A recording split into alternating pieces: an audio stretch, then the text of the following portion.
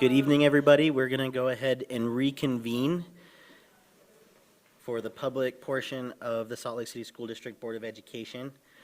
Today is May 19th, 2026. We are here for the purposes of a Salt Lake City School District Board of Education business meeting. We are reconvening after a study session that we had at 4 p.m. with sustainability as the topic. Before I get started, I want to just welcome everybody and introduce a few folks who are representing our association groups. For classified associations, we have Buildings and Grounds, Sam Gilchrist. For Child Nutrition, President Tanya Slaughter. For SLEA, the Salt Lake Education Association, we have President Mike Harmon and Vice President Chelsea Acosta. And then for SLASA, the Salt Lake Association of School Administrators, they're represented by Tom Luthi, and East High Principal Ryan Oakes is joining us this evening as their representative tonight. Next, we will move on to the Pledge of Allegiance, and I have asked SLCSD Principal Brittany Powell to lead us in the pledge tonight. I pledge allegiance to the flag of the United States of America and to the republic for which it stands, one nation, under God, indivisible, with liberty and justice for all. All right, now we will move on to our recognitions. Our first recognition this evening is Bonneville Elementary, Platinum Level STEM School and 2026 NAESP National Gold Star School. Dr. Grant?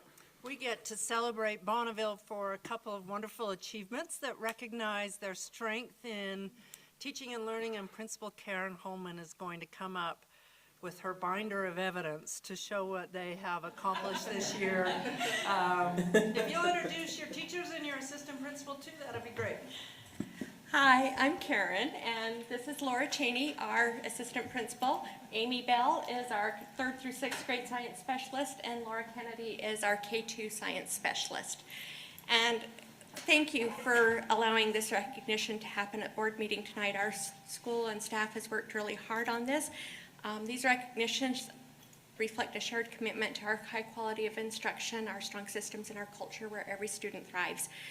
The Platinum STEM designation, this is something that took a very long time. We had systems in place and everything else before we started the application process last year. This was 1 year of gathering data from what we do in our school systems, and these two lovely ladies took the lead on working with our staff and doing that. But it's not just about our science specialists, but it's embedding the STEM across all of our classrooms as part of daily instruction and engaging students in that hands-on learning. So students explain their work thinking collaboratively and applying that to authentic challenges.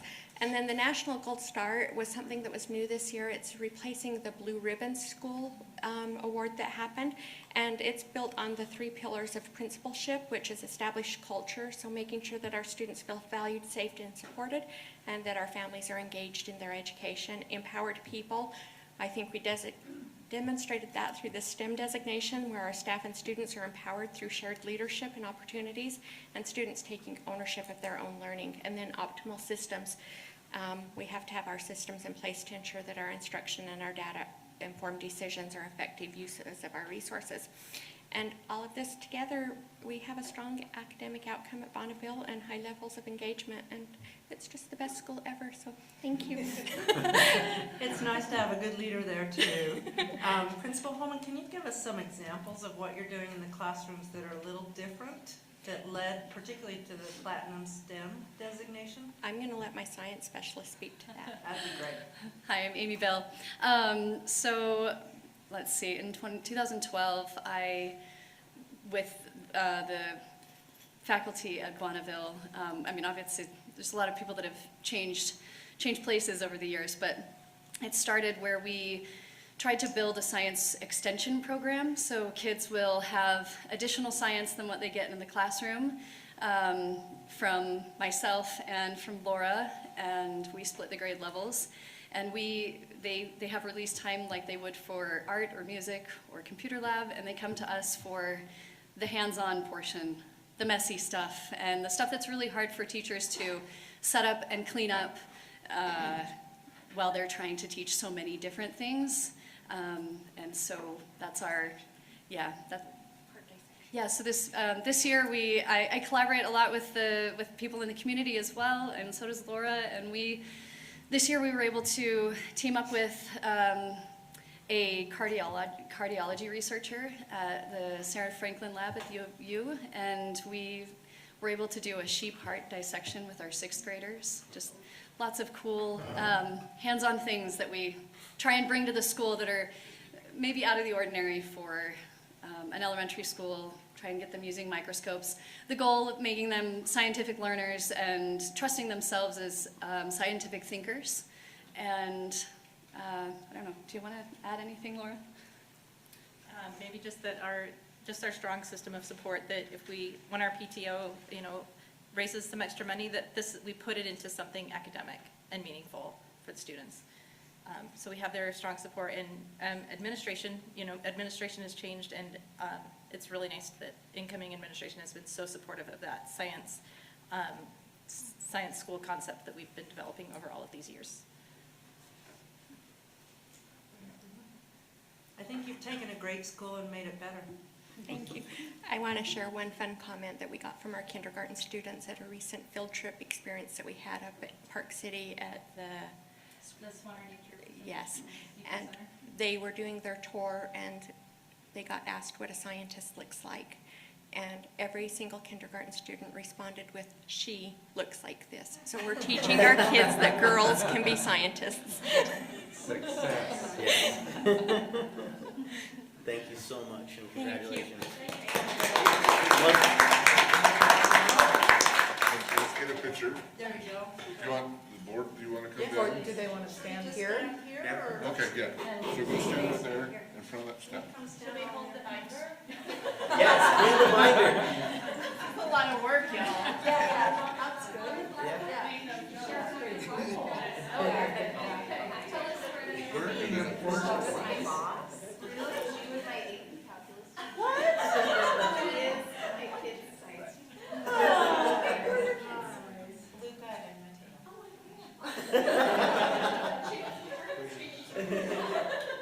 It says, hey, do the window, actually, Superintendent, why don't you move over this way? We'll kind of get them in the center and then we'll have the board members. There we go. Sorry, Alan. Makes for a wider picture, but there we go. All right. Thank you. Thank you. Thank you, guys. Nice work.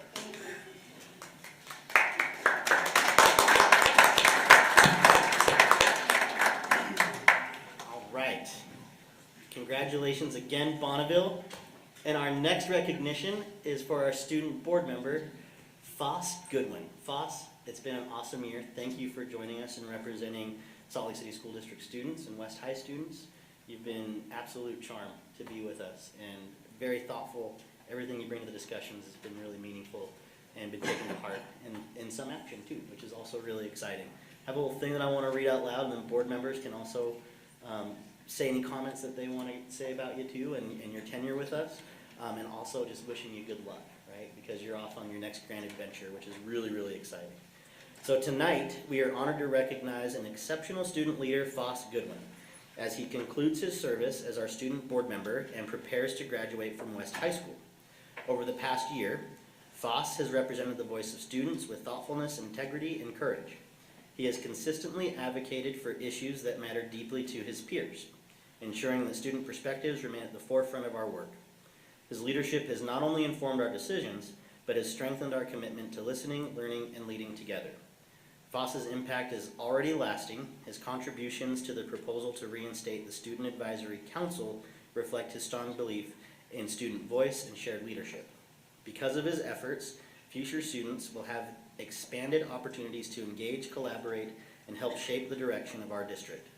As he looks ahead to Dartmouth, that is awesome. Like, let's be real. One of our nation's most prestigious institutions. We all know he will continue to thrive in a vibrant and inclusive learning environment that values research and innovation in addressing the most pressing challenges of our time. Foss already embodies these ideals through his curiosity, purpose, and commitment to making a difference. Foss, we're super proud of you. Thank you for your leadership, your voice, and your service.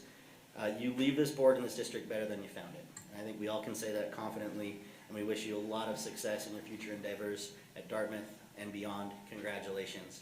Well done, awesome. Okay, so now we're gonna do the real embarrassing thing. We're gonna invite your mom to come up to participate in this. Emily, I know you're out there, and Foss, we have a gift for you from the district and from the board.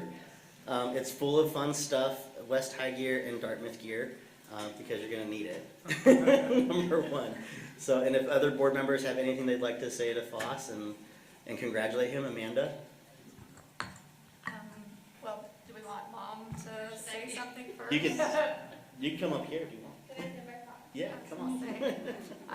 Foss, I just wanted to say, it has been a pure pleasure and honor to serve beside you. You're such a mature soul, and you're also very thoughtful and kind in your advocacy and the thoughts and the statements and the points that you make. They're so well thought out and forward thinking that it's been quite impressive, and I've thoroughly enjoyed every time you've contributed to conversations, because it's always been a very helpful and insightful voice. So I'm excited to see what you do with your life. You've got a lot ahead of you. So just keep working hard and keep that positive, innovative advocacy side towards you, moving ahead. Rex? Yeah, Foss, it's been an absolute pleasure to have you up here with us. Nate kind of said it in the statement that was read, but the word that came to mind when I thought of you was integrity, and so I'm glad Nate read that in the statement. I think one of the things I've appreciated and noticed about you, because we've had a couple of different student board members since I've been on the board, is that you're not just advocating for West High, you're advocating for all students, and I've noticed that from the very beginning. So good luck, and thank you for all your work. I've had the good fortune of knowing Foss since he was in the 6th grade, and seeing a lot of his dance performances and having him be a chauffeur for one of my kids. So I've known for a very long time that Foss is responsible and an incredible contributor to the district community. So good luck at Dartmouth, Foss. Anybody on this? Oh, Brian? Yeah. Just while we're, Foss, it's really been a pleasure to sit next to you, and I have observed you, and you're taking notes. You are paying attention and making significant contributions, and I think that this evening is kind of the perfect finish, because we get to hear from you in part tonight. There's a portion of our agenda that reflects your work. All the best. I'm really excited for you. And go on to Sam? Sure, Floss, enjoy New Hampshire. And thank you for being such an advocate. I admire advocates, particularly those that are so thoughtful. So thank you for bringing that with you to the board. Go, boss. Thank you for all of your work, and we can sense how much you care. And you have a sharp, brilliant mind and a kind soul, and I think that's the best combination. So you'll do great things. Yeah, I just want to echo what my fellow board members said, that you know how to be bold and courageous in advocacy, but with a very respectful and caring tone, and that's a, the dignity index, like you followed it impeccably. And you're an inspiration to me as a board member. And I am really proud of your advocacy regarding fine arts. That's something that is dear to me as well, and I think it's an important part of our education system. So I know that, just know that your words are being considered by all of us, seriously. And thank you for everything you've done. Good luck. All right, you got anything? I know you're a numbers guy, but. Thank you, Foss, and I say ditto to everything that's been said, and best of luck. Foss, anything you'd like to say? I have really enjoyed being on the board for this year. Like was said, I'm always taking notes. I've found that, you know, the stats on everything is a lot of what makes up these meetings, and they're really important to make educated decisions, so I'll take that with me. I really value the opportunity to have this experience and see what it's like to be on a board to help make these decisions, and I think that'll be really valuable for the next student who comes along. So thanks for making it great. All right, Foss, congratulations.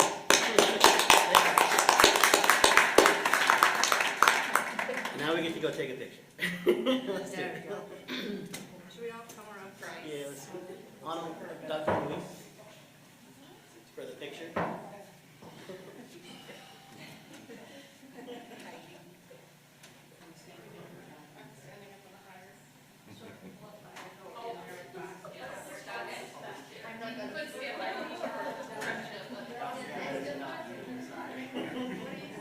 Where should we go, Jason? I think you're doing well all by yourself. That looks great. Okay, we ready? 1, 2, 3. Thank you.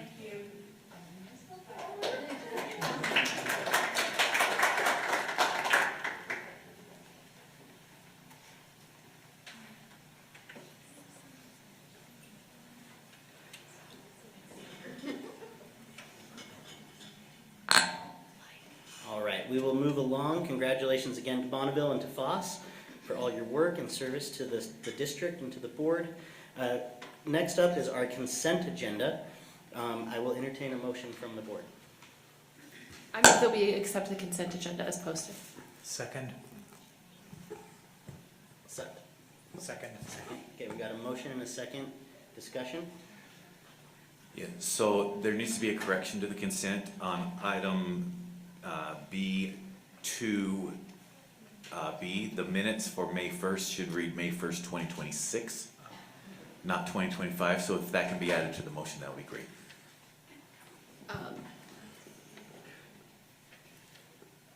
Substitute motion to accept the minutes as posted with the minutes date corrected.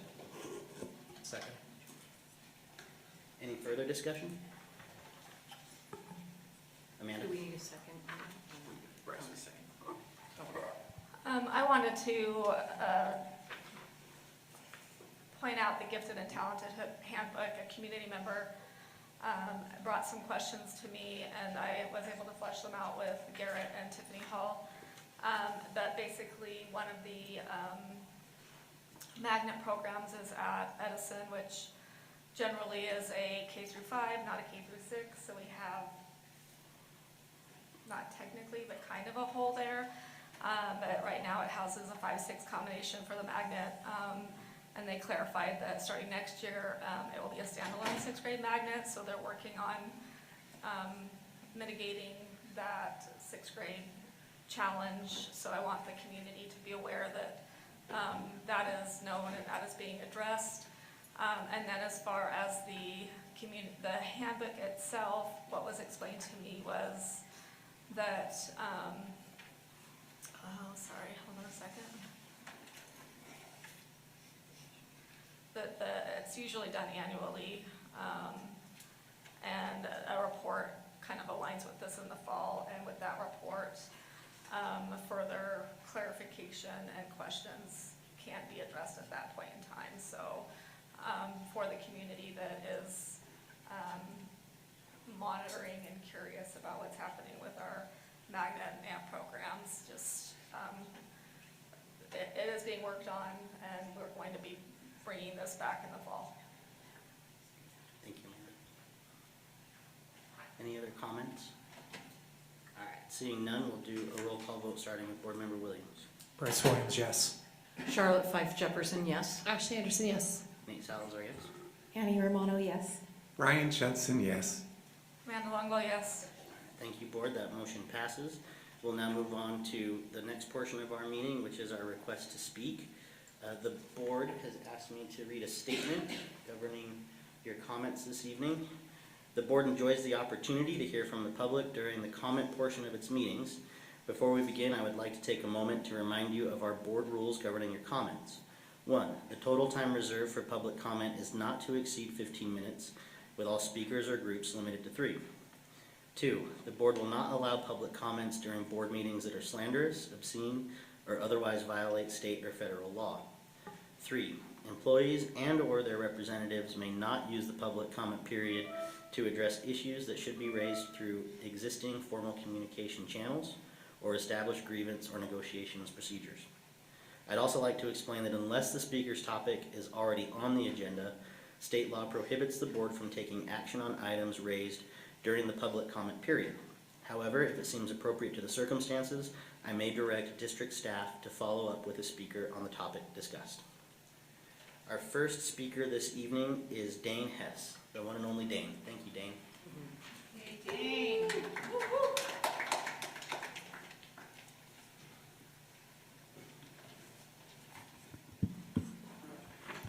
Students come to school social workers carrying more than they should have to.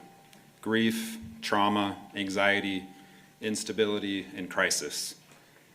And still, they show up. They show up to school, they sit down in classrooms and offices, they stay in the room. Some students arrive believing life will never feel different, and still they return the next day and the next. Over time, through relationship and support, something begins to shift, not all at once, but slowly. A student stays in class a little longer, stays in school more consistently, stays connected instead of pulling away. We support students after behavioral incidents, students rebuilding stability after mental health challenges, and students navigating grief, family disruption, and loss. We also support the adults around them, helping parents understand what their children are carrying, supporting teachers responding to complex needs, partnering with administrators to build safer schools, helping families navigate systems in unfamiliar languages, connecting them with food, resources, and support, and making sure children get to stay children a little longer. And often what we hear when students and families are ready is something simple but powerful. I want help doing things differently. Or, I want to stay in school. I want to stay out of trouble. I want to stay alive. And what makes that possible is not one intervention, not one conversation. It is consistent relationships over time. It is someone staying long enough for a student to believe they matter. And if you look closely at this work, at every student who keeps showing up, keeps trying, keeps reconnecting, what you're really seeing is this. They are staying in school, they are staying in relationships, they are staying in their lives, and they are still hoping. This is why school social work matters. Not because we eliminate every challenge, but because we help create the conditions where students can stay. In classrooms, in relationships, in connection, and sometimes alive long enough for things to change. When these roles are reduced, it is not just a staffing decision. It is a reduction in the systems of support that help students stay engaged, regulated, connected, and safe. I appreciate the care and complexity involved in the decisions before the board. I just ask that we hold on to what we know from students and families themselves. They are staying, and they are still hoping.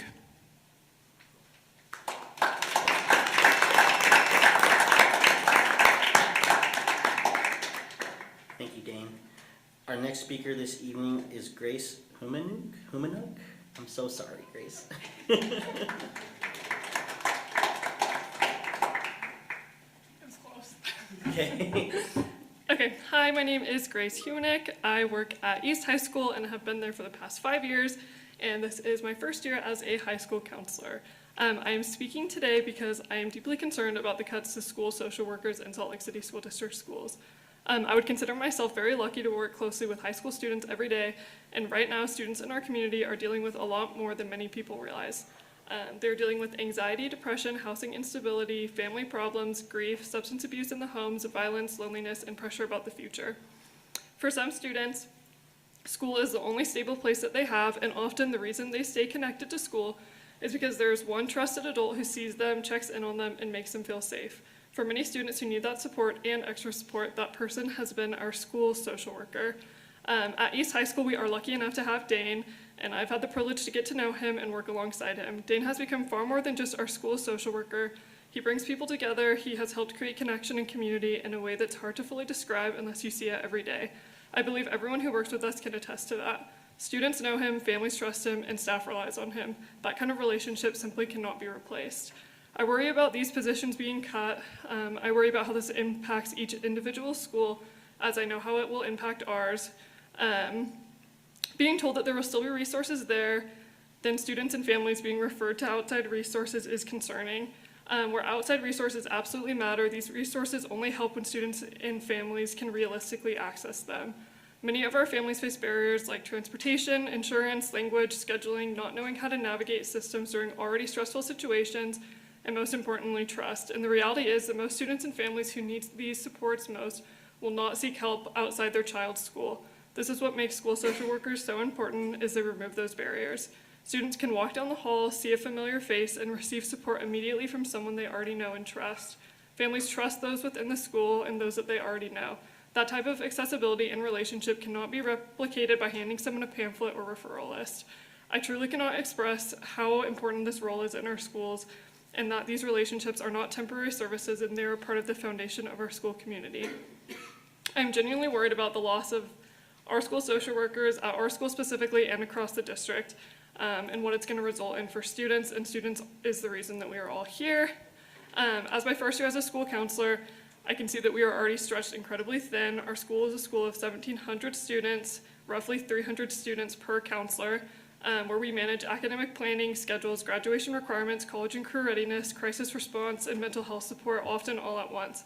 I know that I and the rest of my team simply do not have the time or resources to take on the work of our social workers and what they're doing every day. And while I know that I may seem young and newer to this role, being able to work closely with students every day is exactly why I can see how critical this support truly is. I would love to respectfully ask the board to reconsider and revisit this decision. Thank you.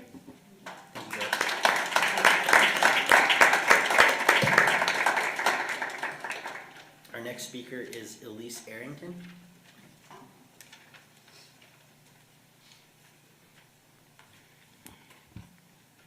I can't come for after-school help today, Miss Arrington.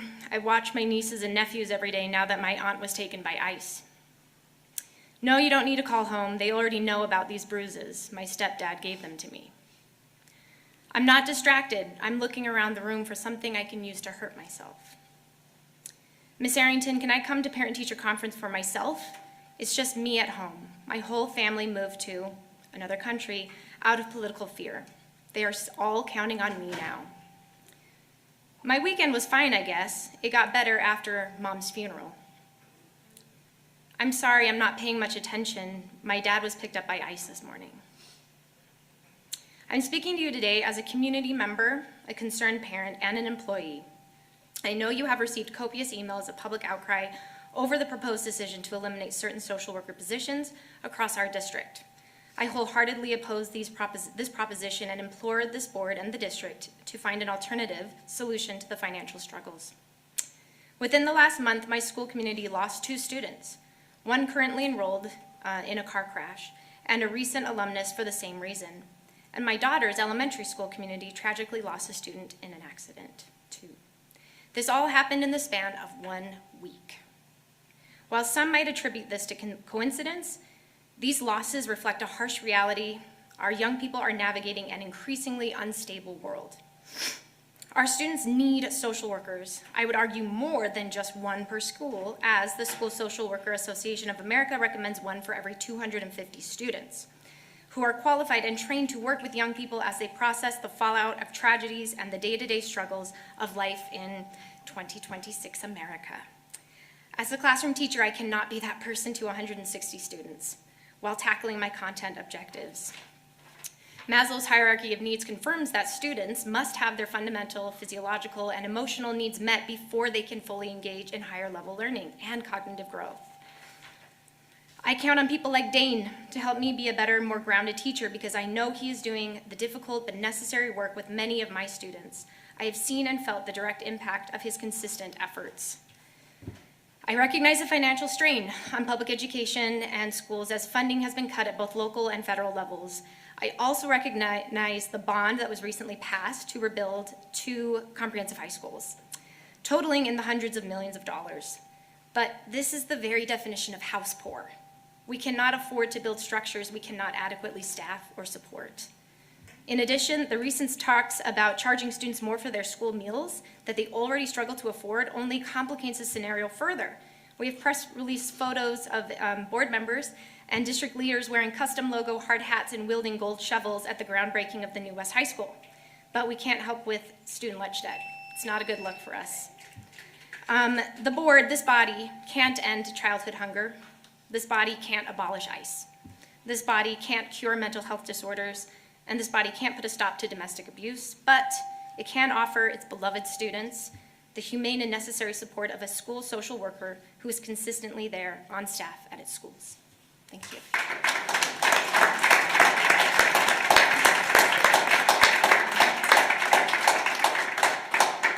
Thank you, Elise. Our next speaker this evening is Brisa Arias.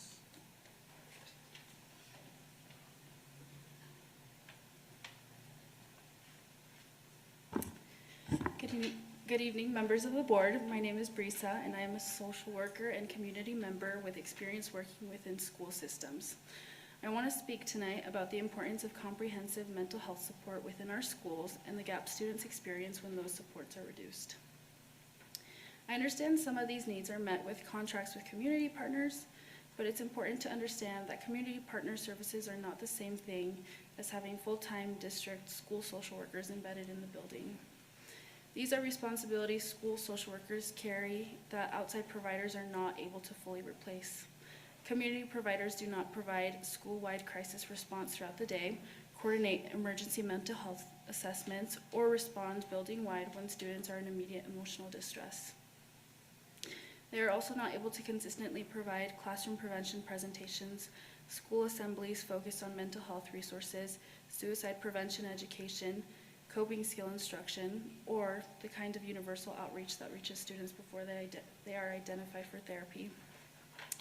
Those preventative and relationship-based services matter deeply.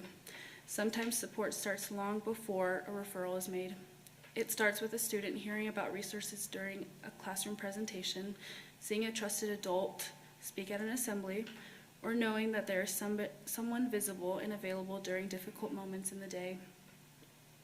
Without the broader school-wide presence, support becomes more reactive and less preventative. Students who might have accessed help through relationships, education, or early intervention can become easier to miss. Schools today are navigating increasing mental health needs, and students benefit most when therapeutic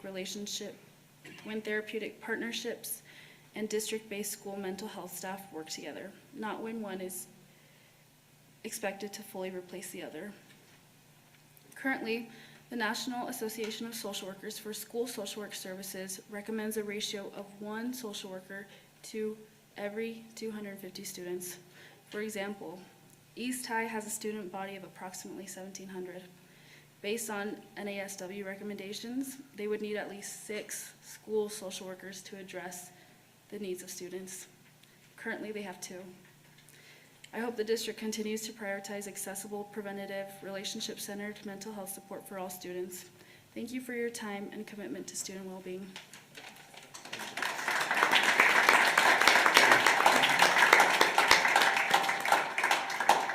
Thank you, Brisa. Our last speaker this evening is Kathleen Curry Griffin.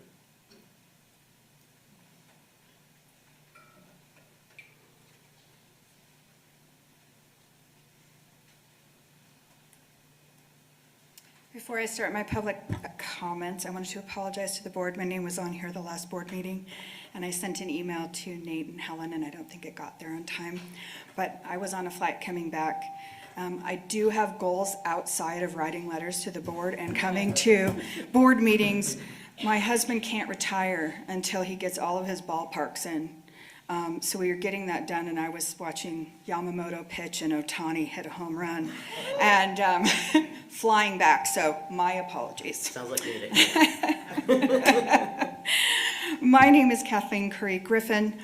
I've written every board member and the board, as well as the district administration, regarding my frustration after my comments last April, in April, which I believe after that there was a narrative designed that sort of had a predetermined message that I don't feel was accurate.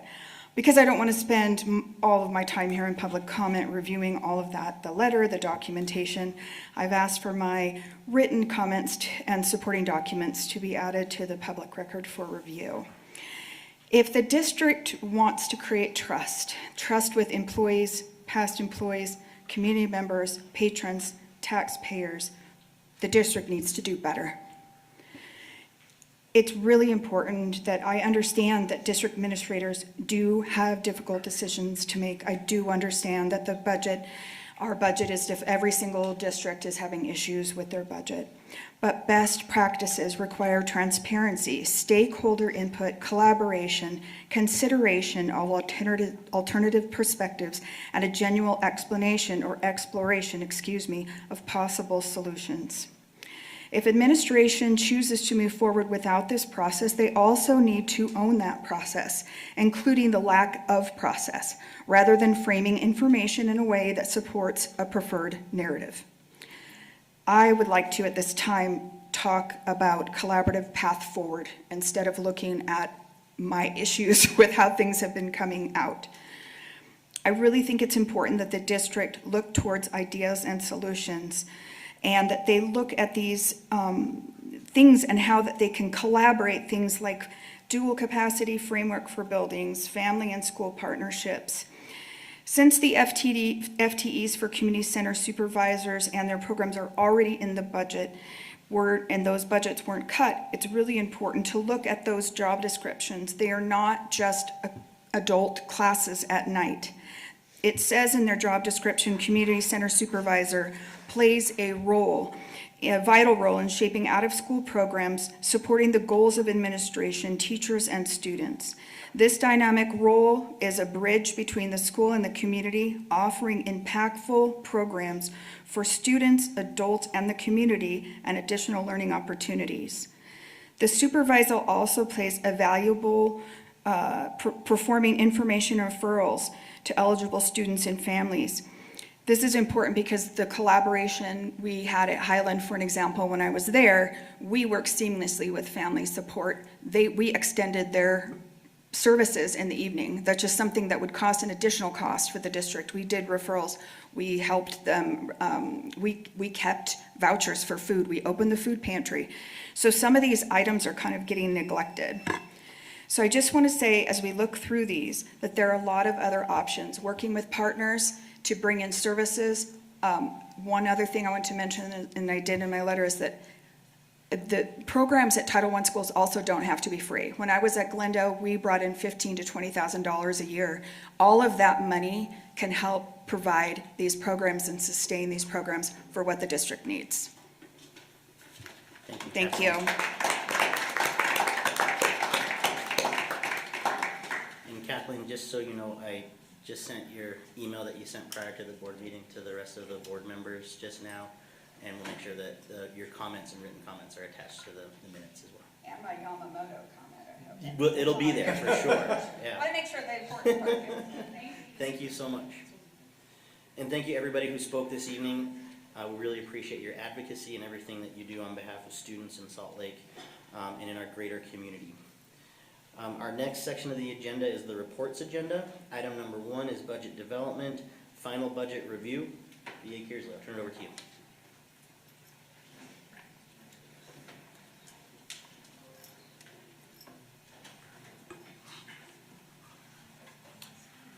Okay, thank you. So this is we started this process back in February of the budget development for the 26-27 year. And what we have in today's presentation is kind of a final summary presentation, and then time for any further questions, knowing that in our June 2nd meeting, we are scheduled to have a public hearing on the budget and then a potential vote from the board to approve the budget for the 26-27 year. So what I'm showing in today's presentation is, you know, we talked about general fund and other special revenue funds and debt service fund. This brings all those together into one presentation. So if anybody asks, how big is the budget of the district? These are the schedules that we go to. But I just want to note that they're made up of those little building blocks that we've been covering over the last several months.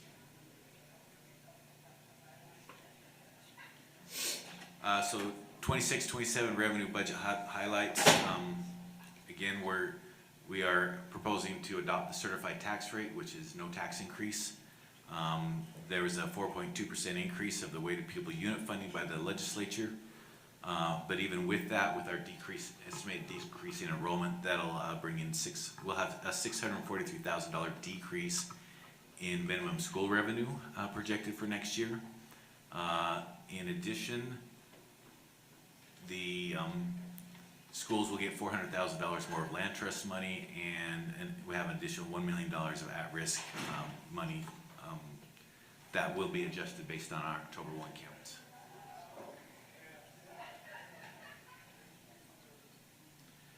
Again, I don't expect you to read these, but these are the numbers that are going to develop the next few charts. I want to note that the full budget book, the draft budget book, is posted on our webpage. Underneath if you go to the Board of Education, there's a spot for budget, and this draft budget is presented there. So here we see our total government rates, with the blue being the revenue, orange being expenditure, and then the gray being the fund balance. Since we're bringing in all of our governmental funds, including the capital, so you see these big jumps when we issue bonds. That brings in a lot of money. So if you were just looking at the general fund, those trend lines are a lot more steady. But when we bring all the governmental funds together, we have those big influxes of bond money, and then we have big influxes of spending when we build our buildings. A pie chart showing where the money comes from. 49% comes local funding. That's generally property tax, interest, so forth. 27% comes from our bond proceeds. 19% comes from the state, and then 5% from the federal government. Again, these are the whole budget, not just the one particular fund. Where does the money go?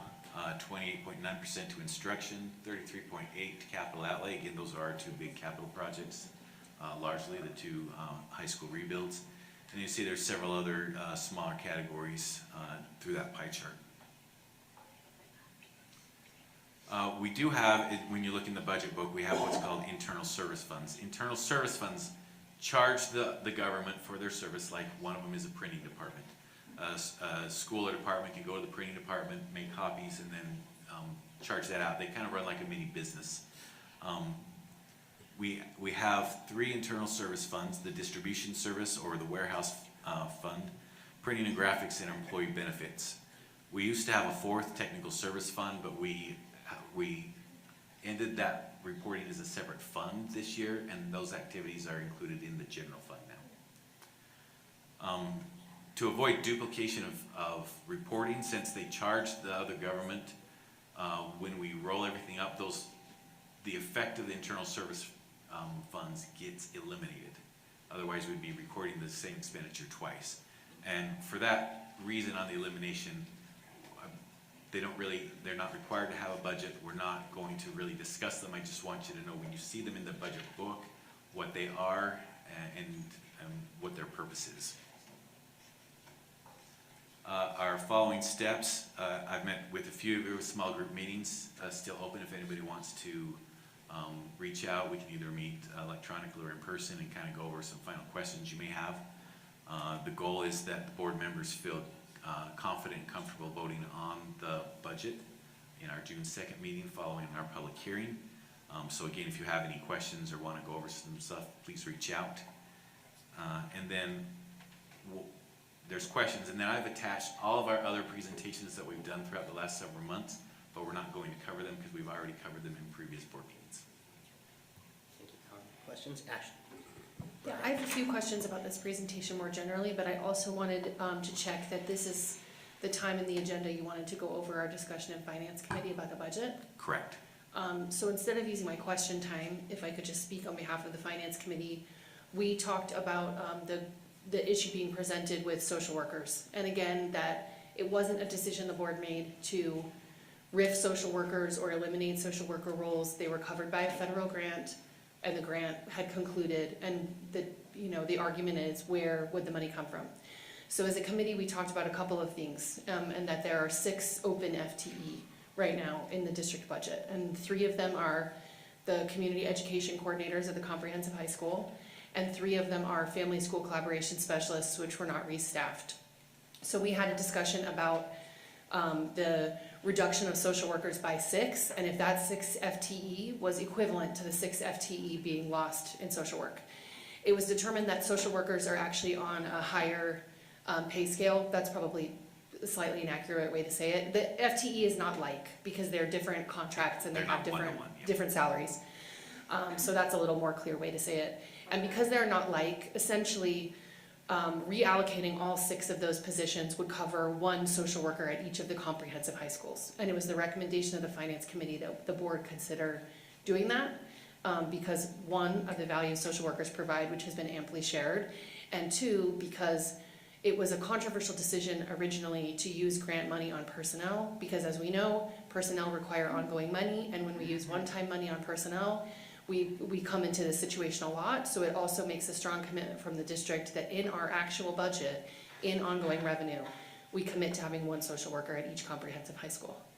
And so that was the recommendation of the committee, which hopefully we could also discuss at this time. Thank you, Ashley. The request to have your time as a report is recognized and won't be taken away from your question time. Thank you. You're welcome. Opening up to questions based on recommendation. Annie? Yeah, so could you just give an overview? As Ashley stated, the board doesn't make these decisions. The budget is presented to us and then we can vote on it. So if someone was proposed a budget cut, it wasn't necessarily because the board decided that. That was a district decision that we are now discussing to try to correct if there's something that we disagree with. So for the social work positions, I'm wondering, and as well as the McKinney-Vento specialists, it does not seem like there's a lack of need. It's a lack of funding, which relates to the ESSER funding. But we were talking about kind of right-sizing student support services, because as we know, funding is decreasing as enrollment decreases. That doesn't necessarily mean we should cut some of these student supports, because that's not right-sized. As public comments explained, it should be 1 to 250. We're obviously way above that. So cutting doesn't make sense in that ratio. So do we have any sort of ratios we can use or guidelines we can use as enrollment declines to make sure we're keeping proper staffing for student support and as enrollment declines? We have teacher ratio numbers, which we follow very rigidly, but we don't have numbers like that for student support.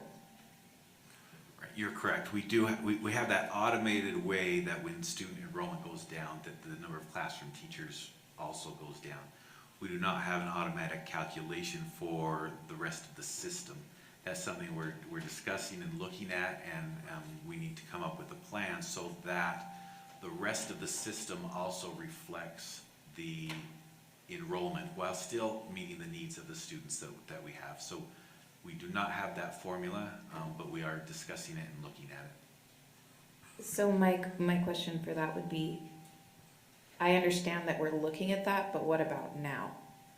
Because if we're cutting things now, and then like down the line we're like, oh, we shouldn't have cut that, or that ratio wasn't good. I'm new to the board. This is something, it just seems like it should have been established long ago.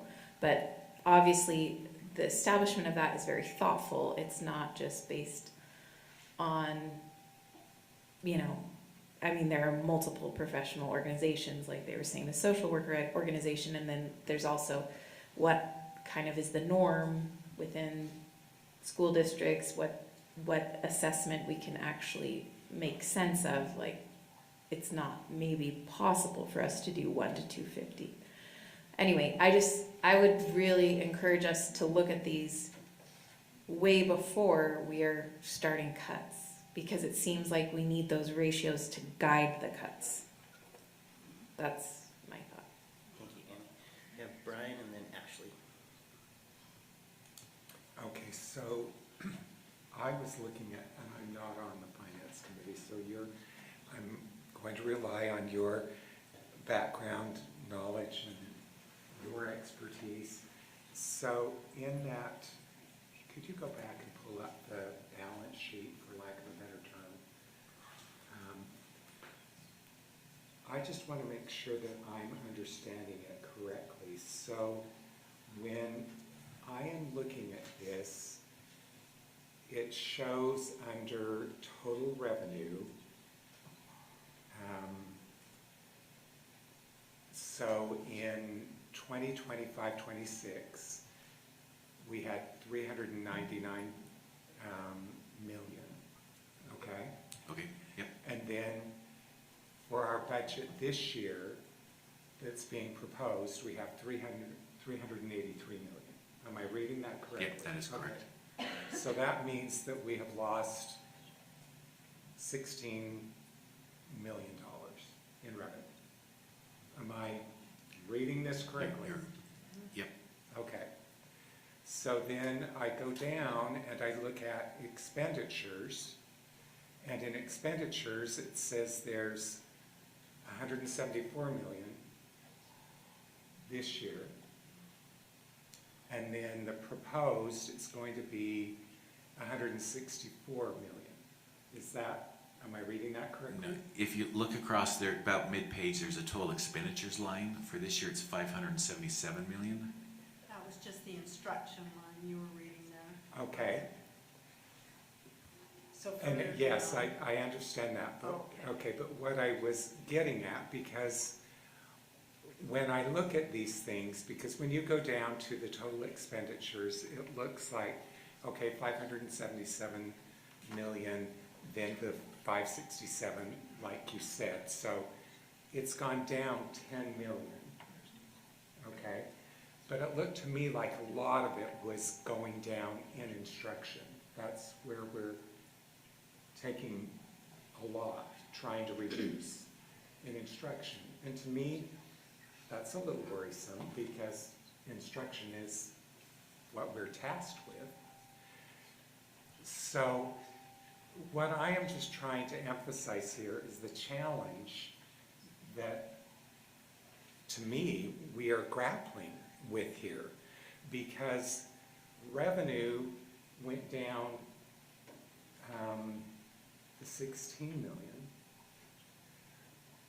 but we've only got expenditures going down 10 million. So then when I look at that, like the general, like the fund, when you go down there, The fund balances, the yeah. fund balance, I mean, this is dropping precipitously. I mean, if I go back to 2024, we were at 295 million. Then in 2025-26, we're now down to 117 million. That's a lot of money. Yeah, I do want to note, again, these are all funds together. So last year, you're going to see we did a bond sale at the end of the Right. year and didn't spend it.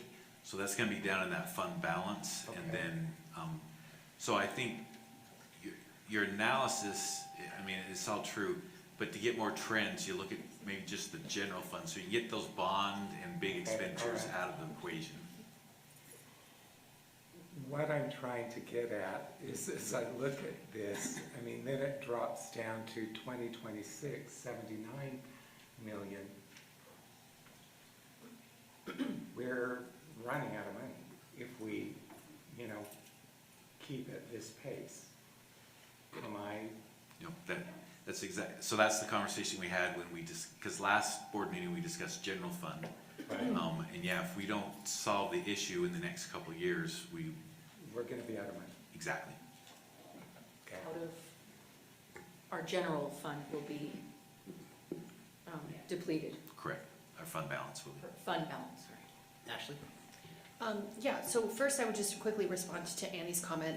The committee did discuss that we had to have a two-part dialogue. So first we said we needed to receive board support for reallocating those 6 roles to 3 dedicated social workers. The reason we needed that support first is we can't make a ratio until we know the final amount that we are, paying for in the current budget. So the second part we discussed was that if the board provided support for that reallocation of funding for social work, then we would continue our discussion, and at the same time, we need to have the same dialogue for the zero-based budgeting activity that we directed to the superintendent.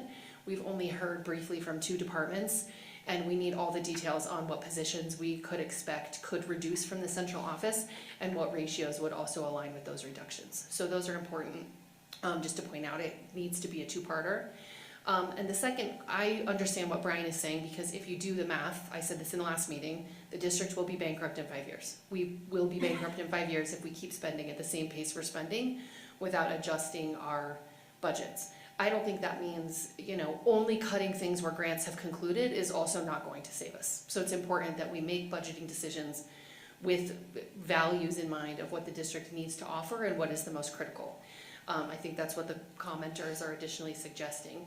And with that in mind, I'm wondering how we can in the future break down the budget shortfall by department or area, and also better allocate where our property tax growth is going. Because I know that right now, all of our property tax growth is going into the general fund, right? It's going into fund balance. Well, the growth comes in on the different levies, so the capital levy will generate its own growth, and since it's the capital levy, that has to go into the capital fund, but Right. the balance of it does go into the general fund. And so when it's going into the general fund, what it's saying is we need to fill the budgeting hole that Brian is identifying. And that the hole is getting large and larger and larger, so we're putting all the money into it knowing that it is there. And what I'm suggesting, and what I think Finance Committee has suggested, is the more that we do zero-based budgeting by department, the more we can see which departments have shortfalls and why, and then focus on what Annie is talking about, which is ensuring that as the hole gets bigger, we continue to allocate the majority of our services to people who directly serve students face-to-face. And that when we don't make decisions that way, and it just goes into, the fund balance, the overall deficit, we're not then no longer having stewardship over the budget. We're just putting a Band-Aid over what is a jugular wound. And so, again, I would ask, what is the best method by which in the next year's budget, or as we go through this and revise this budget, because we approve it, but we also have to approve multiple revisions to it to reconcile it at the end of the budget cycle, how could we determine the budget shortfalls by department or area? I think maybe if you remember earlier in the year, or possibly it was last year, we had that document that showed all of our departments and programs, and kind of gave a narrative of what is its purpose, how many FTE are in here, and what's its budget. I think we use that as our starting document, so we have a good understanding of what each department and program does, and then we can look, again, when we do programs, they're all self-balancing, so I always put enough money into a program to balance it. So just from that standpoint, it's hard to say, oh, you spent more money than you brought in, because they're not bringing in money per se. But we can also look at those historical budgets by program and department, say what's maybe increased more than the average overall budget. Where's our growth been, and why has that growth existed, and have those discussions over the next several months. I think that would be very helpful. And then what I'm hearing you say is that perhaps recognizing that we can't act on a reports agenda, we can still direct the business administrator and finance committee to take up ongoing conversations. And the first part would be, is there consent for approving reallocation? The second would be, then what are the ratios for the central office? And then the third would be a year-long plan for sort of evaluating by department or area, so we can respond to what Annie is raising. Would you agree that we heard the same thing? Yes. Could Okay. you repeat those 3 things? Sure. Please. Yeah, that first, we need to understand as a finance committee if we have board support for reallocating those roles in this upcoming budget. The second would be, If we do, then we need to continue having a conversation about the ratios for some of those roles that are more centralized, and determining that when we commit to Fund 3 for the I don't know, okay. When we commit to Fund 3 for the high schools, then what are we also committing to in terms of long-term ratio as enrollment declines? And then the last would be continuing this kind of zero-based budgeting exercise, extending it to talking department by department and area by area, as Alan has shared. Yeah, and I want to add to that. So on our social workers, we have 5 that are currently paid for a federal grant, on a federal grant that also expires in 4 years. And so I like the idea of having a plan ahead of time, so when we hit that end of the grant, we're not having this discussion again. We already have a plan in place. Yes. That's very helpful. And then the last thing I will say, because I think I have just a little bit of time left, is I'm going to beat the drum that I continue to beat, which is we are losing $36 million of our property tax growth to development under the policy of tax increment financing. If we had $36 million in ongoing property tax revenue, this conversation would not be happening. We would not be having this conversation about social work. We wouldn't be having it about community ed. We wouldn't have been having it about family school collaboration. If we had 36 million flexible ongoing dollars, the issues that we are debating right now would not be, McKinney-Vento would not be debated. The FTE reductions would be easier to address. You're welcome.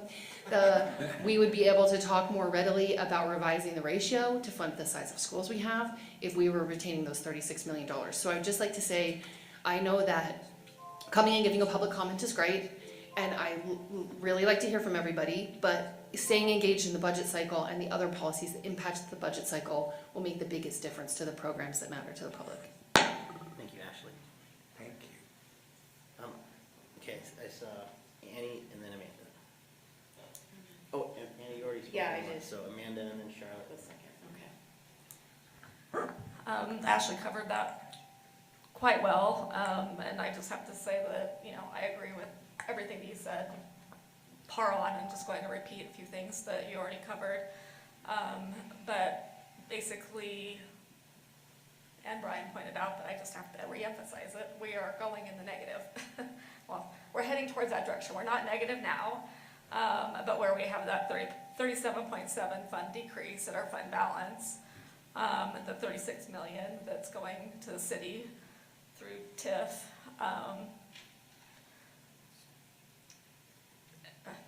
some of the things we need to be looking at, and I'm quite redundant on this, but we're going through the process of the school closures, the ones that are already in existence, future ones, and that's going to be part of this budget reallocation issue as well. But re-emphasizing without going into a lot of conversation, because again, Ashley covered it so well, but the Finance Committee did discuss keeping 3 of the social worker positions so that we maintain those in our comprehensive high schools. We've all received a lot of emails and information about the necessity of these positions. Personally, I've experienced stuff with my children and other friends of my children, and have experienced just, as was stated, how important these positions are for our students as they're trying to get through and accomplish all that we want them to accomplish. So just adding an extra plug and support as to what we discussed in the Finance Committee, that we do feel that with the reductions that we've had in other areas, reallocating and maintaining these 3 in the comprehensive high schools, we feel is important to do. So that's my piece. Thank you, Amanda. Charlotte? Thank you for the enlightenment from the Finance Committee, and Annie for asking the question about how we can ensure that as our enrollment drops, that we can still maintain adequate, like necessary services for our students to be educated. I mean, they cannot learn if their mental health is not, if they're in crisis mode. And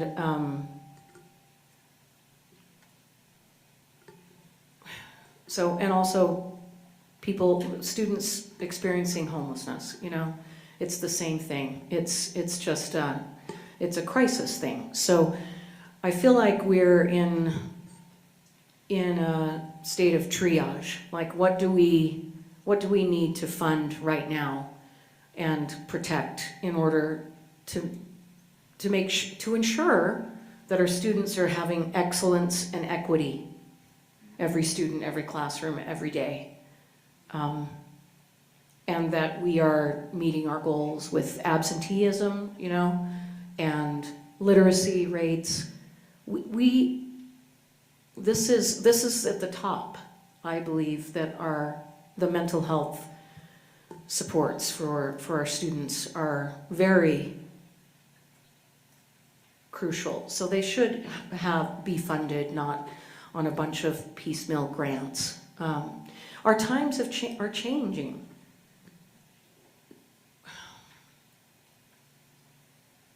It's a lot different from when we were in school. I think our younger generation is faced with unbelievable amounts of stress, but also in our Title I schools, the needs are great. So we need to, whatever we do, I want to make sure, I would like to not lose any social work positions at all. And the McKinney-Vento specialist. And there are a few of those positions that even the refugee support,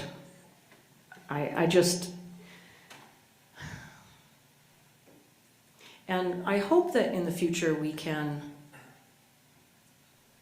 if we are valuing these positions as essential and necessary to our district's budget, that we won't have to just announce that 6 positions are being cut and have this. I think it caused a lot of stress, because for teachers, for admin, not just students, people can't do their jobs without the support of social workers in our schools. So, thank you for working hard to find the positions for the 3 comprehensive high schools. But I hope we can go further. Thank you, Charlotte. I'll go ahead and use my time as well. One, I am right with where all the other board members are, at least who have spoken about the importance and significance of social workers in schools. And I know I'm biased because I am an MSW myself and spent a lot of time working in schools with families, bringing all the wraparound supports and services that a lot of the speakers and that I know a lot of social workers in our schools do on a very regular, if not everyday basis. And so I say that also knowing that we've talked a lot about the budget, about where we're going, and bankruptcy and in the red and all that stuff. And I really want to reemphasize a couple of things that I think are really important that I've talked about in the past, which is our strategic plan and making sure that our budget is also being reconciled with the goals of our strategic plan, and that the programs that are identified in the strategic plan are being assessed for their efficacy, and that the outcomes that we're looking for are being met. And I would really encourage this board to continue to have that lens as we navigate this. And also the reality of a lens that says we're going to have to make some really difficult decisions moving forward, especially when it comes to budgets and tax increases. It's just the current era that we're living in. And the idea of raising taxes is never fun. It comes with a lot of stress, and it comes with a lot of pressure on the community at large. And so I want us all to be very mindful of what these conversations look like in the future, and how we allocate and prioritize the funds necessary to make these possible. And I say that also knowing that I'm not going to be around with you all to have those tough and difficult conversations and pressures. I'm not trying to scapegoat the responsibility, but just kind of frame the reality of what's to come. with all the other pressures, declining enrollment, political unrest, the ever-changing times that you mentioned, Charlotte. And I think it's just really important for us to be comprehensive about how we approach and think about the budget based on the goals and priorities that we've already agreed upon and set, with the needs and the realities of the needs that exist amongst our students and families in our community and in our district. So I just wanted to frame that. And also just a question for Alan. One, I'm in support of this reallocation, but for your budgetary purposes and for transparency with the community, how does this board move that forward? I know I've done this before, but I just think it's really important for the community to hear what the steps in the process is, and also important for the board as we navigate this over the next couple of weeks. Right, so the budget book itself is it's very rolled up, so you're not seeing all the details. So with board direction tonight, we would take the funds that have been discussed, the school collaboration specialist funds and the high school community ed coordinator funds, and we would move them from the programs they're at to a social worker program and dedicate those 3 FTE to be paid for. Those are both property taxes funded, so not relying on grants going away. They'd be permanent unless it would take board action to change that.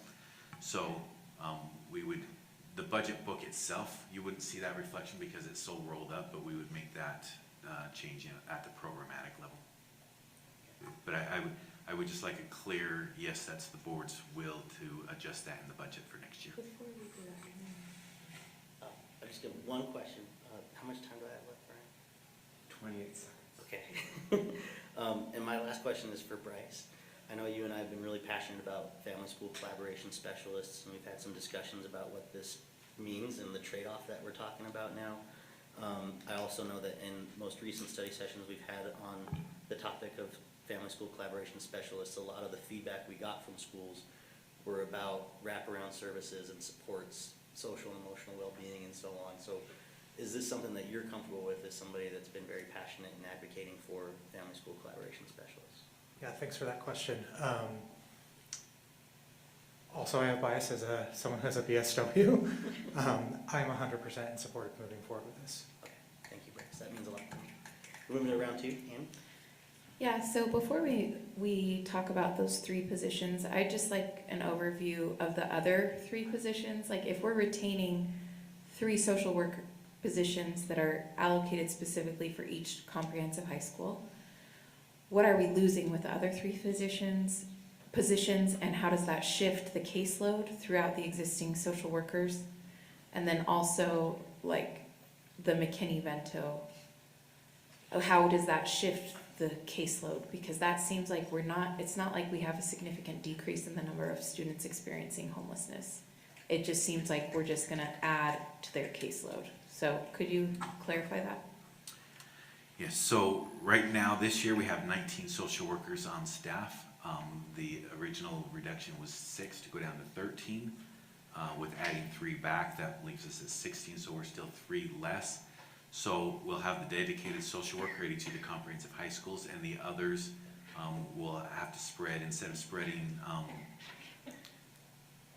so they'll have to allocate across the schools, which they're already allocating across the schools, so like maybe they'll have to take on a half a school additional, so it will increase caseload. I don't know what their caseload numbers currently are, but it will increase the caseload of those that are allocated across the rest of the schools in the district.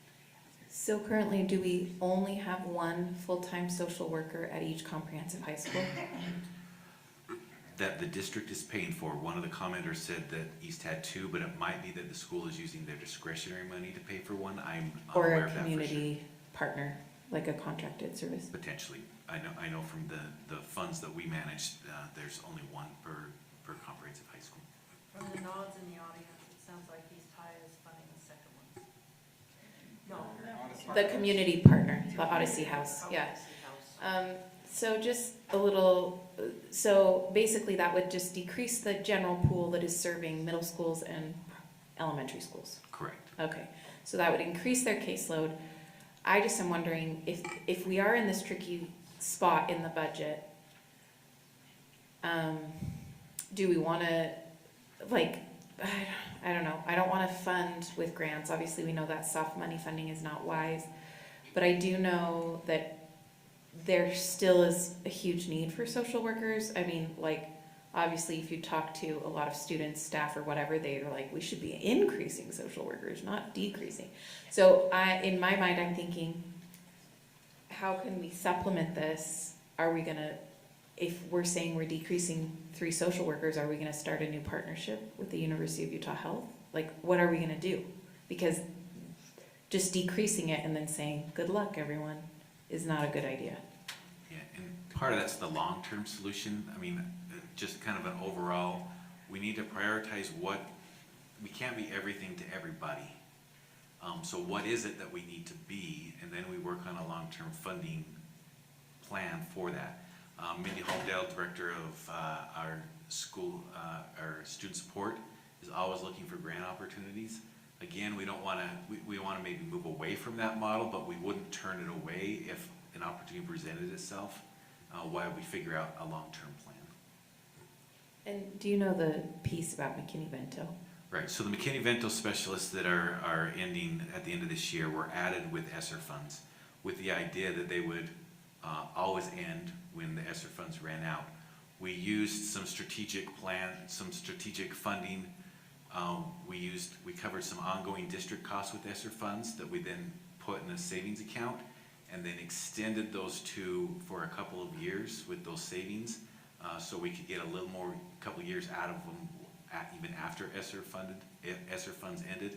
So their intent from the very beginning was these are temporary because they're ESSER funds to get us through the crisis created by the pandemic, and that they would end when the money ended. So we're just completing the plan that was laid out at the beginning back in 2020. Yeah, but I'm saying the number, their caseload, I mean, maybe they have a slight decrease in the number of students experiencing homelessness, but now all we're doing is eliminating 2 positions and leaving a person with like way more. Yeah, so we're basically putting the caseload back to what it was pre-pandemic. I mean, there may be more homeless students, but we also have less students in total, so Mike can say if it's same.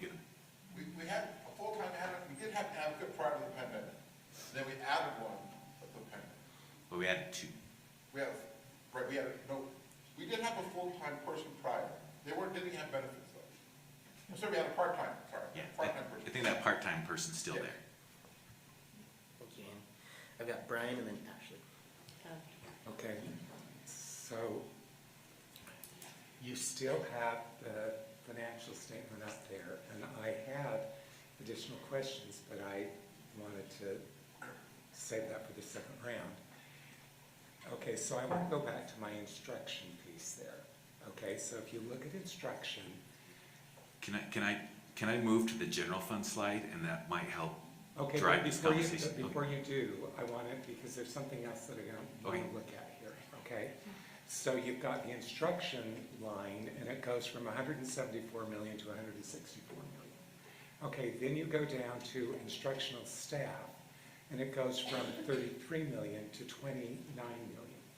So another 4 million cut there. What I'm trying to suggest here, and I am not in any way questioning the need for social workers and the need for McKinney-Vento and school lunches and all of those things. But what I am trying to suggest is we are going to end up having really hard and uncomfortable conversations, because for me, correct me if I'm wrong, but instruction, is that teaching the children? Yeah, so the instruction functions activities that happen in the classroom. So Okay. Teachers, paraprofessionals, field trips. Okay, so all of the stuff that goes in the classroom. Correct. And I understand that, the enrollment is declining, but what I want us to think about here is we haven't gotten any letters about that. We haven't had anyone come and speak, but I bet you there are some people out there kind of wringing their hands going, oh wow, there went 10 million in the classroom.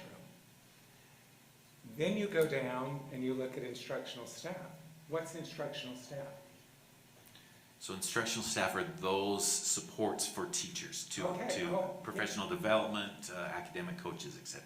Okay, so again, things that go on in the classroom. I now got my teacher hat on, okay? What I'm trying to have us think about, and maybe we are all doing that, but yes, it's really hard to hear that we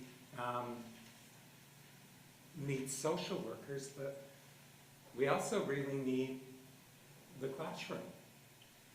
I mean, that's, I thought our charge was educating, and I understand that educating requires these other things. I will certainly acknowledge that, having been in the classroom, and recognizing the need for social workers and the need for counselors and all of those other things, but I just think this is not going to, if we try and separate these things out, and well, we can't do that to this one, what are we going to do it to?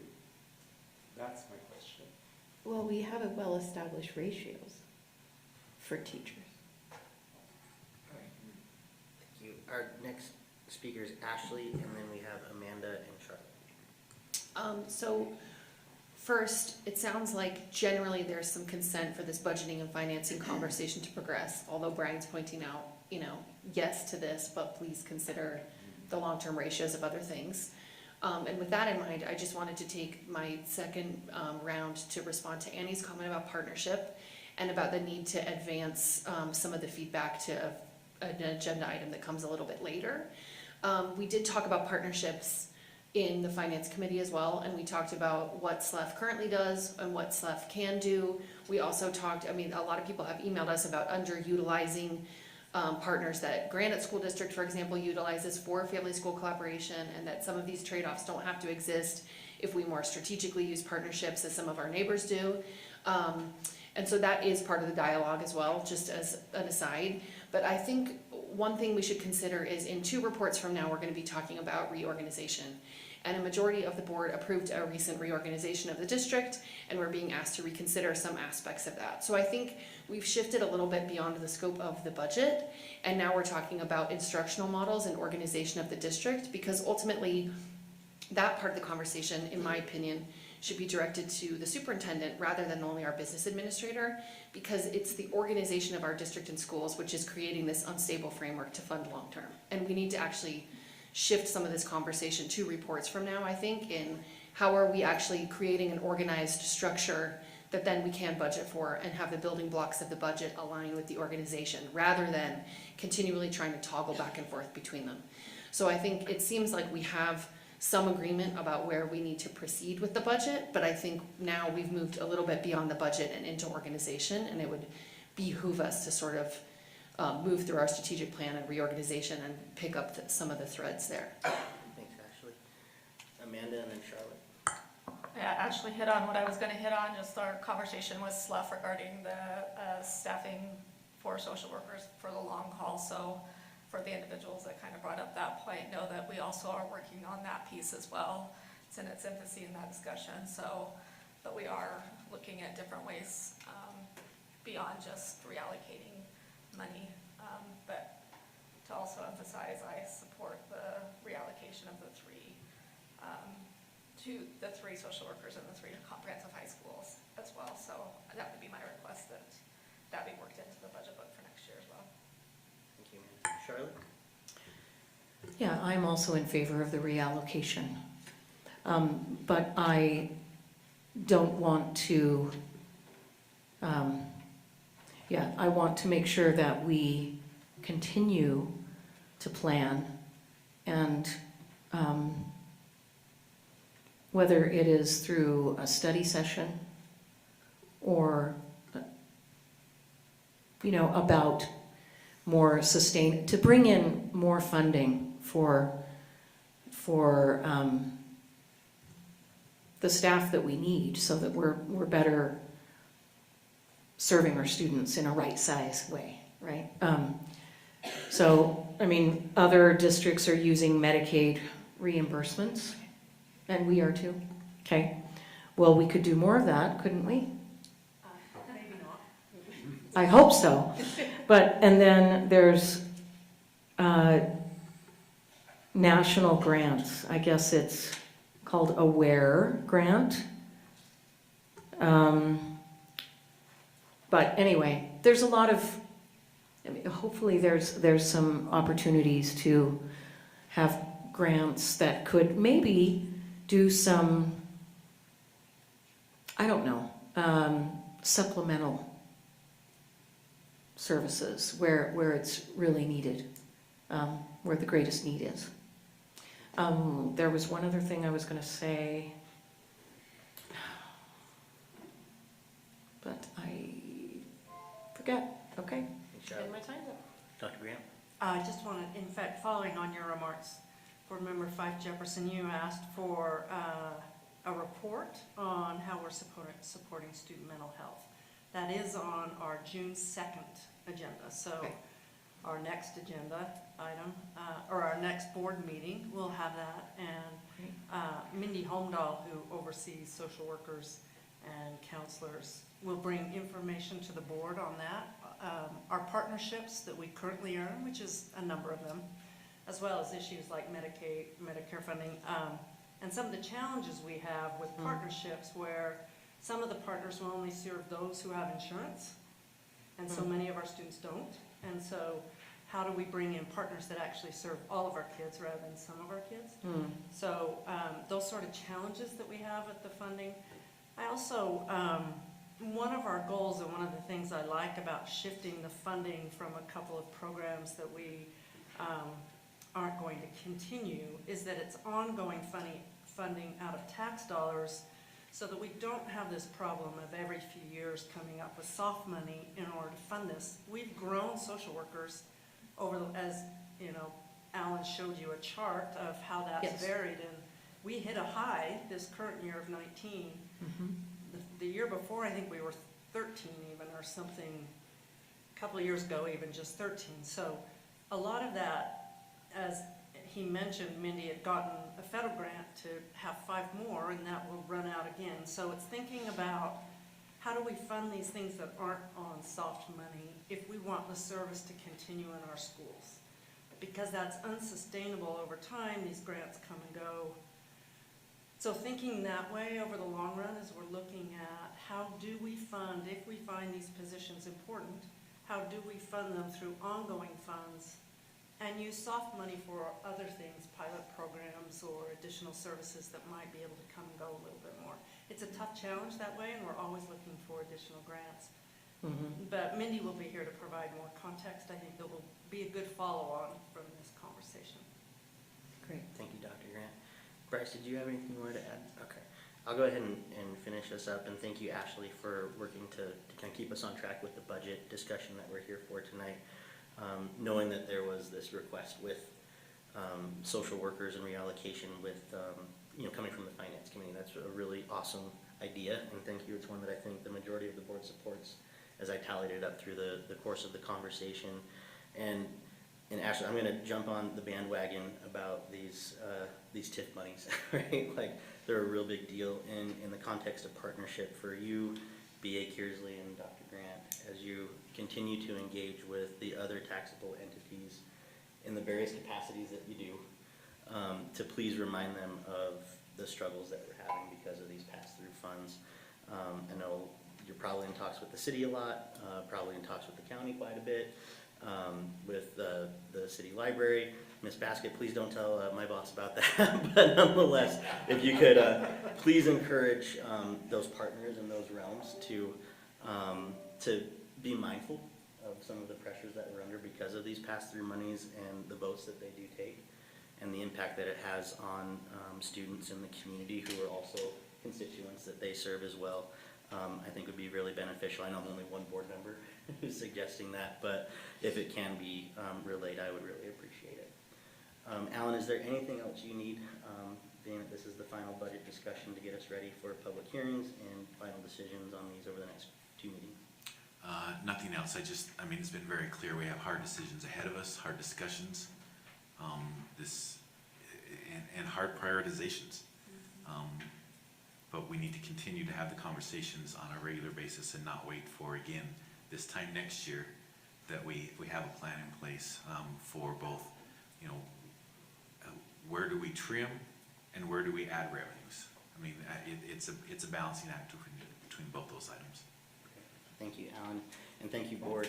Alan, I think you have your loose direction out of a report to make the budget reflect the conversation this evening for the reallocation of those positions. I just want to reiterate, if any board member wants to meet individually or in small groups to go over some budget items before the second, please reach out. Even if you want a second round, we can manage that as well. Thank you very much. Take as many as I can. We will move on to, Foss, sorry about that, I missed you. I feel like if I was someone listening in on the meeting right now, my takeaway, or one of my takeaways, would be that these TIF funds are a limiting factor, and I'd be wondering, is there any recommendation that board members know of a way that the community could be involved in changing the way that TIF is operated in their community? Maybe there's not. It seems like it's a big process, but to get ahead of any questions, I think that might be in people's minds. Yeah, Foss, I think one very astute, again, all the accolades we gave you at the beginning of the meeting are coming true right now. I think there's ways that the community could totally be involved with this. All of the taxable entities that I mentioned, and I know there's more that are included in the group that votes on these TIF arrangements or agreements, have public comment periods. You know, the city council, the Salt Lake County Council, the city library has a library board that has public comment available to them. And I think it would take some organizing on behalf of the community. If they want to rely on experts from this board, I'm sure that we'd be happy to let them know about what all that looks like. But I think engagement is number one, not only with those taxable entities, but with the legislative body as well. Leadership from both the Senate and the House, both the majority leadership and the minority leadership, I think, are brilliant places to start. And Ashley, you might have something to add to that as well. I thought you were going to stop at taxing entities, so I was going to say it's a statute-based thing where our participation in it occurs because of a committee's vote now. The board used to have a vote. In most iterations, we no longer have a vote. So if I was a citizen wondering who to reach out to, I would reach out to the people who write the law that becomes statute, which would be your state lawmakers, your House representative, and your state senator.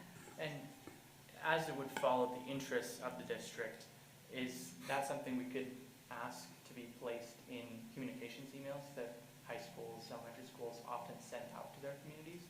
Could we direct them to someone if they wanted to participate and support changes? Difficult place for the district to be in, but. I'm happy to say that we did in the last legislative session sort of come to an agreement that we would follow the general legislative priorities of the Utah School Boards Association with the exception of TIF, because as an urban public school district, we are more heavily impacted by the practice than our rural and some of our suburban counterparts. And so the next most likely time that would happen would be in a legislative session that we'd have to agree that's part of our agenda to share with the community. Because right now it's not really up for debate. We're just living with the consequences of it. So that would be my suggestion. And that I think we should remember in January, Foss's suggestion or interim committee when it comes up, that these are things that a lot of people don't know about, but that impact their classroom. Okay, that's illuminating, and I hope that if there was anyone out there that was wondering, they can also keep that in mind for the future. Thank you, Foss. Annie with the last comment? Oh, I was just gonna say, yeah, I think the timing in the fall or in the new year before the legislative session begins, but in the meantime, engaging with your representatives couldn't hurt because they're thinking of the bills they're gonna be writing next legislative session. And there were actually a couple bills in the past legislative session that would have helped us have more of a say that did not make it to vote. So I think it's a conversation to continue to have even when it's not in session, yeah. Yes, in lieu of how many things are always happening in our world, I would guess that keeping the work going in any capacity would maintain a focus when they're writing bills, but that's my perspective. Thank you, Foss. Thank you, board. We will now move on to item number 2 of the reports agenda, Charter school annual updates. We have the open classroom in Slick City, the Salt Lake Center for Science Education. Dr. Grant? Let's invite Principal Pitts up to start from Open Classroom. And just a reminder to the board, every year our charter schools are to report to you. They're doing a data-heavy presentation to give you some facts. And we've heard a lot from Slick lately about the quality of their program and the wonderful things they're doing. But we get to start with Open Classroom here. Take it away, Craig. All right, is that up? All right, before I go and get into my presentation, I wanted to convey a message from our community to you all, and that is thank you. We had some challenges this year, and we are eternally grateful for the support of the school board and from the school district. It's no easy task to move a school in a matter of hours overnight and then back again 2 weeks later. So thank you for all of the support for the open classroom and our mission. Well, the open classroom is, let me get it. So to continue Dr. Grant's introduction, the Board of Education of the Salt Lake City School District serves as the governing board for the open classroom. There are 7 elected board members, and their terms of office and election are governed by Utah code. The open classroom is directed by the steering body, and the steering body is composed of parents and faculty of the open classroom. One parent represents each classroom on the steering body. We started our journey in 1977 as a program authorized by Salt Lake City School District and housed in various elementaries over the years. And we were chartered in 2006 as a charter school. So we not only will wrap up our 20th year, but we will also be entering our 50th year in existence next year. So a big year of celebration for us at Open Classroom and celebrating our 50 years. The mission of the Open Classroom is a parent cooperative learning community in which teachers and parents collaborate to educate the whole child and empower lifelong learners. Our vision, the Open Classroom, inspires authentic learning by engaging everyone in dynamic and evolving practices in a welcoming environment. And I'd like to speak to some of our accomplishments. A lot of this data comes from last school year, as we don't have the full spectrum of data for this school year. We're happy to report that we do have our third grade reading on grade level data, and we had 78% of our third graders reading on grade level this year. In RISE, we've seen some increases of 2.4%, and in science and in math as well, some growth there. We've had an emphasis on science and math instruction over the last couple of years. We've seen several of our classes performing higher than the state average that we're excited to acknowledge. In language arts, our 4th, 6th, and 7th grade, and in science, our 4th, 6th, 7th, and 8th grade as well. We've seen great things from our teachers. Currently, we're not in school improvement status. We are Title I school, however, I will note that to you. Achievement points in some of our demographic populations. Let's look at that. So we noticed a 2.5% overall increase with our economically disadvantaged students, with a 0.71% increase in English language arts. And our Hispanic students saw an 8.65% overall increase, with a 4.31% increase in ELA and a 0.84% increase in math. We have been working to close achievement gaps. We have had improvement in our PLC process and data-driven instruction. We saw 82% of our MLL students meet their target on WIDA this year.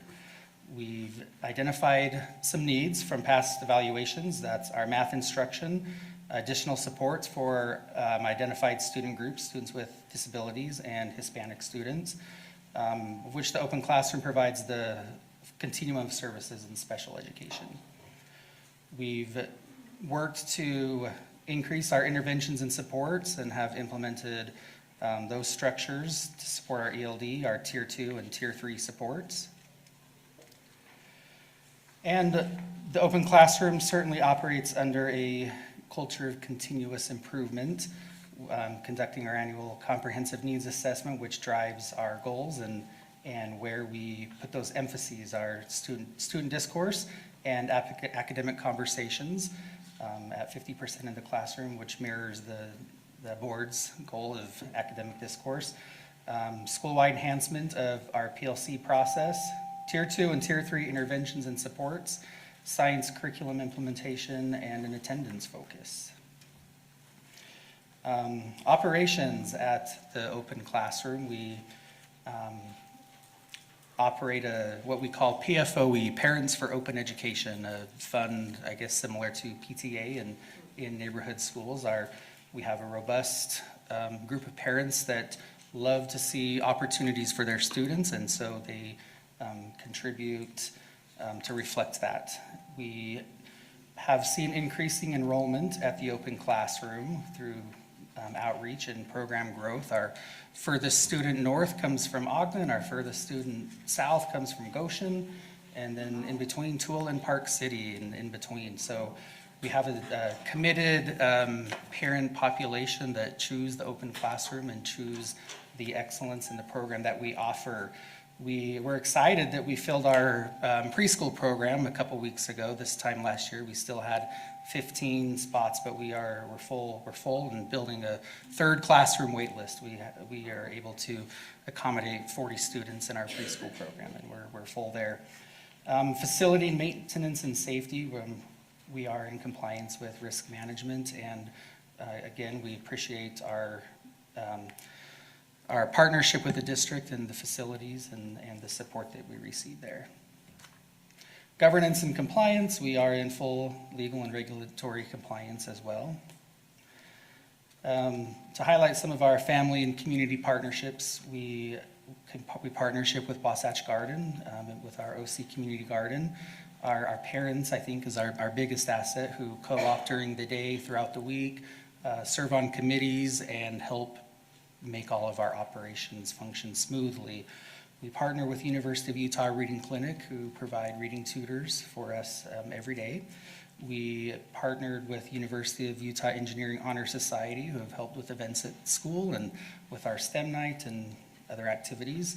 We have a robust after-school program, Aftercare, which is fully staffed and available to all students who desire that service in our school, which kindergarten through 8th grade with our preschool program. So we have 3-year-olds to 14-year-olds on campus, and all students have access to that program as well. Ultimate Frisbee, archery, soccer, basketball, theater, and also a partnership with Bryant to participate on sports teams in the district.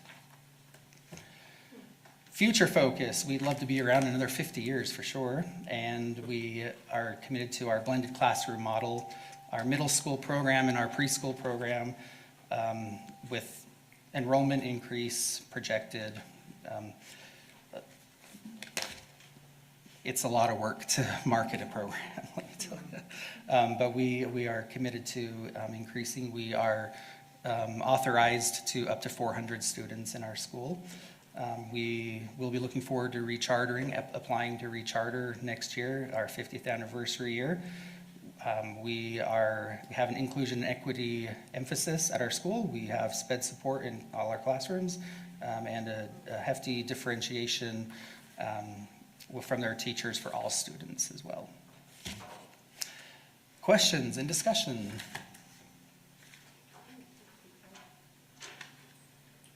Annie, and then Charlotte. So how many students do you currently have? We have preschool through 8th grade, we have 305. Okay. And do you have more questions on No, it sounds like you're trying to increase to 400, and you said marketing is tricky. Can you tell us what your plans are? Sounds like you're pretty far-reaching, but. Right. What we find our 3 biggest referrals come from community, word of mouth, through social media, and through other media, newspaper, radio, those types of media. that? Charlotte, was that your question? Yeah, that was my question. Like, do you spend money on, is that part of your budget to do marketing? I do have budget allocated for marketing, to run ads in newspapers, yeah. Thank you, Charlotte. Ashley? Yeah, I don't want to take up a lot of time. I just want to say if people have not been able to go to Open Classroom, they have a lot of exciting programs and projects that are always underway. Some of us were there with the foundation last Thursday to congratulate Lena Foster, who was recognized as a teacher who's working with the upper grades, and she's one of the people who coordinates a lot of the outdoor events, like outdoor, not just field trips, but like overnight camping trips that Open Classroom students get to do. There's a lot of, performances that are unique in the district in that students play in like full bands, with vocalists, guitarists, drummers. There's a lot of really exciting programs that happen at Open Classroom. So if you've never been able to go, it is a nice place to visit and see what they're offering. And I understand also that you were recognized with the Charter Award recently, if you wanted to speak about that. Sure, we, as part of the Utah Association of Public Charter Schools, were recognized, and we won't know until June the outcome, but have been placed in the top 2 to be named as the top charter in the state, and we are proud of that as well. We'll find out in June, so we'll let you know. Great, I'm glad I could give that a plug, and thank you for the report. Thank you. Amanda? I was diving through my notes from the last year whenever you did your report, and then looking at it compared to here. And obviously we all know that I talk about special education. So last year you mentioned that you were mostly just serving mild, moderate students. Is that still the same, or are you? Yes, but we are equipped to offer the full continuum of service, special ed services, should the need arise. Do you find individuals with more complex disabilities applying to your school at all? And if not, like what the barriers may be that you could work through, or? Could you maybe define more complex disabilities, or? Can you repeat that question? Well, just, have you had students with more complex disabilities, like intellectual delays, like more severe than mild, moderate apply? And if they have, why maybe they haven't chosen to participate in the open enrollment classroom, or if they have not, what the barriers might be that could be broken down so that that is an option for all students? I don't know, I couldn't speak to people that I don't know that haven't applied, or I don't know how to answer that question. I know that every family that has come to us, we've been able to address their concerns, meet the needs of the students that do ultimately enroll. I have had limited feedback from parents who ultimately didn't enroll, that maybe they just felt that the open classroom wasn't a right fit based on their child's needs, and I couldn't get any further information than that. So. And then you might have said it while I was kind of digging, but you said your future focus is inclusion and equity initiatives, and you specifically talked about special education support in classrooms. So what do you envision that to look like? Yeah, so we've had some presenters from the state come. We recently went through our 3-year comprehensive program review with special education, which we came out exceptionally well complimented from the state with our program, and the increases that our students with disabilities make at Open Classroom. We receive a lot of referrals from the Parent Advocate Center and from providers around the city, from parents who are at their wits' end, that saying they don't know what to do, that the traditional public school isn't working for their kid. We've had training from the state regarding LRE, or LRE, least restrictive environment, and our goal is to be able to include our students who are receiving special ed service as much as we can in the gen ed population, and whether that's through we have 2 full-time special education teachers, we have paraprofessionals that support in the classroom as well, but we find including our students with IEPs as much as we can in the general operations and the general classroom is to their benefit. Thank you. Craig, thank you so much for joining us. We appreciate the time, and I'm just gonna say it again, I say it almost every year you come, but the parent participation model that exists at the OC is really, really fascinating, and thank you for managing that the way that you do in a meaningful way. Let me give a shout out of thanks to Principal Pitts for your leadership and for the collaborative work your teachers do together and the engagement and enrichment in the classroom for our students. Thank you. Thank you. Thanks. All right. And now we get to invite SLCSD up, who partners with SLIC, but isn't SLIC. They are actually SLCSD. So Principal Brittany Powell, welcome back. We've missed you. It's like 4 meetings in a row. I know. Yeah. We're gonna put you Not on the sick of June me yet. 2nd agenda just for fun. Okay, all right, I'll plan on it. We may or may not ask you to do the pledge, though. Twice already. I'm down to do it again. All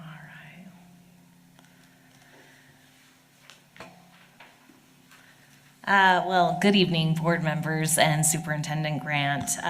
Thank you for inviting me back once again to spend some time here this evening sharing our work with you.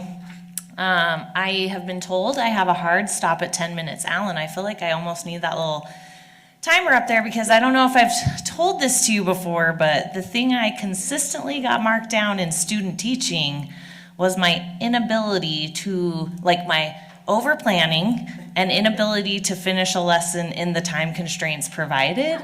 And Like an accommodation with the clock? yeah, I actually would love that because I still struggle with it. I don't know. It's just a mountain I'm never going to overcome maybe. So, but I will say you have already heard from me plenty of times throughout this year, so I do plan to just hit on some key points, and then you also have the full, all the slides to go through at your leisure, at your spare time. Okay, over the past month though, I have been thinking about SLCSD and its origination. And the superintendent at the time approached the district science specialist to see if they would be interested in working together to design and launch a West Side STEM charter school. SLCSD was born from a bold vision within Salt Lake City School District that public education could serve as a laboratory for innovation, equity, and possibility. From the beginning, this work was never intended to exist apart from the school district, but in partnership with it. I'm so sorry. Isn't my voice? There's a lot of feedback in my ears. I could use my teacher voice, so that'd be better. A mutually beneficial relationship where new ideas can be developed, tested, and shared in service of students across Salt Lake City. Over the years, that partnership has strengthened both SLCSD and the district, reminding us that when schools are empowered to innovate within a strong public system, the result is greater opportunity for all students. That spirit of partnership remains central to SLCSD's identity today. A relationship where both the district and the school are strengthened through shared learning, shared commitment, and shared success. Okay, I'm going to skip the next one because I think you're very familiar with this, and I'm going to skip this one too, but you have access to this. Those are our key tenets. I will share, though, that we were recently recognized as the top performing high school in Salt Lake City School District for the 24-25 year. That's kind of delayed, but we were delayed in getting data around that. So we're thrilled to have our work recognized. That's a lot of fun. So some of the new things I want to share with you is this year, Promise Student Advocates. This is a new initiative that we've designed and implemented in partnership with Promise Partnership Utah. They're working on this with us and East High, Cottonwood High, and Hillcrest High School. I think each school was kind of given a little bit of autonomy in what that could look like, but we had similar goals, which was that every student would have a trusted adult in the school, and to improve the how on track students are for graduation. And schools went about that in lots of different ways. At SLCSD, we talked specifically with our 9th grade teachers to see who was interested in piloting this specifically with 9th grade. We actually wanted to do it with all of our freshmen. And teachers were actually really excited about it. Each of our 9th grade teachers who opted into this initiative, they have a caseload of about 15 9th graders. So every 9th grade student at SLCSD has an advocate, which is pretty awesome. And like I mentioned before, the goal is that students have a trusted adult and that we increase their indicators for being on track for graduation. How we've designed this is that teachers meet with their students twice a month. And you would think kids maybe don't like this, but actually when teachers go to pull kids to talk to them, they often are like, oh, are you here for me or am I next? It's really great for teachers to get to connect with these students in this one-on-one capacity. This has been a really powerful tool for teachers to get to know their students better, build stronger relationships, and provide in-the-moment interventions when needed. It's been pretty awesome. We had a teacher checking in with a student, and I think she opened it up with something really heavy like, how are things going lately? And the kid immediately shared, like, actually things are really hard right now, and they shared a specific problem with their advocate that we could then work to have other pieces of our system address. When the parent was reaching out, they came to the school. I thought this was awesome. They came to the school and they were like, I need to see my child's advocate. Like they knew they had this person to go to. In general, our advocates monitor the students' grades and attendance and their overall behavior. All of our advocates, outside of their typical PLCs and department meetings, the advocates have a monthly advocate meeting where they plan the interviews that they're going to do with students. So they get together and plan what questions they're going to ask. They look at data, they make plans. They also plan quarterly celebratory team building activities and quarterly experiential learning opportunities for students. I can say that this format and this focus of this work has breathed new life into collaboration for our 9th grade team, which has been really awesome. Teachers are excited, they're coming to the table very solutions oriented, and they're seeing the impact of their efforts in the classrooms.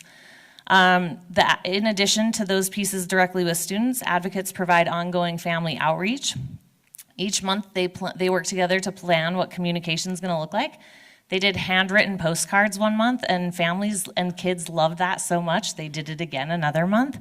But they'll plan what they're gonna send out, like in Parent Square. They each sent individualized invites to families to come to spring parent-teacher conferences. That was our best ever attended spring conferences. And then in addition to that individualized communication, they send out a team-level newsletter to families every month, which is pretty awesome. Something else cool, they've been working on this and we've been building it. So it's not like this thing that we like totally understand, we're like creating it. But they recently shared their work with our faculty, and that was so beautiful to witness because the rest of the faculty just listened with such intention and focus. They asked really great questions, and then they were basically like, so how do we scale this out? Because it sounds pretty awesome.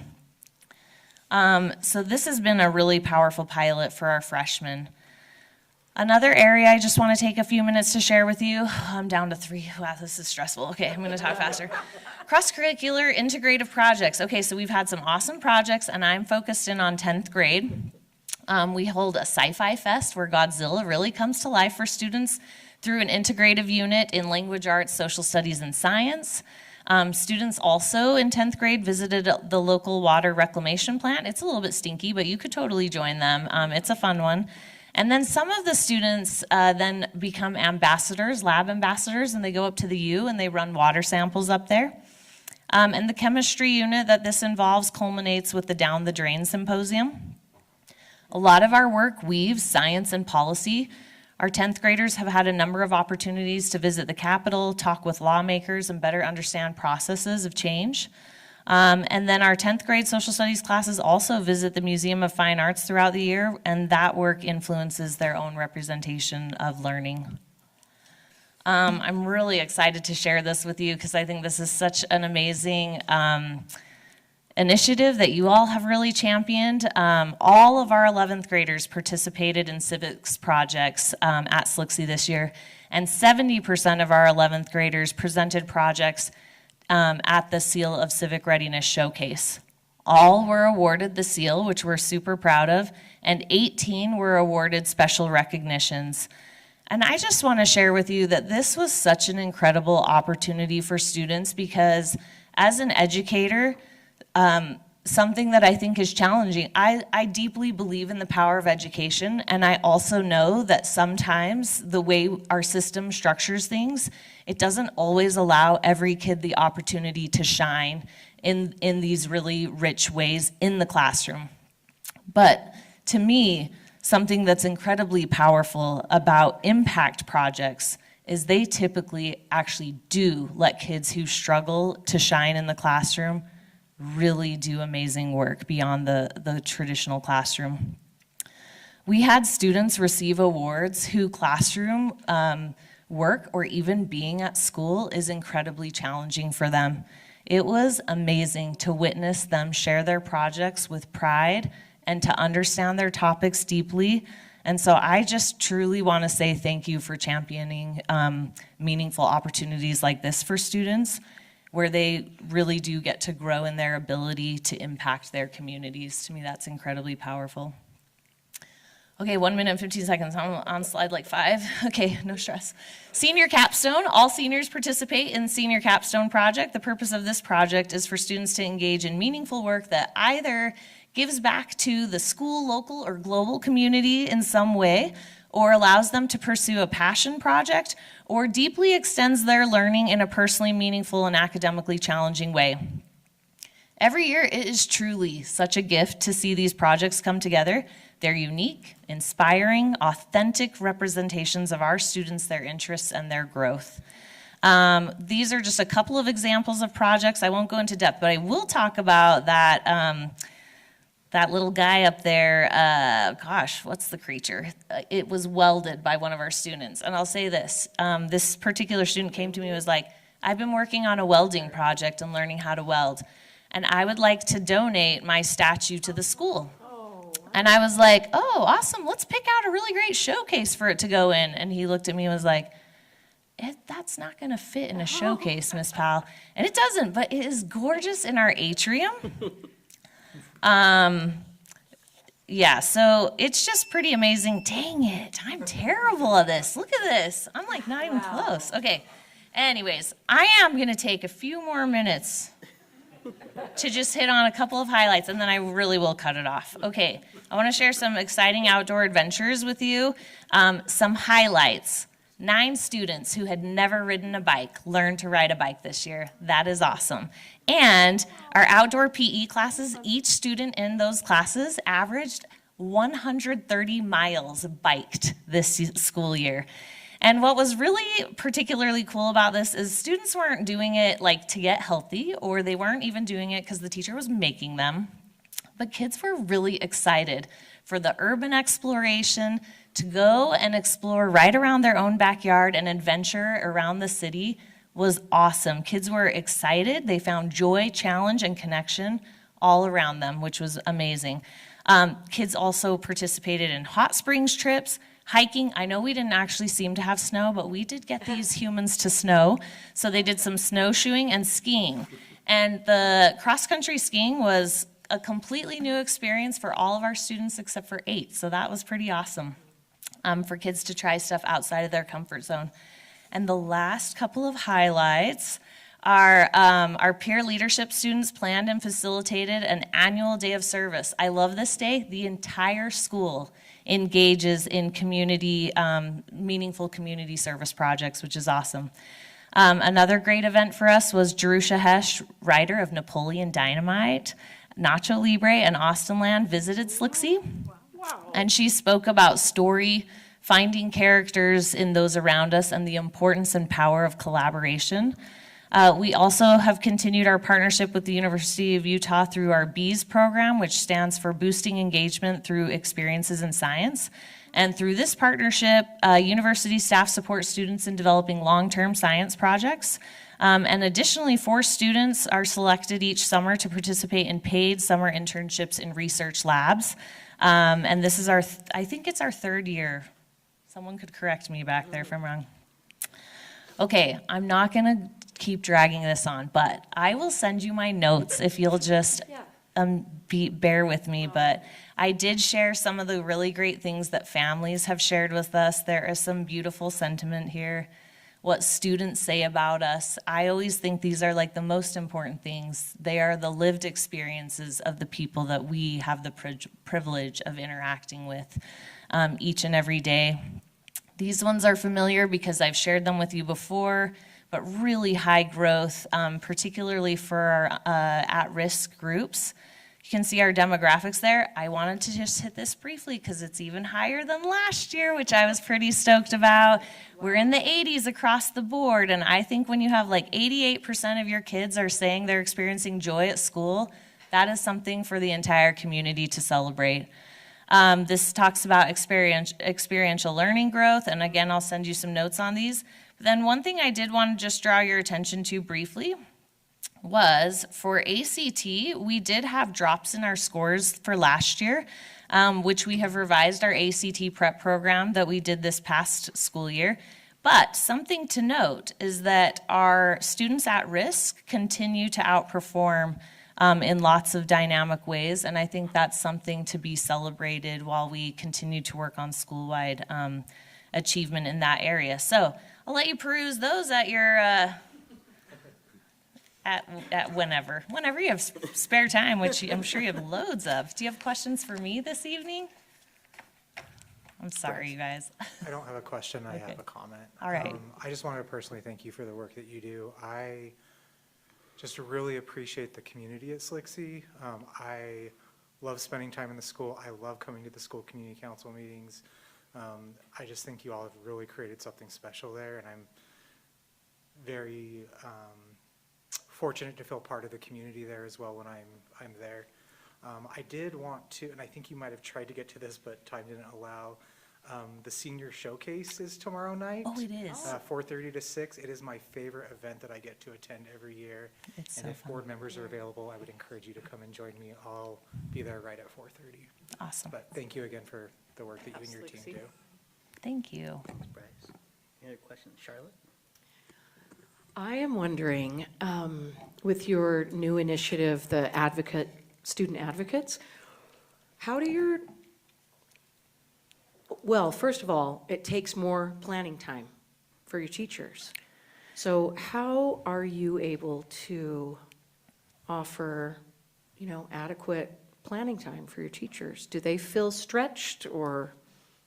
They all feel stretched. We all feel stretched. But I will say, so that particular initiative, we partnered with Promise Partnership, and they provided funding where we've been able to compensate. United Way? Uh-huh. Yeah.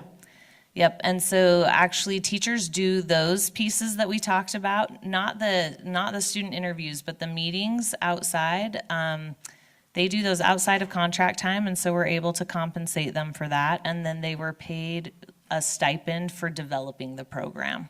So they receive minor compensation throughout the year because I know education has no money, really, but also we are asking teachers to do duties that are slightly beyond the typical expectations, but I will say they have all talked about the benefits that they've been able to directly see in the classroom. And so I think it is powerful if there can be even just seed funding, because as a teacher, we might not have this funding forever. But I think the value that teachers have gotten out of and seeing the impact that it's had, I think that can go a long way in helping something continue. Although I am a huge advocate for finding funds. People know I will hunt money down in all the places I can because I do think educators should be fairly compensated for additional duties outside of their contract time. Thanks. Amanda? similar questions as others. I was kind of, again, looking back at last year's presentation compared to this year. And so one, are you only serving mild, moderate students? Do you also serve significant cognitive disabilities? And like, if so, what percentage of both are you serving? I don't have the percentages broken into the subgroups, but we are prepared to provide the full range of services. We do implement a slightly different model where we're predominantly co-taught. And so most of our classrooms have either a special education teacher and general education teacher, or a general education teacher and a paraprofessional. And I think, I'd have to double check the demographics, but it was around 23% of our population is our students with disabilities. And that leads me into my next question, or just a future ask for both principals. Whenever we're looking at the standardized testing data, if you're actually serving a student that might be more complex disability, intellectual delay, different challenges, they may not be able to take the standardized testing.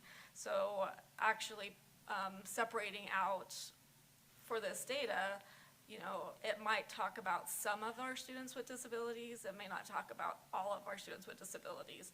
So also being able to present the data on the students that aren't encompassed in the standardized testing pieces and their growth.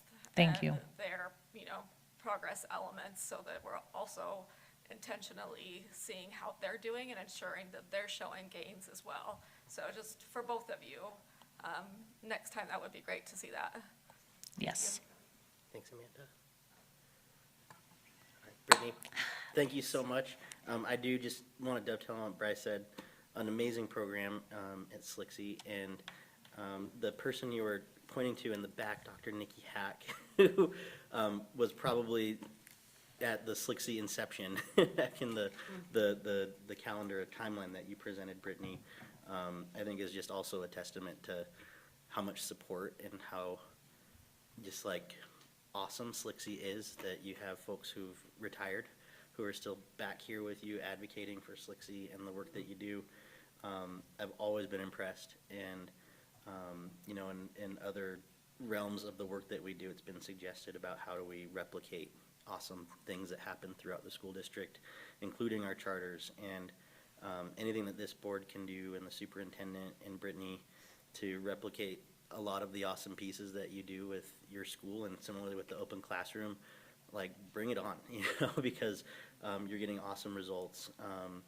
And it's just been such a joy to see what you are doing and what you've accomplished over all these years. I won't get to hear your annual report next year, but thank you so much for Can everything. tune in. I could totally tune in, yeah. I'm Yeah, sure you're gonna want to. they would love me to show up and sit in the back. But nonetheless, thank you for all that you do, and it's been awesome working with you all these years. Thank you. Right back at you all. Thank you for all of your efforts. Thank you, Brittany. All right. Open classroom and SLCSD. All right, our third report agenda item is strategic plan pillar 4 review. Dr. Grant? Associate Superintendent Ruiz will come up to lead this and is joined by HR's Logan Hall and Buildings and Facilities Isaac Astle. And do you want to note time or anything? Because we're late and we have a lot, but I don't know if that matters. I think we're okay for now. These guys will try and go quickly, and, okay. Thank you. So tonight we have the opportunity to learn from Pillar 4, which is about educating our students in safe learning environments, as well as hiring and retaining the best teachers. So we'll have Mr. Astle and Mr. Hall walk you through each of the objectives.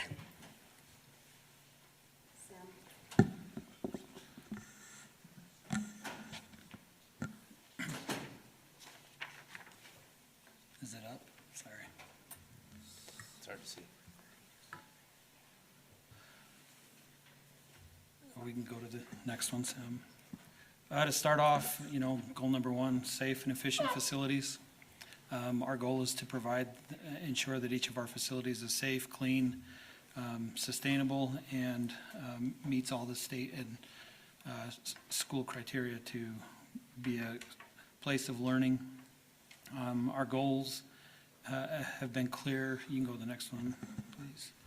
The goals of this are set by 2029, but we're far ahead of these timelines right now. But our focus is life and safety first and foremost, building integrity, and then instructional needs, which includes the sustainability efforts in the second and third of those points. Our objectives of this are to do an annual facility condition assessment. We're looking at long-term maintenance planning and continue reducing deferred maintenance. We have a pretty good idea of what that is at this point, and we've shared that with you guys. Our deferred maintenance is tracking. We've provided budget and expectations of what we think we'll be able to do this next year to continue to decrease that. And I'm most excited to share about this, of what we're doing next to expand predictive maintenance systems. We're actually looking at 2 different programs right now to replace our current facilities maintenance system. We're excited for the technology and the tools that that's going to provide us either way we go. They both have AI options and tools within them that will help us better predict both maintenance needs and costs. That's under review right now, and it won't take effect until this fall, but that will be one more tool to ensure that we're successful and provide you guys the data you need to make decisions. Our capital project schedules and budgets, we base those off of our annual facility condition walkthroughs and figure out what the needs are. And then what we're seeing right now, obviously, are the new builds that we're doing to make sure that we're building the most safe and efficient facility as possible. A couple of those highlights is with the new state's safety requirements, we will be meeting the highest expectations of safety for both buildings, including ballistic rating. Preventative maintenance, completion rates, we're working on this. We are lower than we were last year, but our challenge is that we're short several key positions that we're recruiting for currently. A couple of them have been open for quite some time, and we haven't been able to find people. But on the objective, on the next slide, Sam, sorry, I'm just going without providing any input. Our current resources, capital maintenance fund, again, this has been working with Alan and Dr. Grant to show you guys what the needs are, provide input, and our goals to reduce that. The bond-supported construction projects will obviously offset a lot of the costs that we were expecting in those 2 older high schools. And then the facility condition assessments, I do want to reiterate that this isn't just a facility thing. This is input with the school administrators and the area directors and those that are in those buildings every day to see what their needs are and things, and we appreciate their input. And then we also have our building automation systems that we work internally and with McKinstry to highlight areas of concern and make changes and conditions better for that. And then obviously it's better to prevent maintenance than have to put out fires, which we do a lot around here right now. But we're working to reduce that, and we've had rather good success over the last year and a half. The resources needed and considerations, as always, are continued capital investment, life cycle replacement funding, and that will come with our 50-year plan that we've talked about to help you better plan and make decisions on that. Our utility infrastructure with the new buildings will increase. I will mention the power lines at West will be coming down over this weekend, so you'll see some big changes there for infrastructure. And then obviously planning for escalation in materials and costs, especially right now and the condition things are. Continuing on with objectives, how we measure progress, we're watching our renewable energy offset tracking. We've mentioned previously that we've cut that tremendously. We're watching our utility consumption on a monthly basis. and not just utilities, but water, and all of our other resources that we utilize, including trash and recycling. And then I will highlight on, in your discussion earlier, I told you guys that there were 5 schools that had indoor air, and I apologize, there's actually 9 sites that have indoor air quality, and those are through partnerships with the University of Utah and other agencies to provide that information. And then last on this is that we have integrated learning at the schools with teachers and students to learn about sustainability, to look and see what we're doing for what they can do and how we can improve the environment around us. We've had great success with that, and McKinstry's helped us out with that, along with your guys' approval last year for them to come in and provide some of that, which was the solar robotics that they've got to learn about in the classrooms. Resource considerations are similar as before, but sustainability action plan that we've talked about, focusing on where the biggest bang for our buck is and how we can continue to make those reductions. Utility and university partnerships, which help us identify, new technologies and better ways to operate and maintain our facilities. Capital improvement funding, and then the building automation systems are all the current resources that we have that are getting us to where we need to go. I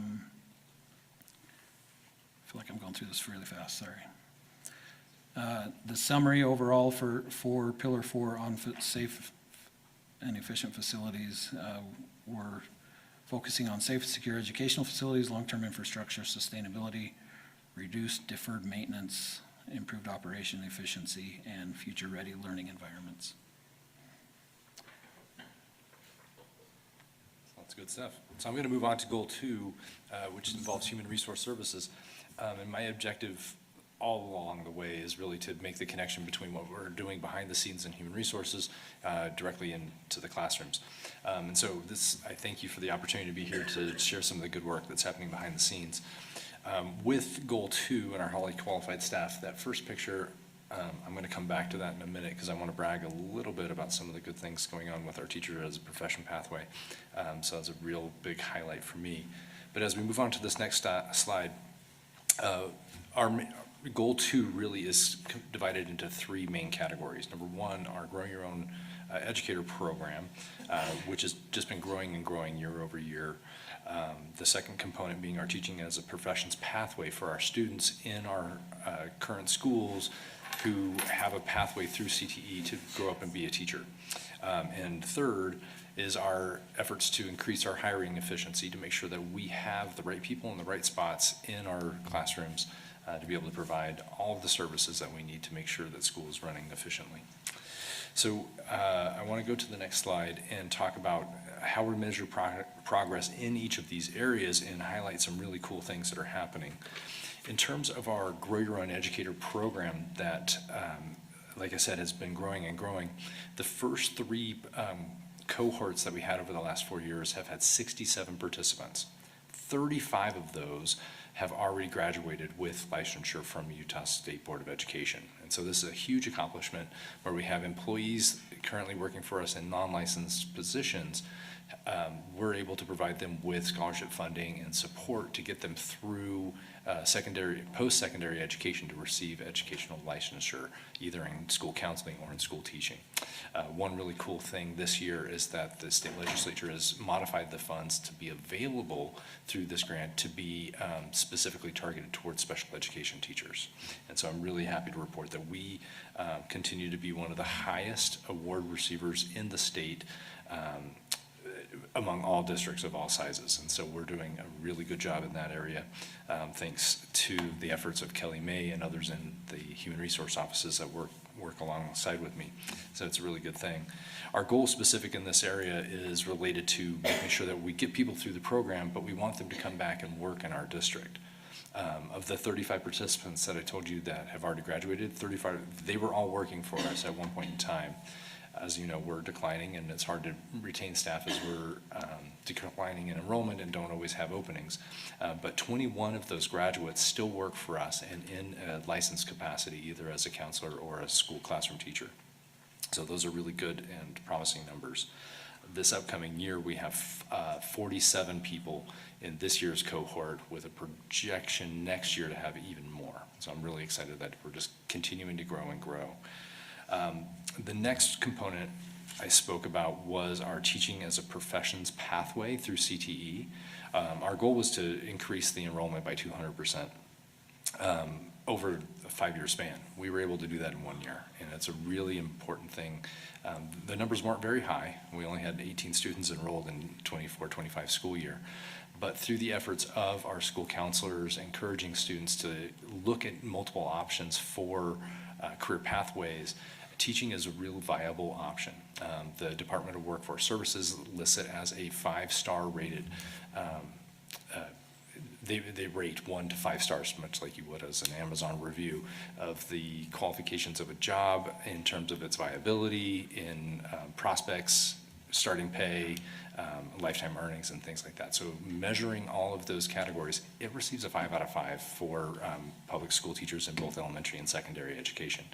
And so having that on the table as an option for our students to grow up and come back and serve in the community that they grew up in is just a pet project of mine, but I believe it's the right thing to do. And so Dr. Grant and I talk often about how a very, very high percentage of teachers end up teaching within 50 miles of where they grew up. 70% within 30 miles. It's a huge number. Thank you, Dr. Grant. High school. Yeah. That's a national average. Yeah, that's a national average. And so it's just, that's what people do. And it's a great thing that we now have a program in place that supports this with our students and encourages them to go through college with our local universities and come right back into the classrooms that they previously sat in. So as I mentioned earlier, that picture that started this portion of the slides was the signing event for our first 10 teacher apprentices. And so this is a huge milestone because this is a official track scholarship, track sponsored apprenticeship in the state of Utah. So as you know, this is the second one in the state, and we're responsible for both of those as a district. And I'm just really excited that we have 10 participants. I was hoping that we'd be able to get 5, and doubling those expectations the very first round is a great start. So excited for that, and excited to be able to give opportunities for these young people to start working alongside of teachers and excellent teachers in our classrooms to be able to learn the craft, the skill, and the science behind teaching. Just right off the bat while they're in high school. It's just an unheard of kind of experiment. So I'm excited to be part of that. And the other component to this goal about increasing the efficiency in our office in terms of time it takes to process hiring documents. A couple years ago, we started in like the mid-70s, like a 70 percentile for being able to turn over hiring paperwork within 48 hours. I'm happy to report this year we're showing 95% of all of the hiring requests that come in, despite 50% of them. No joke, 50% of them have errors of some sort or another. We're still able to process them within 48 hours. And so that means we're working directly with candidates and working directly with the hiring managers more and more rapidly so that we can get through the process and we're not always sitting around waiting on a hiring manager to finish a paperwork component or a candidate to get back to us about an offer or something like that. So it's a nice thing to be able to say we're moving at a much speedier pace. And I threw in an extra little tidbit in regard to hiring because this speaks to the ability. This last year, last 2 years, we've increased the rate of pay for substitute teachers. But in my office, we've also increased the efforts in hiring substitute teachers. And so we have a sufficient enough pool of substitute teachers so that our substitute teacher fill rate this year averaged 94.9%. That was as of last Tuesday. So it's a huge increase from a few years ago when we were in the middle of COVID and we're looking in the mid-70s. So it's my favorite story to say that whenever I get a telemarketing call from an agency who wants to sell us a program on how to better staff our schools with substitutes, I say, can you match our substitute rates? And they say, well, how did you do that? And I say, thanks for your service. I don't need it very much. And it gets telemarketers off the phone call really easily. So that's a nice thing. I can even brag to outside people in that way. As we move on, I want to look at the resource considerations. So far, like I said, for the Grow Your Own GYOE grant funds, our district alone has received $1.9 million in grant funds. This is out of a total of about $7 million statewide. And so this is a huge effort that our district is putting forth, far and above other districts around us. Also, the Track Apprenticeship Award grant that was just received this the last couple of weeks. And also just dedicated HRS staff. Like I said, myself and Kelly May and Nathan Elkins were working together always to support our Grow Your Own Educator efforts. Things that we need to maintain our current level of staffing for human resources so that we can continue the services that we're providing at the rates that we're able to at the moment. And also we need to look for potential additional funding for our ongoing teacher youth apprenticeship, because I'm hoping that can grow and have 10 to 15 students every single year as we move forward to help replace teachers as we move forward, because we're always hiring teachers year over year. So in summary, the things that Pillar 4, at least this objective, helps with Pillar 4 is really helping improve the hiring experience for both managers and our candidates. The first chance many people have to experience any kind of interaction with our district is applying for a job. And so I want to make sure that's a positive one to better represent the district as being the best district in the state, and make sure that it's a place that our employees want to come back to and continue to work. Also, we've increased the number of students enrolling in our teaching as a professions pathway, as well as what I said about the opportunity for the teacher youth apprenticeship scholarships. And also we are showing year over year record number of Grow Your Own Educator candidates supported with grant scholarships. And so this last year, the exact number of the grant that we were awarded last year was $647,000, specifically for 42 new candidates. So we're going to continue those efforts, and we're waiting to see what our grant is going to be, what our grant award might be for next year. So I'm hoping it's going to be even bigger. So with that, that's all we have. Do you have any questions for Mr. Astle or I? Just Logan. Well, me, I guess. Amanda, sorry. I don't know if my hearing's getting worse as the night's going on, or if everybody's speaking quieter. What was that? Maybe both.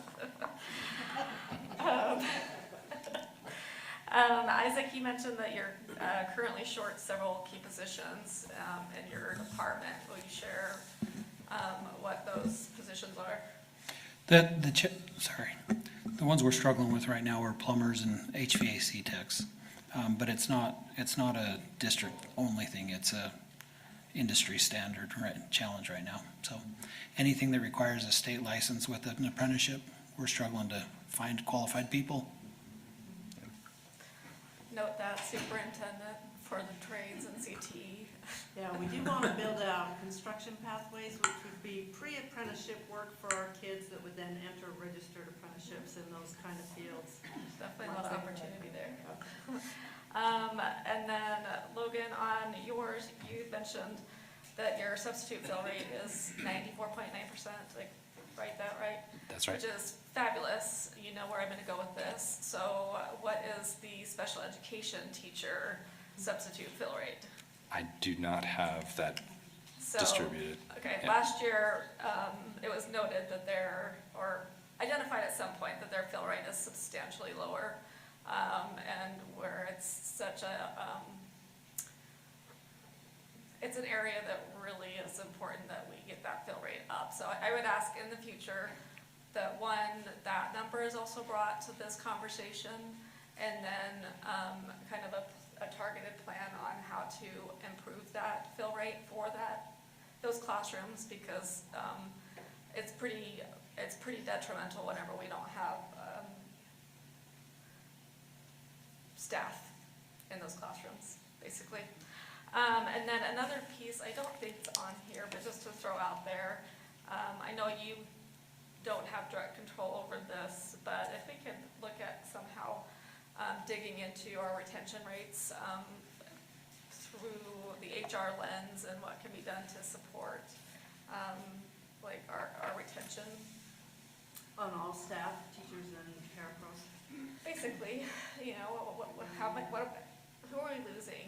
What's the, who are we losing the most, the whys behind it, and all of that, so then we can in turn know if we're targeting the right solutions and really narrowing down where we need to focus our energies and ensuring we're retaining these qualified staff that you're working so hard to acquire.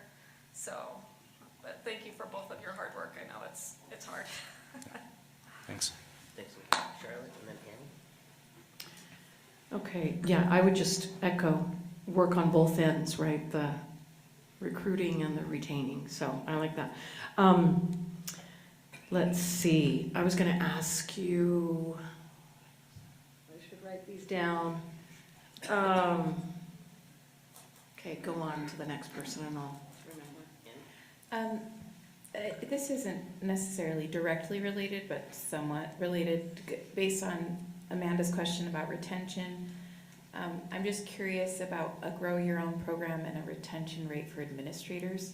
We've seen a lot of administrative turnover, especially at the high school level, and I'm wondering what HR is doing for growing people in those roles and how we're gonna retain.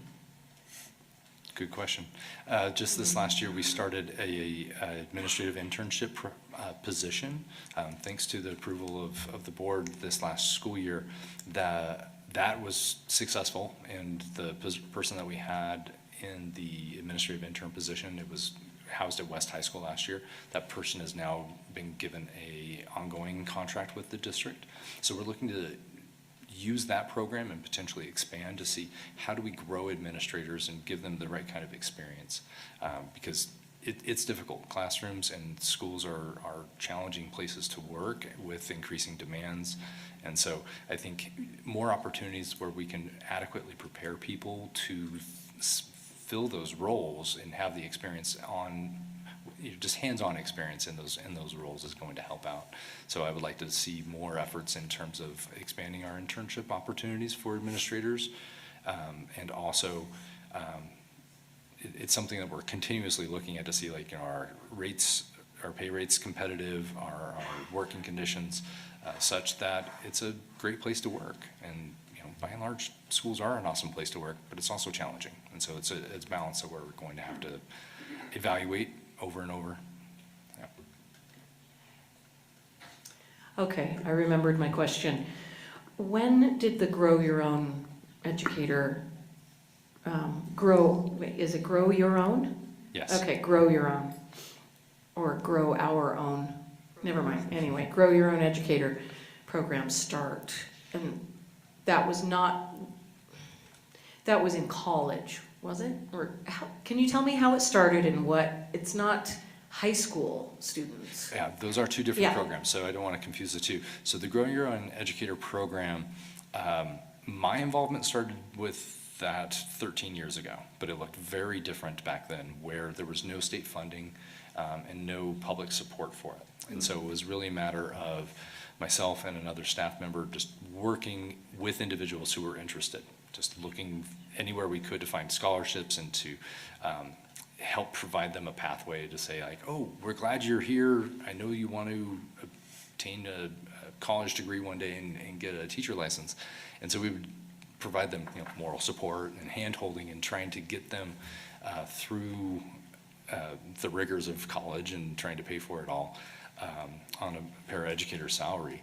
And that's thankfully morphed over time, where the last 5 years, so in 2020, it was in 2020, for the 21-22 school year, that the state legislature actually provided grant funds available statewide, and that was about $6 million statewide. And so it wasn't that much that year. I think it was $3 million statewide for districts to start a Grow Your Own program. And so what was good for us was that we already had something in place. We had people that were interested and a shell of a system. We just didn't have any money to pay for it. So we were able to apply for a grant and receive the largest grant award in the state at that in the 21-22 school year. And with over 500,000 in grant funds, we were able to get 30 candidates into the program that year in 2021. So it's a multifaceted component there, but to elaborate on You cover the population that grow your own. Yeah. Who's The participants, yeah, that's exactly where I was going to go next, because I wanted to separate the two. The teacher apprenticeship I was talking about is specifically for our high school students to start that pathway early on as a high school students. The Grow Your Own pathway is for current employees, and so you need to be currently employed in a classroom setting. Is the way that the grant funds are awarded. And so someone who serves as a classroom assistant, a paraprofessional, a student support assistant, and even in our aftercare programs, those positions all qualify to be eligible for these Grow Your Own Educator scholarship funds. Okay. Yeah. So that sounds like there's a pipeline. I mean, you have paraprofessionals who, it's not really a sustainable or living, enough to live on, I guess, if they did that for a long time. But they could do that, and then if they wanted to possibly go into the Grow Your Own Educator program. That's exactly the For goal that we're upward trying. mobility. Yep, that's the Okay. providing opportunities for everybody. Thank you. Of course. Ashley? Yeah, so as with the budget discussion earlier, I'm just curious how we will plan to keep pace with the capital expenditures talked about in this report when we're hearing about ongoing declining revenue. So Alan, other than retaining our property tax growth, which you talked about, a portion of that levy is dedicated to capital, what strategies are we using to stay out of capital debt, excluding the known debt of the bond? Right, so exclude the debt. We have a couple challenges right now as we are maintaining buildings that don't house students, which is kind of a drag on the budget. But we're continually looking at ways to, where we can maybe say, okay, our level of service can drop down a little bit. Maybe we don't need the A+, squeaky clean floor, but maybe a B+ will be sufficient. So we're looking at the ways we can do that and maybe reduce the amount of hours that are at the schools. As far as the buildings go, it's tough because as long as we own the buildings, we have to keep them in functioning properly. You had mentioned earlier in a conversation about property tax growth. In June, we'll have that number from the State Tax Commission. There is a portion of that goes into the capital fund, so that'll go in there.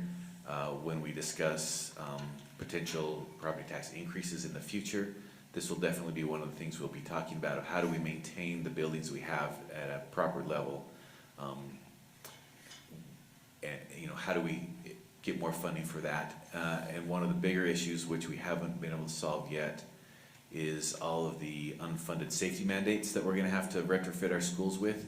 For the 2 new high schools, it's built into the budget, so we're taking care of the 2 new high schools. It's all the retrofitting that is going to have to take place that we, as of yet, don't have a financing plan for. So with that in mind, I think it's just useful, again, knowing this is a report, that some of this would have to happen offline before we discuss it. But when we agreed to move forward with G5, we also simultaneously directed a comprehensive needs assessment, what the needs are for our district buildings. I think it's important we determine the date at which we'll have that report, but also that report would require the next layer of what, Isaac has presented from auxiliary services with the long-term facilities plan, and we've seen some of the scoring. So I just think it would be useful offline before the summer is through to establish the date at which we're looking more at those things, knowing that it seems critical for budgetary reasons, as well as, ideas-based reasons. For my own benefit, earlier in our previous session, you had mentioned a 100-year plan, which was kind of a change from a 50-year plan. Just pretend that I knew that it was kind of Big. unreasonably distant plan, that we know we think about facilities in the immediate sense and in the longer term sense. So what I really meant was the long-term plan. which 50 years is sufficient. I don't need, hopefully, I was just a little worried there for I'll a minute. be gone before we So- fulfill the 100-year plan. I believe it was in January when Isaac presented the 50-year plan, and we talked about kind of a summarized, what does this mean? How do we get our arms around it, and then what's the plan going forward? So I think that's kind of what you're looking at is, okay, we have all this data that Isaac put together. Now, how does that help us make decisions? And how does that help us make decisions in alignment with now also the educational needs and the institutional needs? That they're the buildings, what needs are they serving? Because we can talk about what a perfect facility would be like, but we can't talk about that in a vacuum without talking about who's in the facility and what they're doing. Because right now, I mean, our 50-year plan was largely the building. Exactly. There's this other piece of a plan Yes. that talks about what are our instructional needs now, 5 years, 10, 20 down the road. Inside of the building. And if we establish the date at which those two things will converge, that will help us meaningfully act on, the great information from the report. Thank you. Annie, let me just check to see, does anybody else want to speak in the first round? Seeing none, Annie, we'll start round 2. Oh, I just wanted clarification. So, just so we're all on the same page, what Ashley's talking about is there's the 50-year long-term facilities plan, or even just short-term facilities assessment that we got earlier this year, and you're currently building out the long-term facilities plan, right? Yeah, Okay. I mean, that included a projection of the 50 years, but it's not laid out, including these other pieces that have to be included in that to decide what locations and things like that. Okay, and then the other layer that we still are waiting for is the needs assessment, which is more of a qualitative report or instructional needs, community needs, student needs, that the building will have to, or the facilities will have to accommodate, right? So those are two separate things. I just want to clarify because I think in past sessions, there's been some confusion around that. Right, so some of the information that Board Member Anderson shared out last summer kind of distinguished, there's these two kind of needs assessments. One's the physical building, facilities, which is largely included in this 50-year plan, and the others, what does instruction look like? What programs do we want or might we need in 5, 10, 15 years? And that's the piece that we need to develop and then bring those two together. Thank you, Annie. Any other questions for Logan or Isaac from the board? Seeing none, thank you guys for bringing this information to us. Thank you. Thanks for the opportunity. Appreciate it. All right, our next item is the inclusion resolution, and before we get started, I want to send a thank you to Amanda. Amanda, thank you for keeping this on the radar, number one. It's an annual review that we do with this resolution, but if my memory serves me right, you also played a role in this inclusion resolution before you became a board member in partnership with Board Member Sweat at the time. So thank you for bringing this important work to us, and we'll turn it over to Dr. Grant and Dr. Hall. And Erin Anderson, our special ed director, will share with you the impressive things they're doing around inclusion efforts across our schools.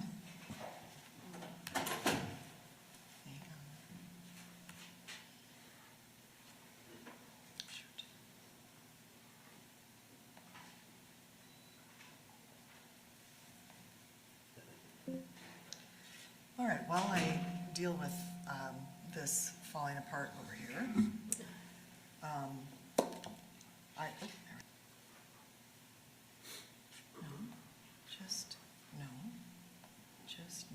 hang on. Okay.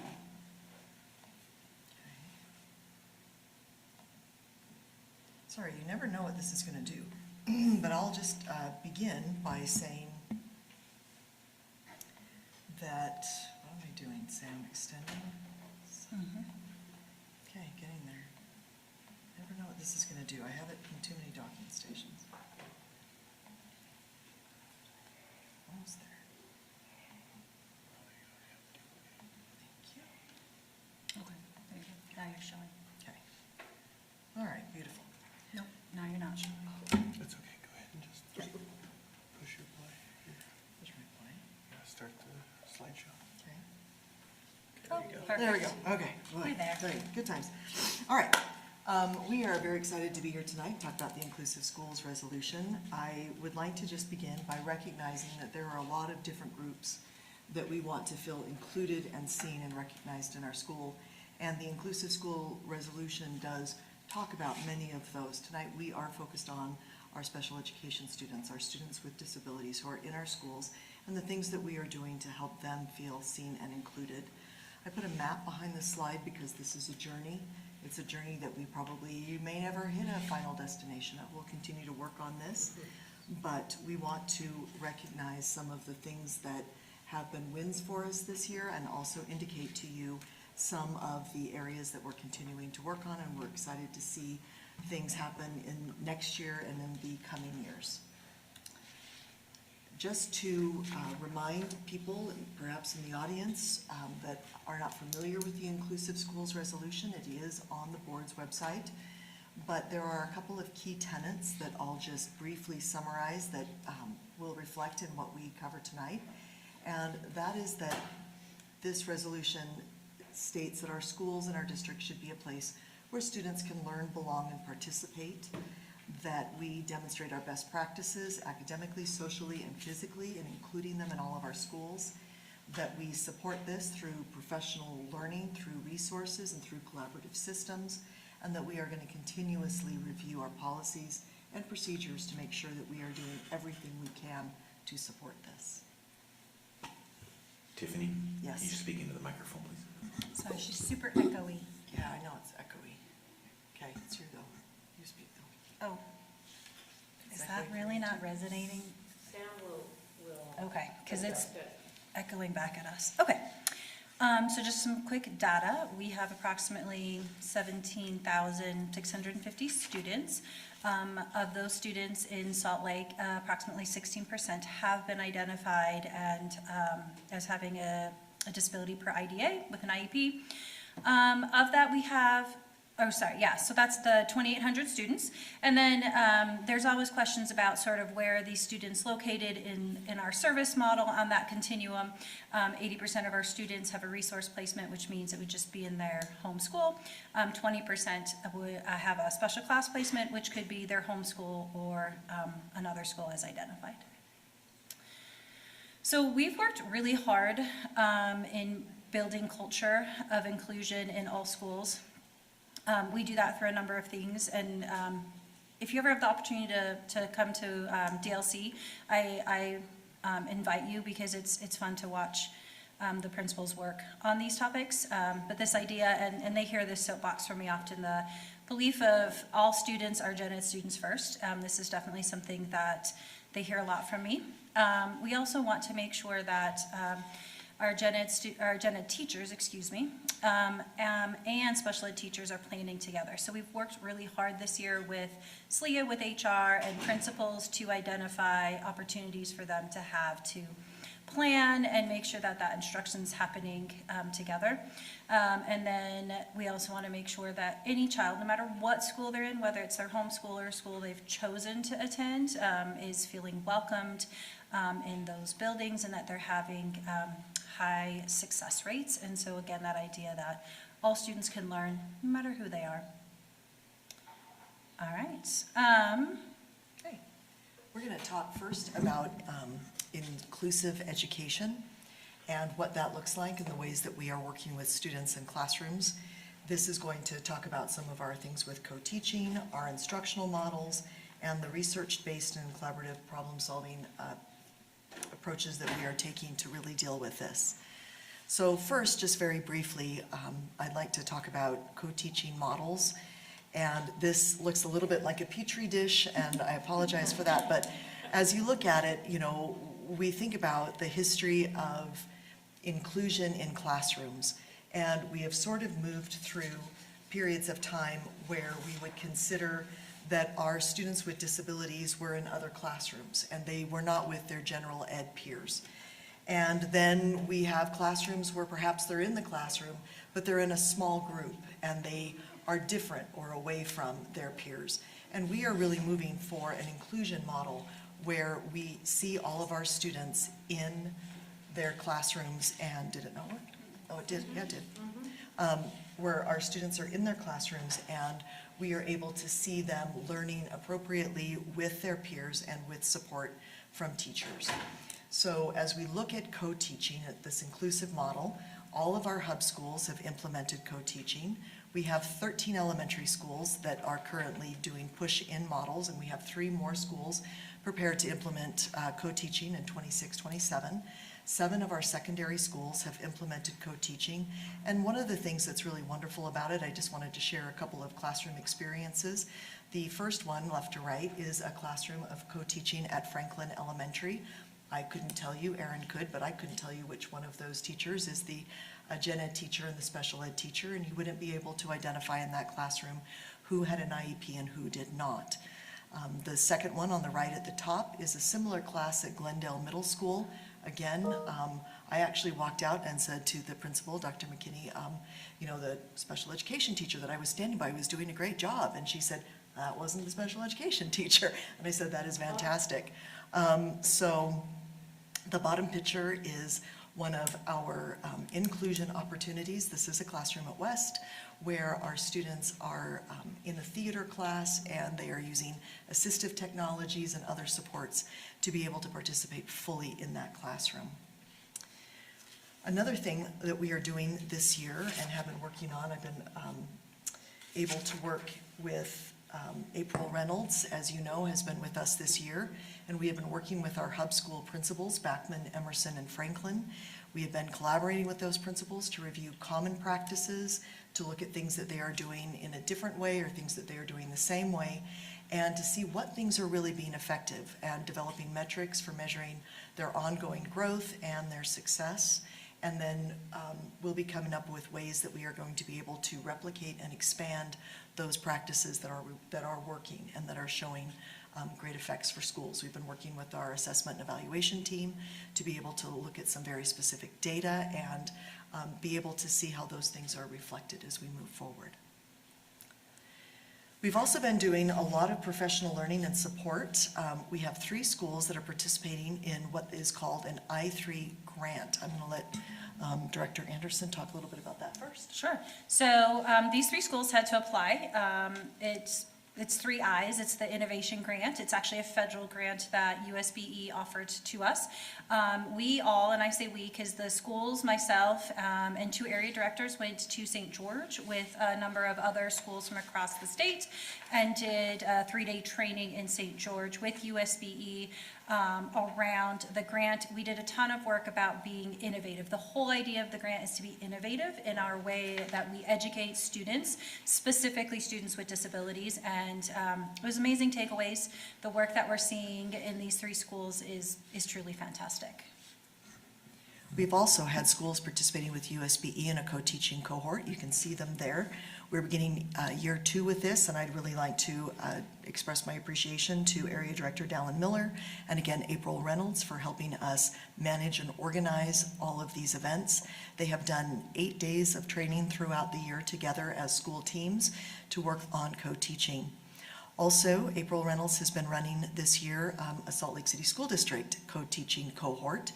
And that has been an introduction to all of the models and the research, and then going out to our schools where we have excellent models of co-teaching and observing, and then debriefing with the teachers or the administrators to talk about scheduling, planning, teaching, all of the things that they are able to do to make that effective. She has also developed, and we are using, an observation tool that we can, that administrators can use as a conversation starter or to give positive, effective feedback to co-teaching partners about the way they are setting up their classroom, sharing their instruction, responding and giving feedback to students and assessing things that are happening. So we're really excited. We've now been using this for several months.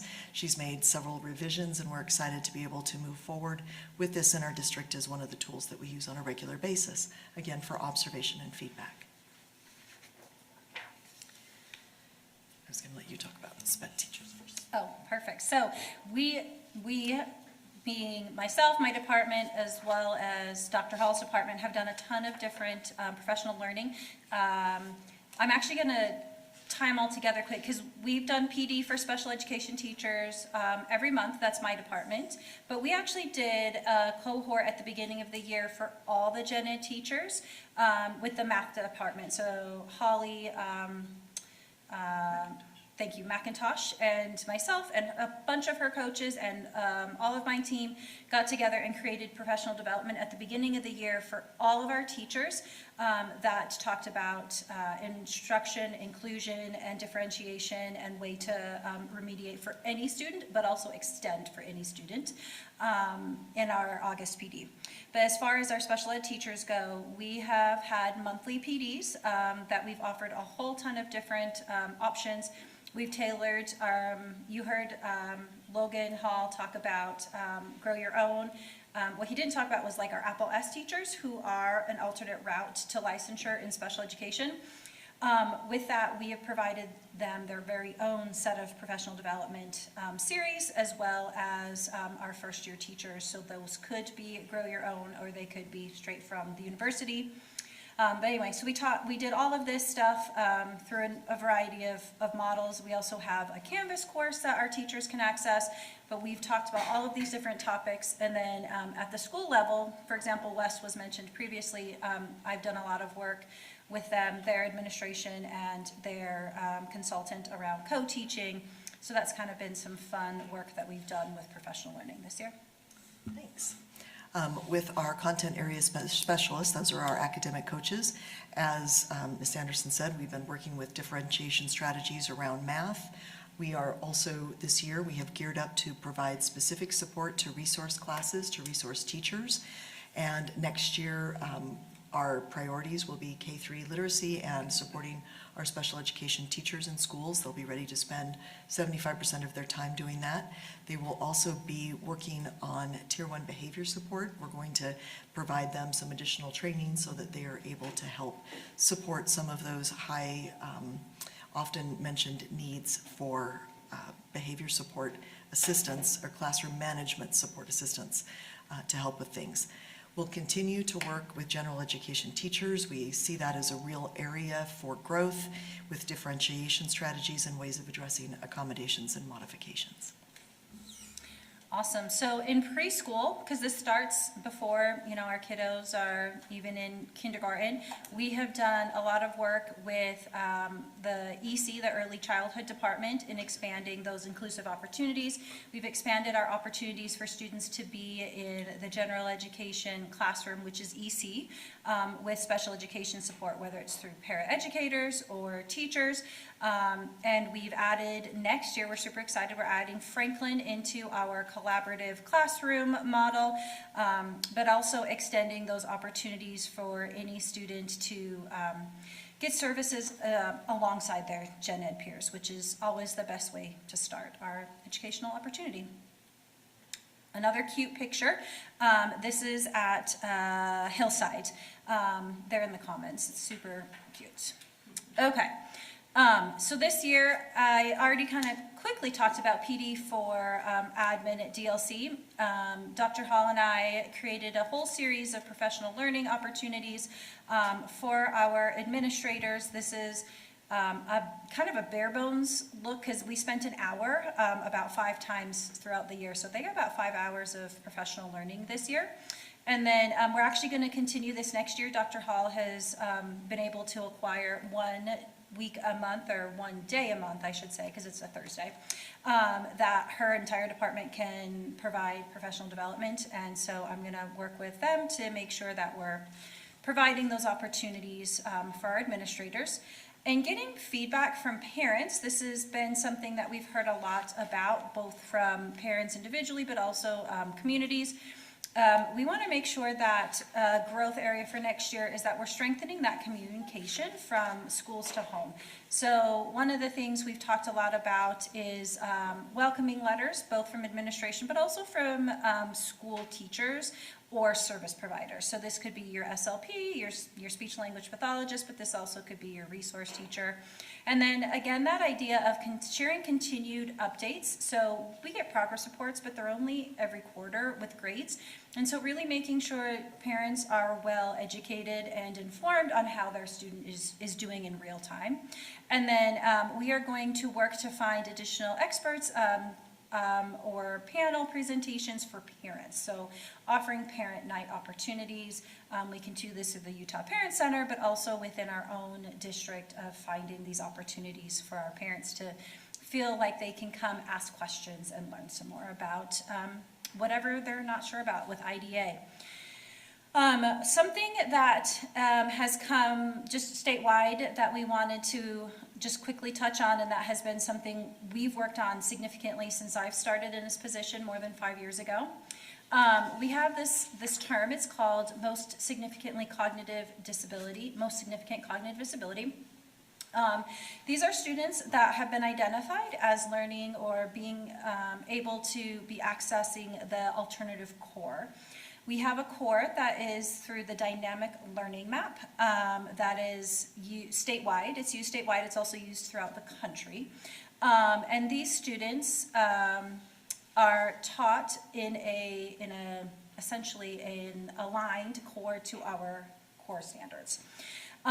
Right now, we are at 1.08%, which is more than 1% for those of us who are really good with decimals. And we need to be at or below 1%. So technically, we need to be at 0.99. The feds audited USBE last year, it's 18 months ago, and have come out with this. And so when I first took over this position, started to reduce the number just because, and now it's been a directive from USBE, we must be reduced by 2028. Our goal will be there because we've already reduced every year so far. So this is a big deal, meaning that these students are more students are accessing gen ed curriculum and core curriculum versus an alternative curriculum. All right. Right, we're going to talk a little bit about our peer inclusion and what that looks like. Academic inclusion is wonderful, but we also want to make sure we have those social experiences. Okay, I want to take this because I feel this with my own kiddos because I have students who are in a grade to do this. But so in peer tutoring, these are some numbers we got from schools. I want to note that Northwest only has one class. It's a brand new class this year. And to have 7 peer tutors already supporting 14 classes, I think is a huge call out to that teacher. Like, he's done an amazing job. Unfortunately, he's moving to live somewhere cheaper, and so we will not have him next year, but I think that's amazing. And then obviously we have some work that we can do in some of our schools. And so what we want to do is we've talked, and when I say we, Nick Rowley, who works with these teachers as a consultant, he is working to create programming to help make this more thoughtful. So implementing formal preparation program. So in another district where my kiddos go, when my daughter's a peer tutor, she actually took a Canvas course along with her peer tutoring where she learned about different things and earned credit for that. And so we're going to work on those areas with our students. All right, this is a beautiful quote from our Highland teacher, one of our Highland teachers. Largely due to our peer tutor program, my students never walk down the hall during passing time without being greeted by name with a hug, fist bump, or bro hug by several of their peers. Again, never eat lunch alone. Many attend school dances, school sporting events outside of school hours, and have made those lasting friendships, which is absolutely amazing. You missed one. I did. Just a little bit about unified sports. We've covered that a lot in previous years as it has gotten started. We do have every one of our schools with at least 3 sports. I put a little clip here from a spreadsheet. Our schools have invested both time and money in providing equipment, coaches, uniforms, and we are seeing those numbers increase, and our goal for next year is, of course, to see those numbers continue to increase. We appreciate the way that these inclusive practices have helped. Here's another lovely quotation from our teacher at West High School. So we're going to continue to support those kinds of activities.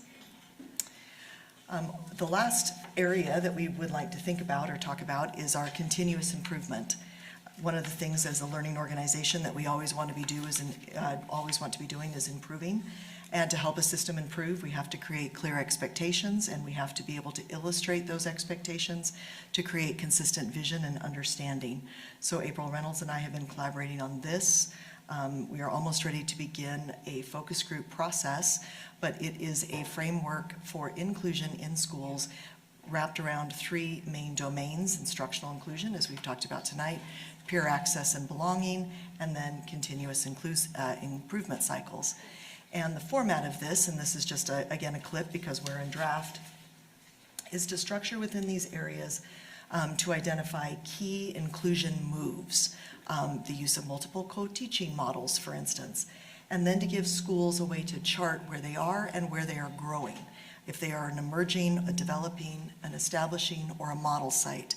And as we identify model sites, we'll be able to use those sites in the future as examples for other schools, classrooms, or teachers. This has been a great thing with our co-teaching cohorts this year. As some of our schools, the principals came back and were so excited, they then sent their teacher teams to watch other teachers so that they could come back and replicate those practices. This is a way that we can strengthen all of our schools. It isn't evaluative, it is a strengthening and supporting model. What questions do you have? I have a few questions. Thanks so much for this presentation. That last slide you had was a framework, and one of my questions was how you are evaluating the performance of, like integrated classrooms and gen ed teachers implementing. It seems like most of that is through observation, is that right? That is correct. Okay, and so it's members of the special education or district office going around and observing? No, not at this time. Administrators would be doing that as part of their ECAP process. Okay. What we are trying to do is create, with our observation and feedback form, opportunities for them to know what they're looking for in a highly effective co-teaching classroom and be able to have those conversations with their teachers. So for instance, one of the things that we know is a high effective practice when you're co-teaching, it's a very simple thing, but having both teachers' names up in the room, having both teachers circling and contributing equally. So that would be something that if you didn't see that, you might start with how could we make sure that both of you look like fully established teachers in this classroom? Okay. And another question is, how is the curriculum for, special classroom model, like a contained environment, how are you measuring or evaluating that curriculum is being taught? In the 1% or just yeah. general? Just generally, so it's, at the beginning you were saying 20% of students are in special environments, right? Mm-hmm. So in those special environments, which are oftentimes at hub schools like Emerson, how are you evaluating that the curriculum is being followed by the teacher or the paraprofessionals in those classrooms? So most of those are co-taught, and so they're being taught with their gen ed teacher and special ed teacher together. So they're prepping together and then they're following the pacing guides as laid out by Salt Lake. So it would be through ECAP again. They would be observed, they would be given feedback of you've not hit these things, or you're not getting to tier 2, or you're not getting to tier 3. So all of that would be through the observation and feedback cycle of the administrator. And same with contained classrooms? Yes. Okay. And then the other question I had was, when we go back to the peer support slide, it looks like really low numbers at East and West. Mm-hmm. Highland is pretty high, 20 peer tutors. Correct. I'm just wondering what the programs are at East and West and why they're so low. Nothing's different. Like, they all have the same programming. Well, it says 2 peer tutors. Right, but they all have the same class offerings. Like, they all have the same special classes. Development, that we need to develop the programs. Correct. That is why, as we say, in green, those are the things that we need to do moving forward. So peer tutoring hasn't been something that we have actively supported. It's something that we are going to actively support in the future. Highland has taken this on, and they are our model demonstration school for this at this time. And then we would expect when we came to this report next year to see all of those numbers higher. So students just aren't signing up for that class? They may not have. It's not being offered? Yeah, it's not being offered or Okay. publicized in the same way that it is at Highland. Okay. And then my last thing is, do you have examples of the I3, like some of the things that those I3? Sure. So, do you want to start? Yeah. So in the innovation grant, they have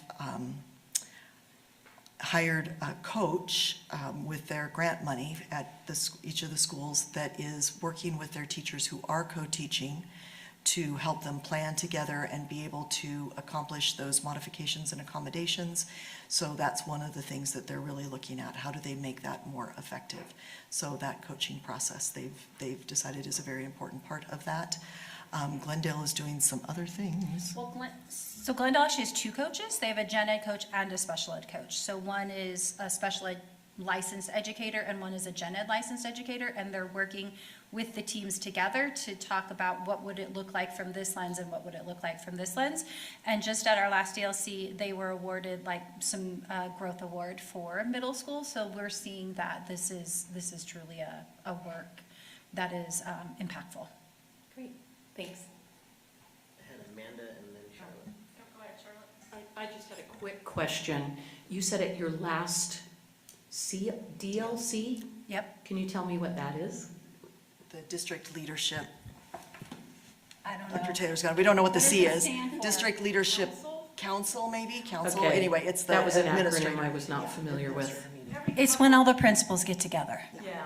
Oh. All the principals get together every 2 weeks under Dr. Taylor's leadership with the area directors, and part of it's information sharing and part of it's professional development, usually in those sessions. So that happens every other Thursday typically.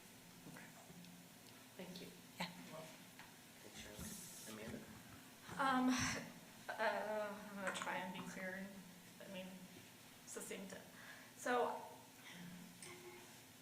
to answer, I guess, some of Annie's questions, I'm gonna chime in here. Different schools approach peer tutors differently.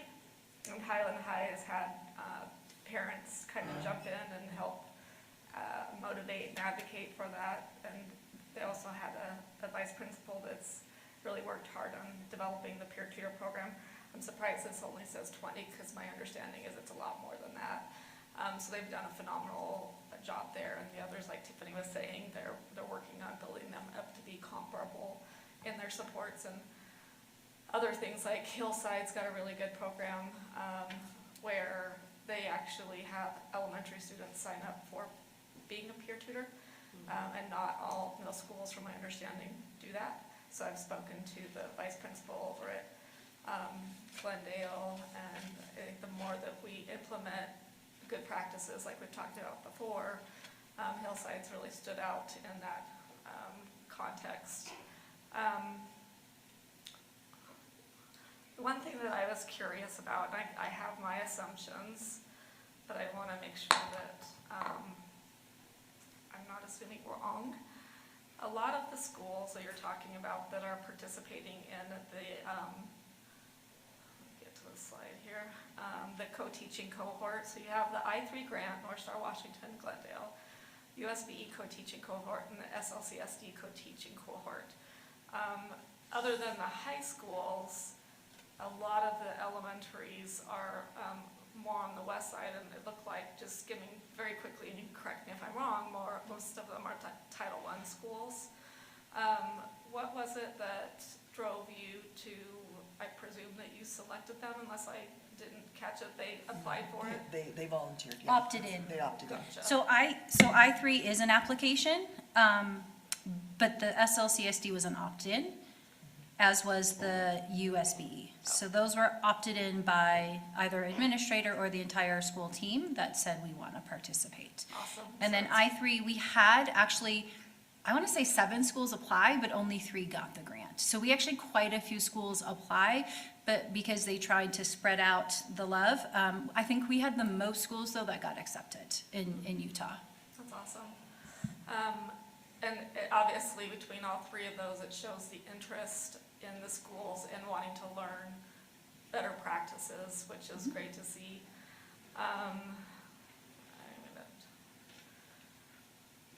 Sorry, I don't have all my I was trying to take pictures of your slides since I didn't have them here. I think that you had said early on that, let me go back to Annie's question, because Annie was asking something on whether something was also in the self-contained classrooms. What was that, Annie? How you're evaluating if the curriculum is taught? Yeah, and I guess the confusing part to the answers to that is in the self-contained classrooms, especially if you're in essential elements, a lot of these students have pretty complex disabilities, and they have the IEP that's driving a lot of their education, but they also should be getting access to the general curriculum as well, and obviously that's typically done through the DLM. But since it is structured differently than the typical general education classroom, the part that I am curious about as well, and maybe that's kind of what you were saying there, but how are they able to assess that these students, especially in the more complex classrooms, are accessing all the curriculum they should be accessing beyond their IEPs, because their IEP should not be their sole education. Does that make sense? Mm-hmm. So just a continuation of Annie's question, that's where my curiosity would lie, is how we're trying to make sure that's occurring. I think that's one of the things that we're really doing to make sure that our administrators know and understand what those good practices would look like, because those teachers aren't district employees. They're not special education employees. They're evaluated and overseen by the principals at their school. And so, you know, that's one of the things as we go and we say, I mean, I've heard Ms. Anderson say several times, the IEP doesn't frame what students should be learning and getting. And so I think those are conversations that administrators would be having with teachers. Also, the ECAP looks slightly different, and so the ECAP for in those specific rooms, for those specific special education teachers actually looks slightly different to address exactly what you're asking is, are we doing more than just giving whole group instruction, but are we truly diversifying, are we truly getting to the things that they need, but also getting through the curriculum as it's supposed to be. I don't have it all memorized off the top of my head, but I've worked with, again, Logan, Mr. Logan Hall and Mr. Nathan Elkins in HR to really frame out that, and that was changed, I want to say 3 or 4 years ago. It's been since I've been in this position that we really changed ECAP to be, what does this teacher do, what does this teacher do, and really frame that out. And then we've done some workshopping, as has been indicated by Dr. Hall, that what does this look like when you're evaluating an educator? And then one last question. I know this conversation could go on for days, if not weeks. But what is being done to share best practices throughout the whole district? Because we know that we do have amazing things happening throughout our district, but not consistently throughout our district. So what is being done to share all the good to develop those consistent practices universally? So one of the things we did with the teachers, when I say we, my department, so we had the monthly PDs, and at one of them we actually did a make and take where they shared out their ideas together, created things, and then left with ideas, topics, etc. So it was truly teacher driven. We'd intended to do a second one. We didn't get there in the year. But that is also something we planned again for next year of the, it was vertically aligned. So there was an elementary, a preschool, elementary, middle school, and high school teacher in every group. And they talked about what this looks like. They could have been from any school or any sort of classroom situation, but then they made and took and talked about what this looks like within their system. But that's planned for next year as well. So that's one of the ways that is being tackled. We'll also be using our framework. As that moves out, then we'll be able to identify more model practices and feature those schools, teachers, and administrators in conversations very much like this. Awesome. Thank you for your work. Thanks, Amanda. Any other questions? I just, I want to highlight the work that went into that inclusion framework and how game-changing it's going to be for our district.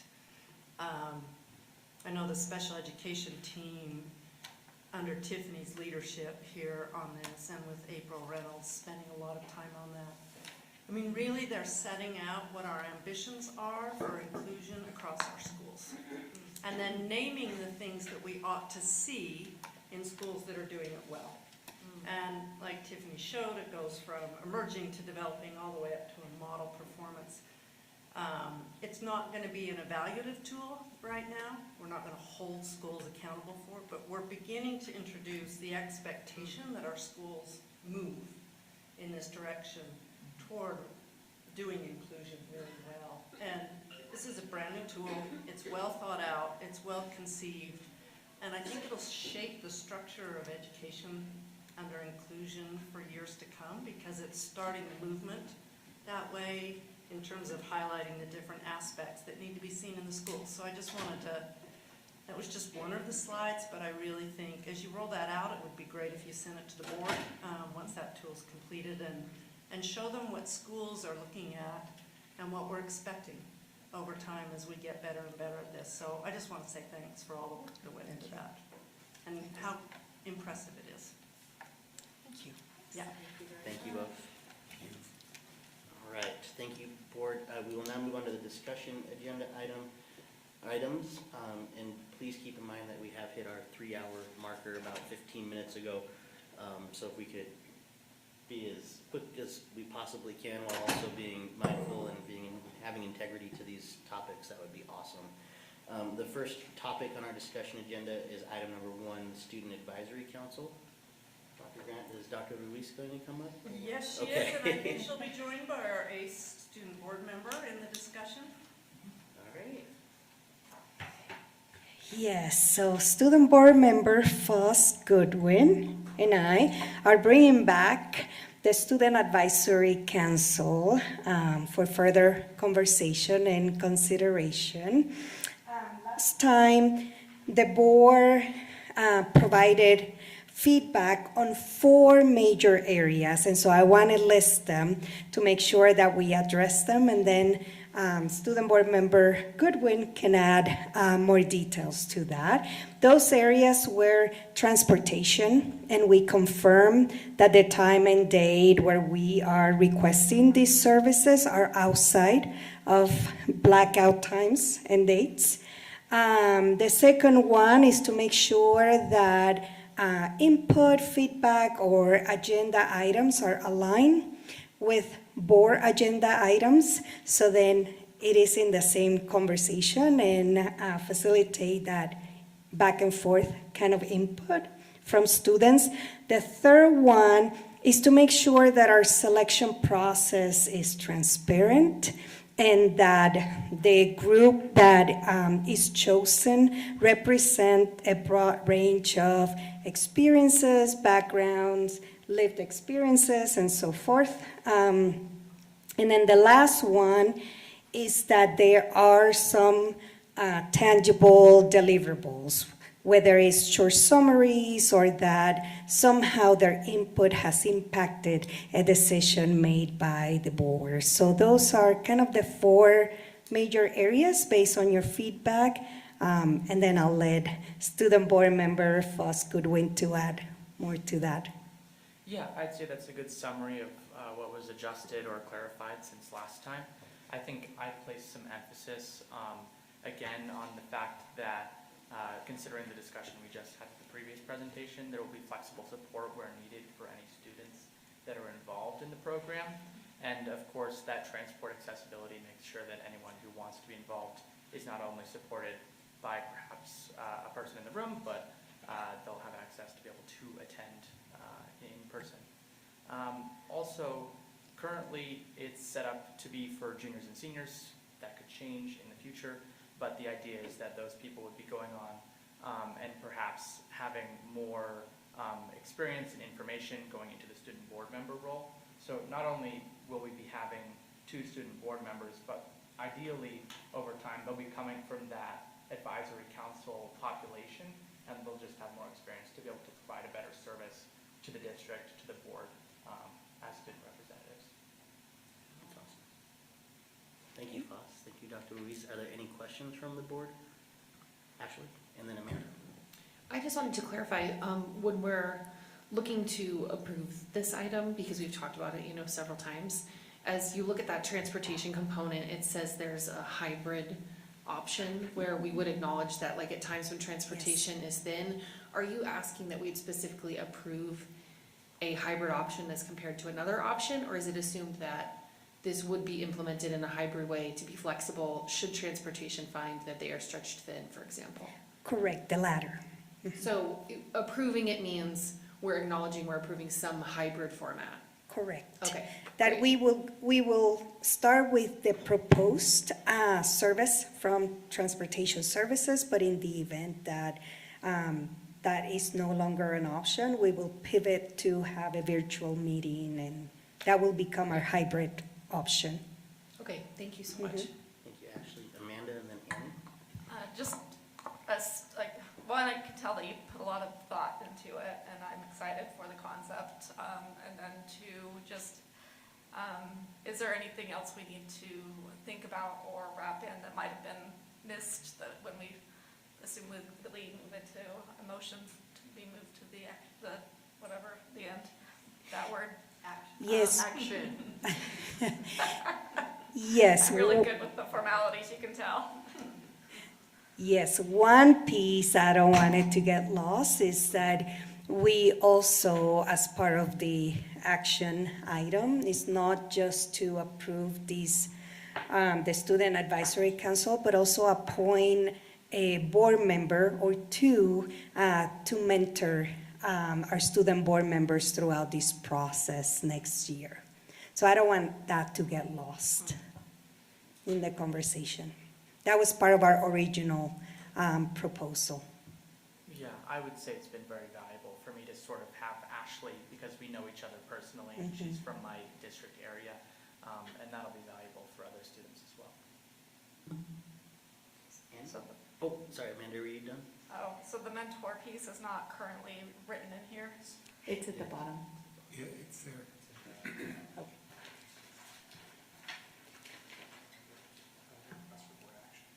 Oh, it is in the requested board action paragraph. So as long as that's what's being stated, then we got it covered? Okay. Just a quick question. I can't find on either of these presentations the number of students you're expecting to be on these Student Advisory Council. So in the original proposal, sorry, I linked it here, but I didn't add it to the second conversation. Now I have to go back and look. Now I can't remember. I looked through the link and I couldn't see it, but just curious, like per school, how many members you're expecting, and then combined what that would look like. I want to say that we said 2 to 3 per school, but now I can't remember. That's what I recall, but. Is it here? I can't find it, but that's what I. Each comprehensive high school, East, Highland, and West, will select 3 students Okay. to serve on the Student Advisory Council. La Horizonte High School and Salt Lake Center for Science Education will select 2 students. Okay. All members must be enrolled full-time in district schools. Thank you. So 3 for each of the comprehensive high schools, and then 2 for our alternative. 13 total, right? Okay. Sorry, Okay. thank you. Just curious about that. Also, for the mentorship piece, if there are 2 board members on that, I'm guessing that would be split evenly by like area or something. I think it depends on a lot of different things. Okay. If I could take my time, I Yeah, could. sure. Okay, I'll start my time. My thinking with the mentors is that ideally the board should select 2 board members who will most certainly be in their seats next year. Myself, I will be moving off of the board, and we have 2 other board members who are in election cycle, 3 in election cycles right now. So I think that leaves Amanda, Bryce, and Charlotte as folks who are certainly going to be here next year. I don't want to put any bad energy out there, but nonetheless, I think that would be wise of us to consider that. You know where it is. You all know where I live, so. Sorry. Brian? Yes, just a couple of questions. As I was looking through this, when you were talking about transportation, so they're going to be meeting, are they going to be meeting at the district office? Is that where it is, or are we going to rotate through schools? Yes, we're going to That's rotate. what I wanted to make sure. Yes. Because I think that's a really valuable piece to this, that they're experiencing the different schools. Yes. So that's built into this. Correct. Okay. Yeah, Then- that was in the original Right. Okay. proposal as well. Then, when you were talking about student voices, I thought that maybe it would be good to think about peer court, because students that are participating in that bring another perspective to this group, and I think it's a valuable perspective. What do you think, Voss? I think maybe we looked over that, partly because we were looking to find students who aren't already in leadership roles. Right. And that might be considered as such, but they would also be an interesting perspective. I just think it would be valuable to hear that voice. Certainly they So- wouldn't be excluded. Right, Yeah. okay. And the second proposal expands that definition a little bit more to include those kind of backgrounds or experiences. Okay, so peer court, and I was thinking of Native Americans and those sorts. I mean, we have that program, and I think that that's a valuable Yeah. piece to consider. Let's see. Yep, the other questions have been answered. Thanks. Thank you. Let's see, Ashley, let me just check to make sure that in the first round, Charlotte, you haven't gone on the first round. Ashley, we'll start you in the second. I was just gonna move to send it to action, so. Oh, I just had one question. I didn't see it in there. Is there going to be leadership, like a president or a chair of the council, or did you think of that? No, I mean this, of the students. The students. We did not think of that, but Voss. I just wondered. My imagining is that the one or two, or the two board representatives alongside the two student board members would be facilitating the meeting. So they're Okay. not by word president. or Okay, they're anything, just but they're the chairing the leaders of meeting. Correct. They're the chairs. Mhm. Okay, Mhm. got it. But not any other sort of like, No other organization. titles. Right. Ashley? I move that we place Student Advisory Council as attached in Exhibit 3E1 to the action agenda. Second. Got a motion and a second on the table. Is there any further discussion? Which second are you I think. I heard Annie first. Sorry, Brad. Any further discussion? All right, seeing none, we'll do a roll call vote, starting with board member Fife Jefferson. Charlotte Fife Jefferson, yes. Ashley Anderson, yes. Nate Salazar, yes. Annie Romano, yes. Ryan Jensen, yes. Amanda Longley, yes. Bryce Williams, yes. All right, that motion passes. Thank you, board. We'll now move on to the board retreat draft agenda and the board self-evaluation. While we're handing out the draft agendas, I'll go ahead and touch base really quickly on the board self-evaluation. As you know, and as Brian and I put in some recent correspondences to you via email, last year, the board decided that we would take the same evaluation, the same criteria, because last year we set a baseline, basically with the first evaluation that we did through USBA. And this year we'd like to do the similar process, or at least uphold the decision that we made last year, so that we can kind of compare and contrast the results from this year to last year to look for marked improvements, and of course areas that we still need to work on. Richard Stoll has let Brian and me know that he is certainly capable of helping us again this year. We just need to give him the green light, ideally within the next few days. He can send the tool out to us to take independently.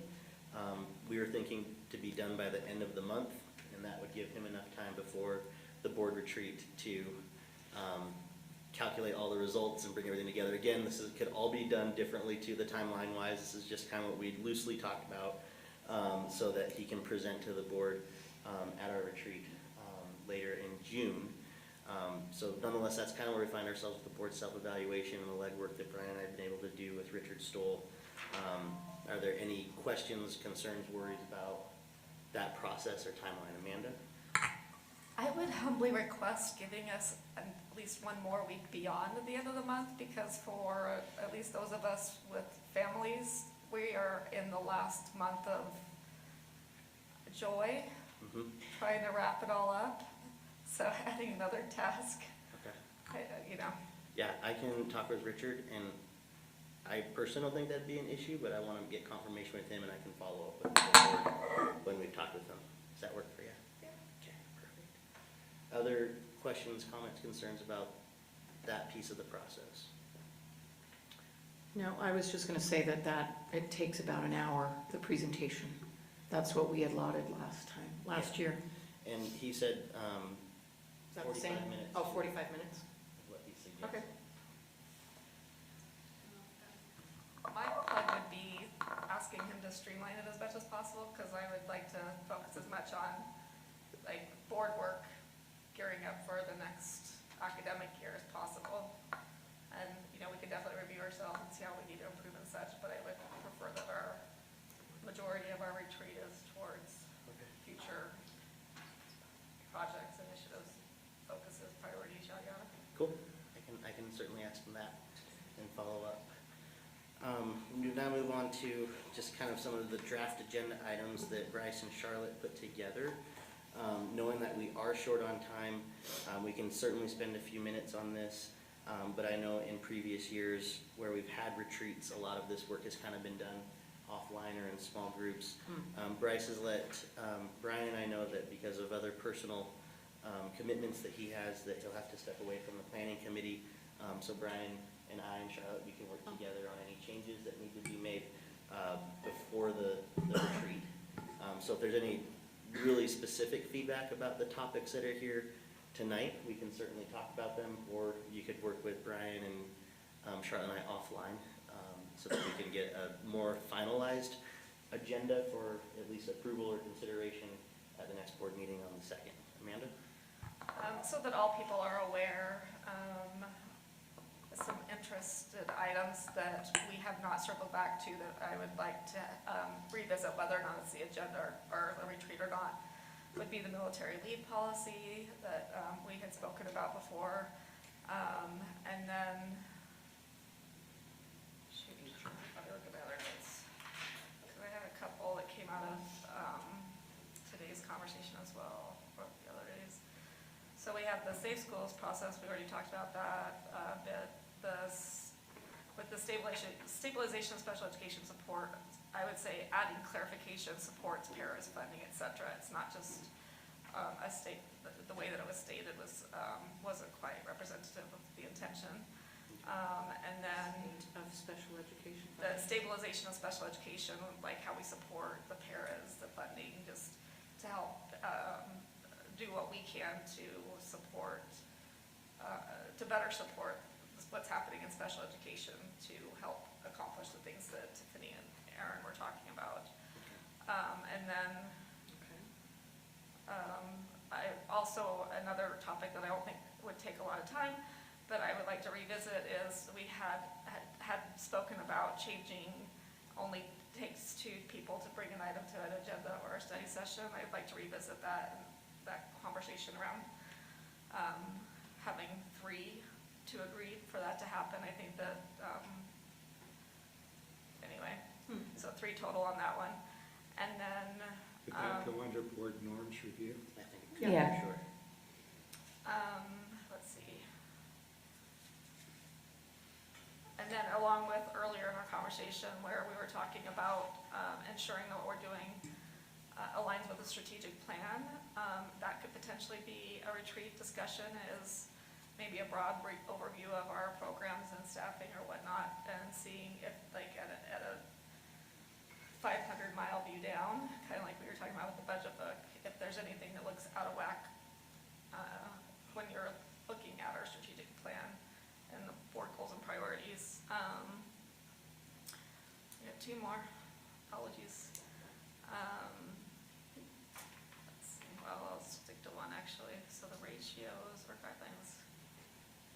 then the conversation earlier on if we have any kind of, so we have the FTE ratios, so we know with declining enrollment what our FTE is going to be, but we're also talking about how we need to actually, we should dive into what our student population is and how that should correlate to our support staff, to our district staff and stuff, so that could potentially be a discussion item whether it's retreat or not. So I was kind of taking notes and extracting pieces that were that would be good topics. So throwing those out there for you to consider.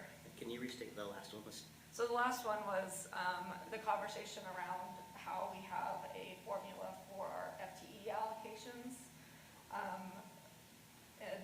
for our teachers in our school buildings, but we really don't have a formula for our social workers, for our support staff, our, a whole list of titles. So working on what that potentially could look like as we're dealing with this financial constraint topic and such, all the things that we were talking about earlier in tonight's meeting. Perfect. Thank you, Amanda. I'm done. Okay, thank For you. now. Appreciate it. Charlotte, and then Annie. I was just going to mention that I was able to attend a retreat breakout session.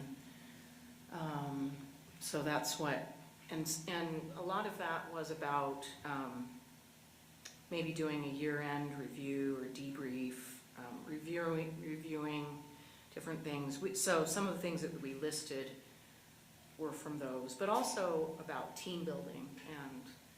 And so I offered that maybe we could work on creating or inspiring or developing a culture of trust. And I have this book, I took a workshop, and it's a workbook, and it's got cards for conversations and like activities that you can do in groups. And I think it would be great. And I'm happy to show everybody what it looks like.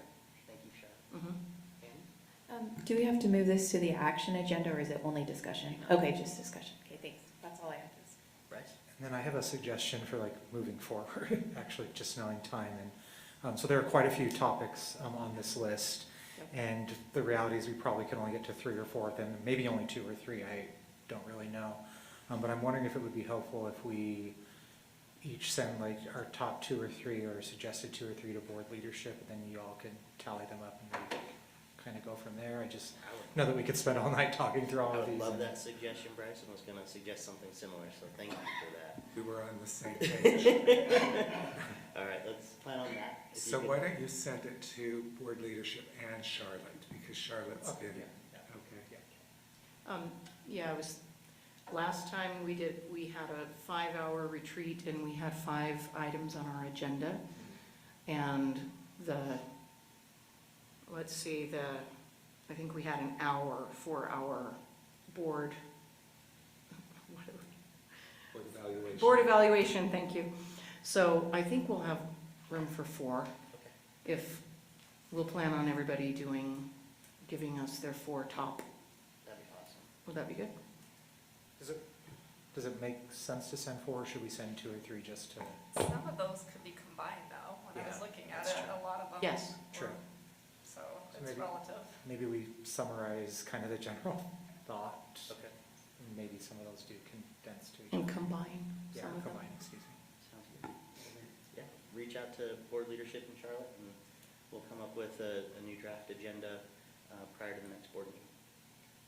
So, and I'll follow up after we've talked with Richard Stoll from USBA about extending that into the first week of June, Amanda, and seeing if he can streamline his discussion a little bit more in presentation with the board from the evaluation. Charlotte? Nate, could you also ask Richard if they have any like board cohesion or like trust, that type of thing? Yeah, I can ask. Building trust? Building stuff. Yeah, Yeah, for sure. because maybe they have something already. Okay. Excellent. Thank you, team. We'll now move on to the next agenda item, which is the NSBA Council of Urban Schools of Education Conference attendance, or CUBE attendance. Per board direction from last year, it was decided that we would bring this back with some more kind of firm numbers about what it would take financially, and then of course participation-wise, to send a couple of board members to the CUBE conference to have a better understanding of what CUBE could offer us, and so on. That's the context of why this agenda item is with us tonight. I'll open it up for discussion to see if there is any interest from the board to attend. Ann? I would be comfortable with 0 to 2 members attending. Because of our deficit and tight budget, I'm feeling that sending more than 2 people would be irresponsible, and I would also be open to not sending anyone. Ashley? In agenda setting, we talked about whether, I'll defer to Bryce because I was just going to inquire if anyone had talked to him about the item, so you can go ahead. Well, maybe do your part first, and then I can say that. I was just going to say, based on my understanding of where USBA is in relationship to NSBA, it doesn't make sense to make a short-term registration investment when there may be long-term changes to the organization. And in addition, I understand the financing of this could not pay for a substantive thing in a school. It's not, apples for apples, and it doesn't come from the same funding bucket. But we have heard an ample amount of concern about what we spend our money on. There's a lot of public scrutiny about what people are spending their money on in terms of traveling for professional development. We know these things are helpful. I've been very supportive of going to CUBE, but in light of USBA's potential changes, I'm curious to hear from Bryce if that would change my perspective on whether we should further delay. Although that's unfortunate to talk about something for a long time and then delay. It seems like it might be the most reasonable. Yeah, what I was going to say is that, and President Salazar, I think you know this, I've been advocating that we explore CUBE for a number of years, and something I've personally been interested in attending. In our finance committee, we did discuss, sending potentially up to 2 folks. There are some potential conversations happening within USBA, whether or not, and this hasn't fully been decided, so I want to be very clear about that, but there will be a discussion at the USBA board meeting in June. I was like, what is our next month? June. Whether or not USBA continues to participate in NSBA. There's a strong desire from many boards to remove ourselves from that organization, and so with that, that would impact our eligibility with CUBE. And the same thing that Ashley said as well. I know that the funds come from different pots, but I think it's some bad optics, and it feels a little gross to. We have other professional development opportunities that we're a part of, and I think maybe we hold off for a year. Thank you, Bryce. Amanda?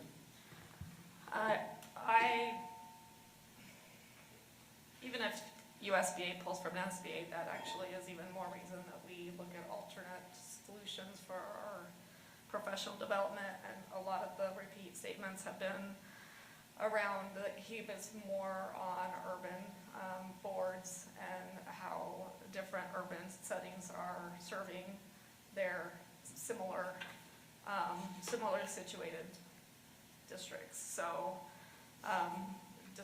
in my opinion, despite what's happening with USBA and NSBA, and especially if they separate from NSBA, we need to be looking at alternative solutions so that we can be learning from districts that are comparable to us, not staying in a limited scope. So I still think it's relevant and important for us to explore it. And 0 to 2, fine, 1 to 2. It doesn't need to be very many, but at least start assessing whether or not other options are viable, and to ensure that we are serving our student population as best as we can.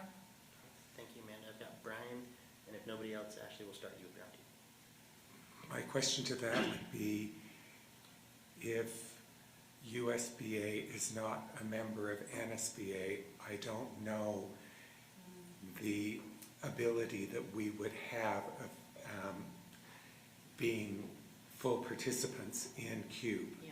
So for me, and several different points have been raised, I think that we're in a situation, this is Board Member Jensen, I think that we're in a situation where we're really looking at financial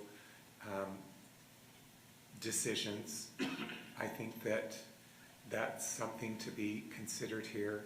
I think that when we're presented with what the potential is with USBA and NSBA, we need to have an answer to that because that most likely will impact how we would be able to participate in CUBE, and we may need to look at other options. So for me, I think I would agree with the others that have said we need to push pause on this. Anybody in round one? Ashley, round one, number one, and then Bryce, number two. I wanted to chime in similar to Brian, that the question is not whether we would need to replace it with additional professional development, it's whether we would even be able to be members of an SBA. And then the cost would not be what is outlined here. The cost would now become a longer term conversation of what our membership would be. And so I think it is prudent not to I would rather not move it to action and have it fail to advance and then we don't talk about it again, as opposed to delay until we have a response from USBA, from Bryce in June. That would be my preference. The other piece I was going to say, it's similar, I think Ashley was kind of getting there, is that an agenda for our June USBA board meeting has not been developed yet, so my understanding is that's what we're going to be talking about, but it hasn't been agended yet. Just so, in transparency, so people know how that would work, is that the board of directors would take a vote whether or not to remove ourselves from NSBA. Then it would go to the full membership. If it passes through USBA, it would go to the full membership at our January meeting to determine whether or not, as a collective body, we remove ourselves from NSBA. So I wanted just to provide some transparency and process if that changes thoughts, decisions, things of that nature. I think after hearing the discussion and knowing that there's still some unknowns out there, Bryce and the board and Ashley, I think that I would also suggest that we kind of put pause and wait until we have a more clear understanding next year what USBA and our participation with NSBA might look like. So, is everybody good with that?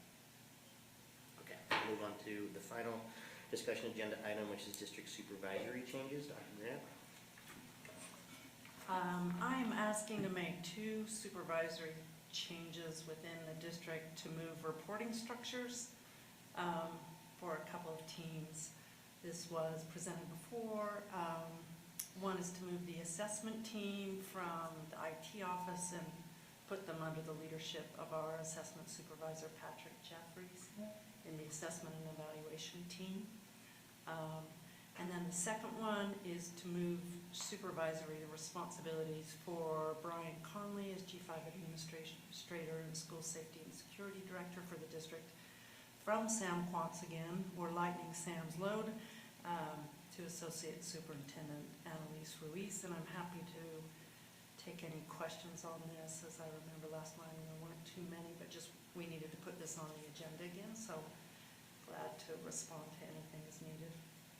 Any questions for the superintendent? Ashley? It's not really a question.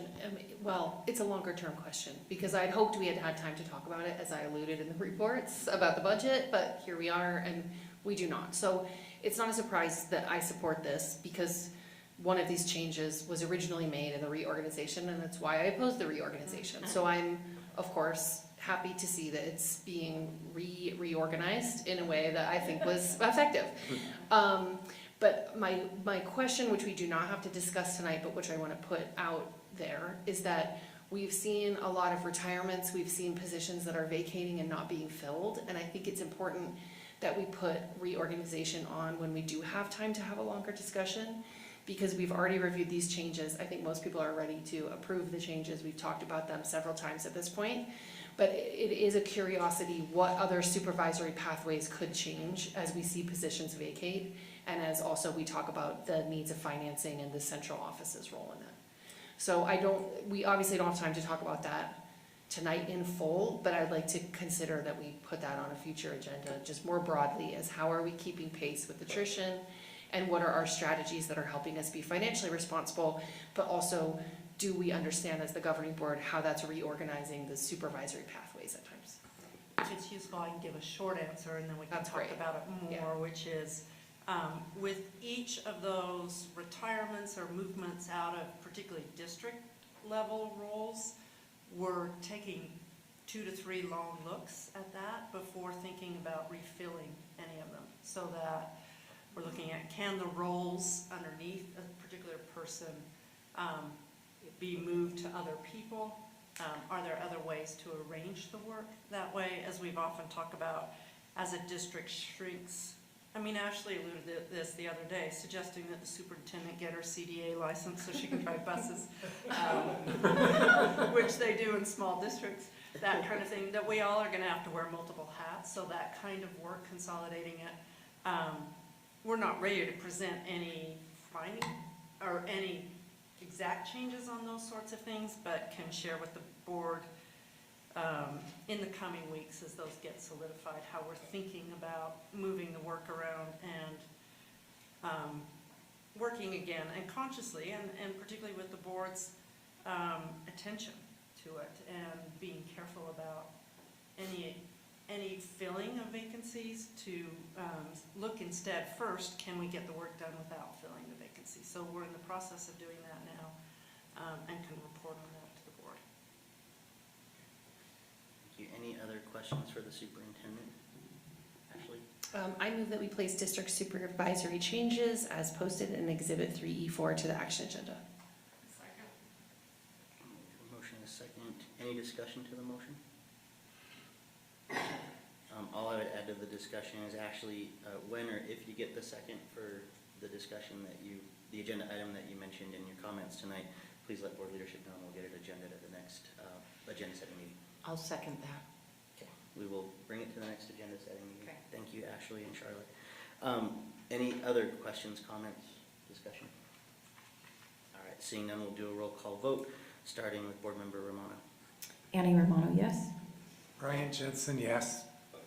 Amanda Longo, yes. Bryce Williams, yes. Charlotte Fife Jefferson, yes. Ashley Anderson, yes. Nate Salazar, yes. That motion passes. We will now move on to the action agenda item. We have two items. The first being the Student Advisory Council, the second district supervisory changes. I'll entertain a motion for the first item, which is the Student Advisory Council. I move that we accept the proposal for a student advisory council as attached in Exhibit 3E1, and that we would further direct board leadership to appoint 2 board members to serve after polling the group for their availability. I'll second. Okay, we got a motion and a second. Any discussion to the motion? Okay, seeing none, we'll do a roll call vote, starting with Vice President Johnson. Brian Jensen, yes. Amanda Longo, yes. Bryce Williams, yes. Charlotte Fife Jefferson, yes. Ashley Anderson, yes. Nate Salazar, yes. Annie Romano, yes. All right, that motion passes. Congratulations, Foss. That's awesome. Thank you. Our next item here is district supervisory changes. Is there a motion on the table? I move that we approve district supervisory changes as attached in Exhibit 3E4. First, to move the assessment team overseeing testing support and data collection from the IT office under CIO Sam Quantz to school leadership and support, reporting to assessment supervisor Patrick Jeffries in assessment and evaluation. And 2, shift supervisory reporting for the G5 administrator Brian Connolly from CIO Sam Quantz to associate superintendent Annalise Ruiz. Second. We got a motion and a second. We're just dishing it out. Any discussion to the motion?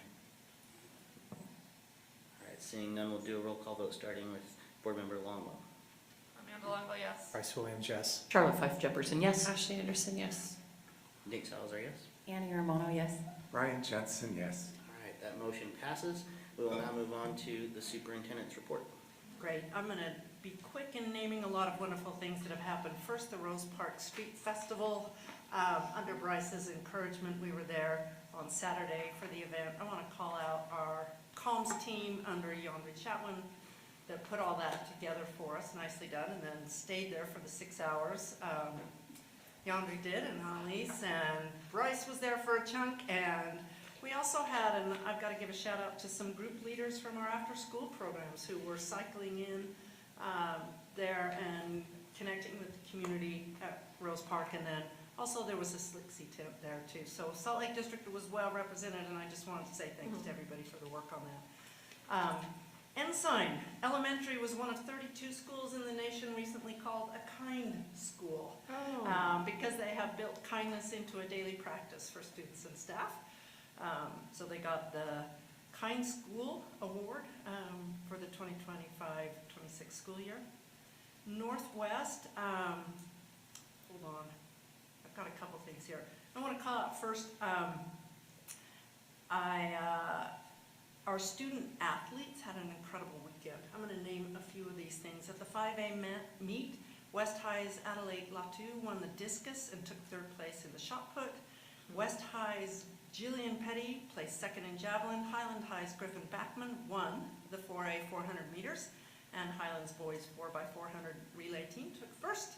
On the girls' side, Highlands Lena Bukambuso, finished second in the 4A 3200 meters, and Highlands girl 4x800 relay team won gold. East High's, this is a great one, Demetrius Taylor not only won the 4A state championships in the 110 meter hurdles, but he broke the state record. Nice. Congratulations, Demetrius, for owning a state record. East High's boys soccer team just advanced today to the 4A state finals. They'll be playing on Friday at 4 p.m. at Zions Bank Stadium. And East High boys lacrosse team advanced to the 5A state semifinals. They'll play that semifinal game tomorrow at Westminster. It's a great time to be in Salt Lake District student athlete, and congrats to all those students on their remarkable work. A couple teachers to shout out. One, East High's photography teacher, Annie Ostendorf Ferguson, is gracing the cover of Salt Lake Magazine in May. She is a scuba diving certified mermaid instructor trainer. I'm not quite sure what a mermaid instructor trainer is, but it sounds cool.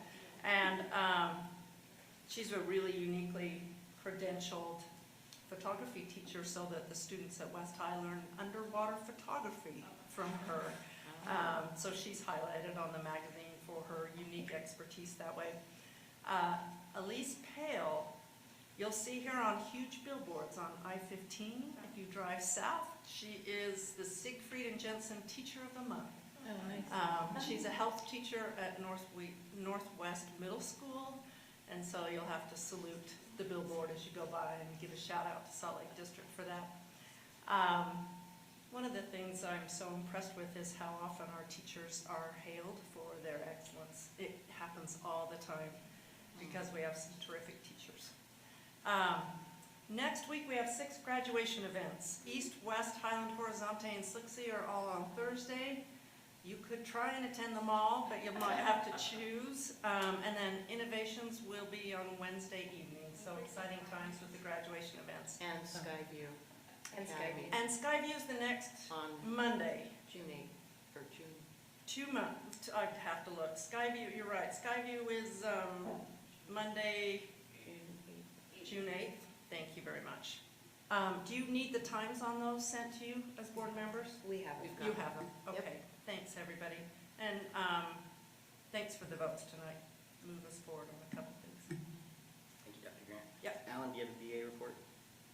No. We're going to start with Charlotte tonight for Okay. board member reports. I have been enjoying some end-of-year festivities. The Parkview Fair Carnival, I went to that on Friday, and boy, they had tacos and bubbles, and the PTO was out doing some fundraisers, and they planted plants. Anyway, it was a great, great time. Good celebration. And I also attended a heritage presentation event, family heritage presentation for 4th graders at Mountain View Elementary School. And they all got together and learned about their own family heritage and their ancestors and their culture, and I had a great time. I spent several hours there and then got to speak with the students. They got to talk to me about what they would like to see in the, improvements in their school, and also what they learned, what they loved learning. And the teacher is Lale Gotby. So these students were so amazing. She's teaching them to have a voice and to advocate for themselves and to be proud of who they are and where they come from. Let's see, I went to Glendale Middle School's end of year band and orchestra concerts, and Sam Noyce, the new band, this was his first year. He ended the year strong by incorporating a Christian Tongan band that came and played with the students, and then a violinist from the community who came and she arranged a piece for the orchestra. They played, and the orchestra played Smells Like Teen Spirit by Nirvana, and it was so good. It was fun. He had a lot of spunk in that program. I'm gearing up for the graduations. I will be speaking at Skyview's graduation, and I think Dr.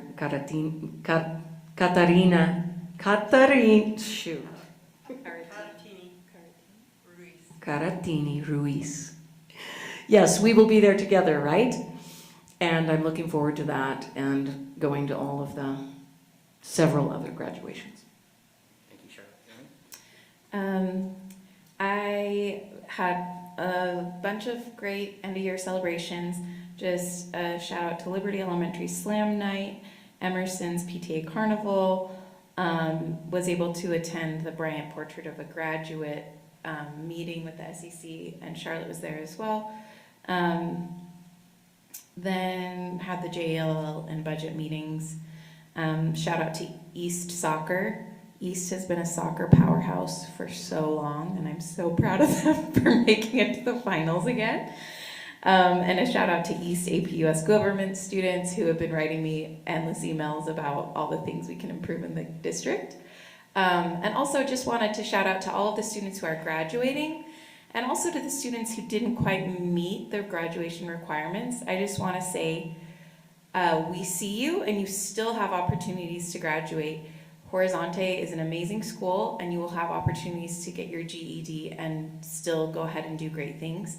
So we understand there are challenges in life inside and outside of your control, most of which are outside of your control, but we want to support learning that is lifelong learning. So shout out to all the students and families who've made it this far, and hopefully we can have a great graduation next week. Thank you. Brian?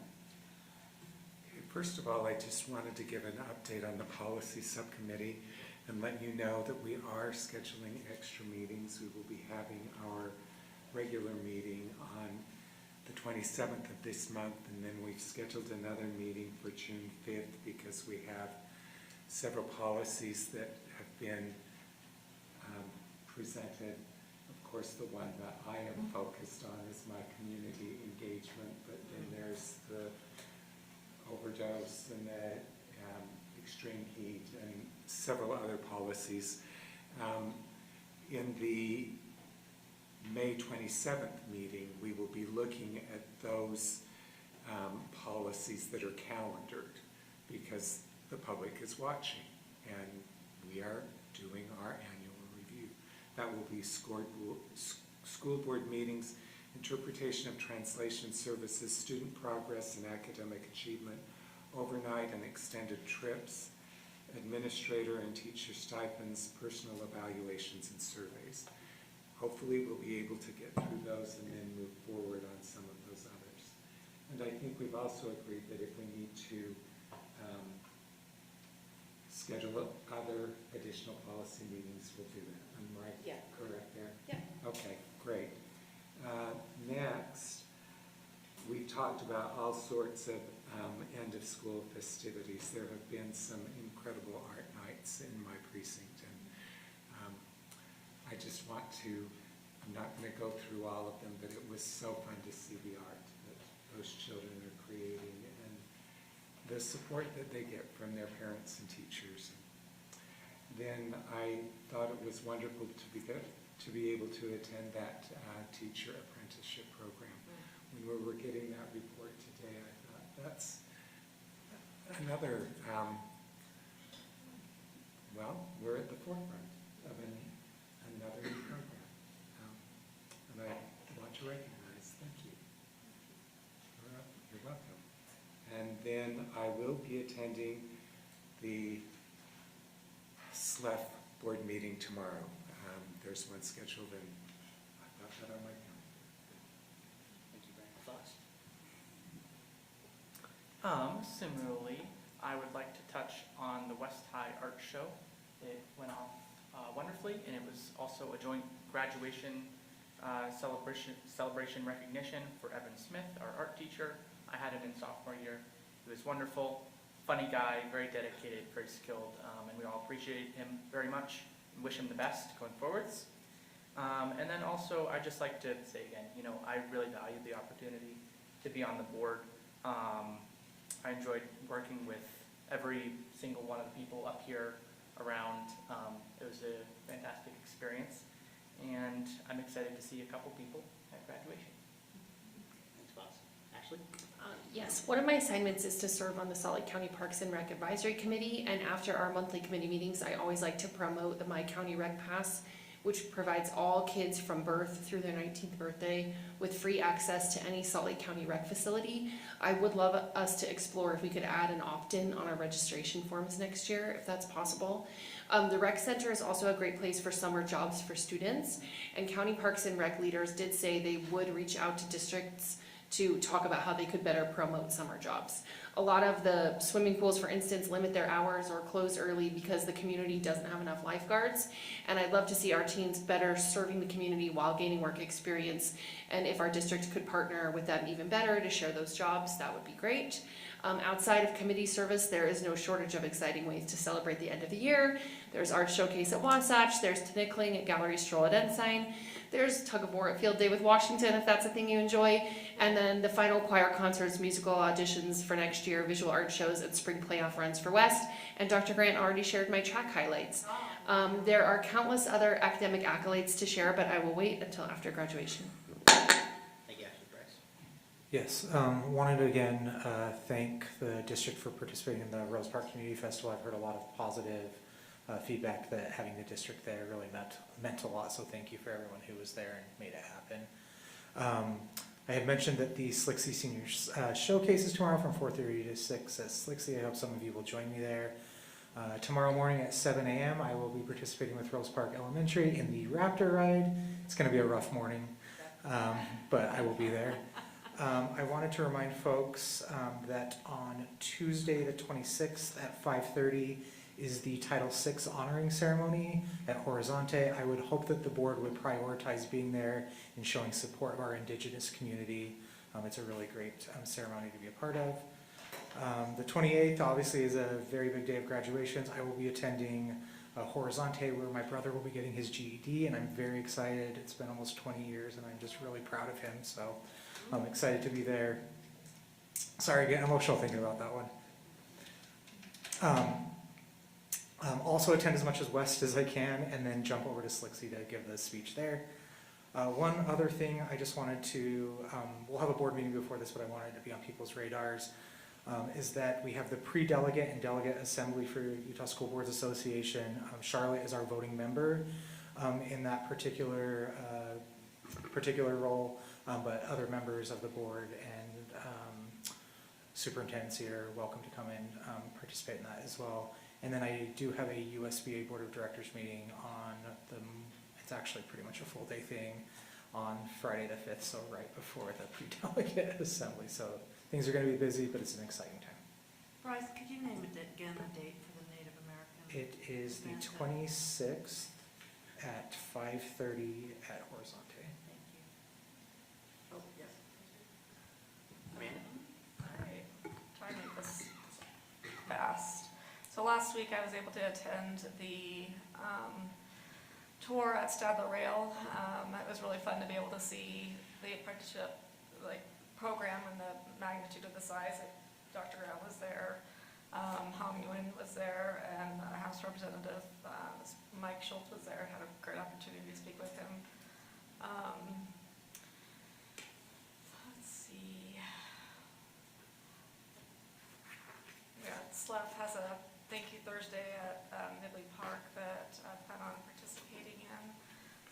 to celebrate another teacher that way.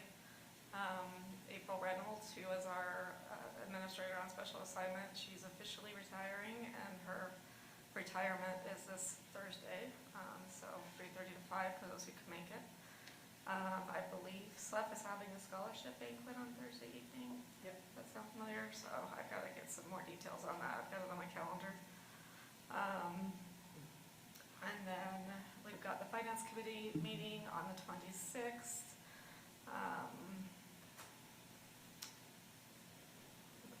I've also got it on the 27th, so I've got a duplicate. It's one of those two. And all the graduation ceremonies. And then Stadler actually said at the tour that we had that they have a big open house for just in general, but they have a lot of kids' games and activities and stuff. So that's on the 30th. So for those who didn't make it before, being able to see one of the businesses that we partner with and just the amazing stuff that they do there, it's a great opportunity. So let's leave it at that.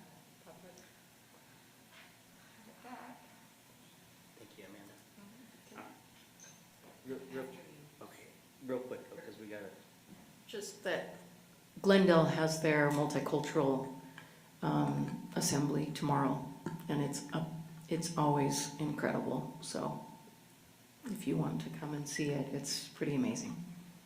Thank you, Charlotte. My first remarks, first wanted to say thank you to the board. A number of board meetings ago, I had requested a second from the board to relook at the resolution for the protection of children. That was passed a number of years ago, probably 7 or so years ago at this time, which we got a number of seconds, which is great. I will take just a couple moments and more briefly than I had planned on, but I think the resolution is still very relevant to our current times. And I would like to make suggested changes to potentially 3 out of the last 4 statements of the whereas statements, and would like to also make suggestions to the policy committee in the resolution section to be more up to date and current about what families are experiencing currently under federal ICE initiatives.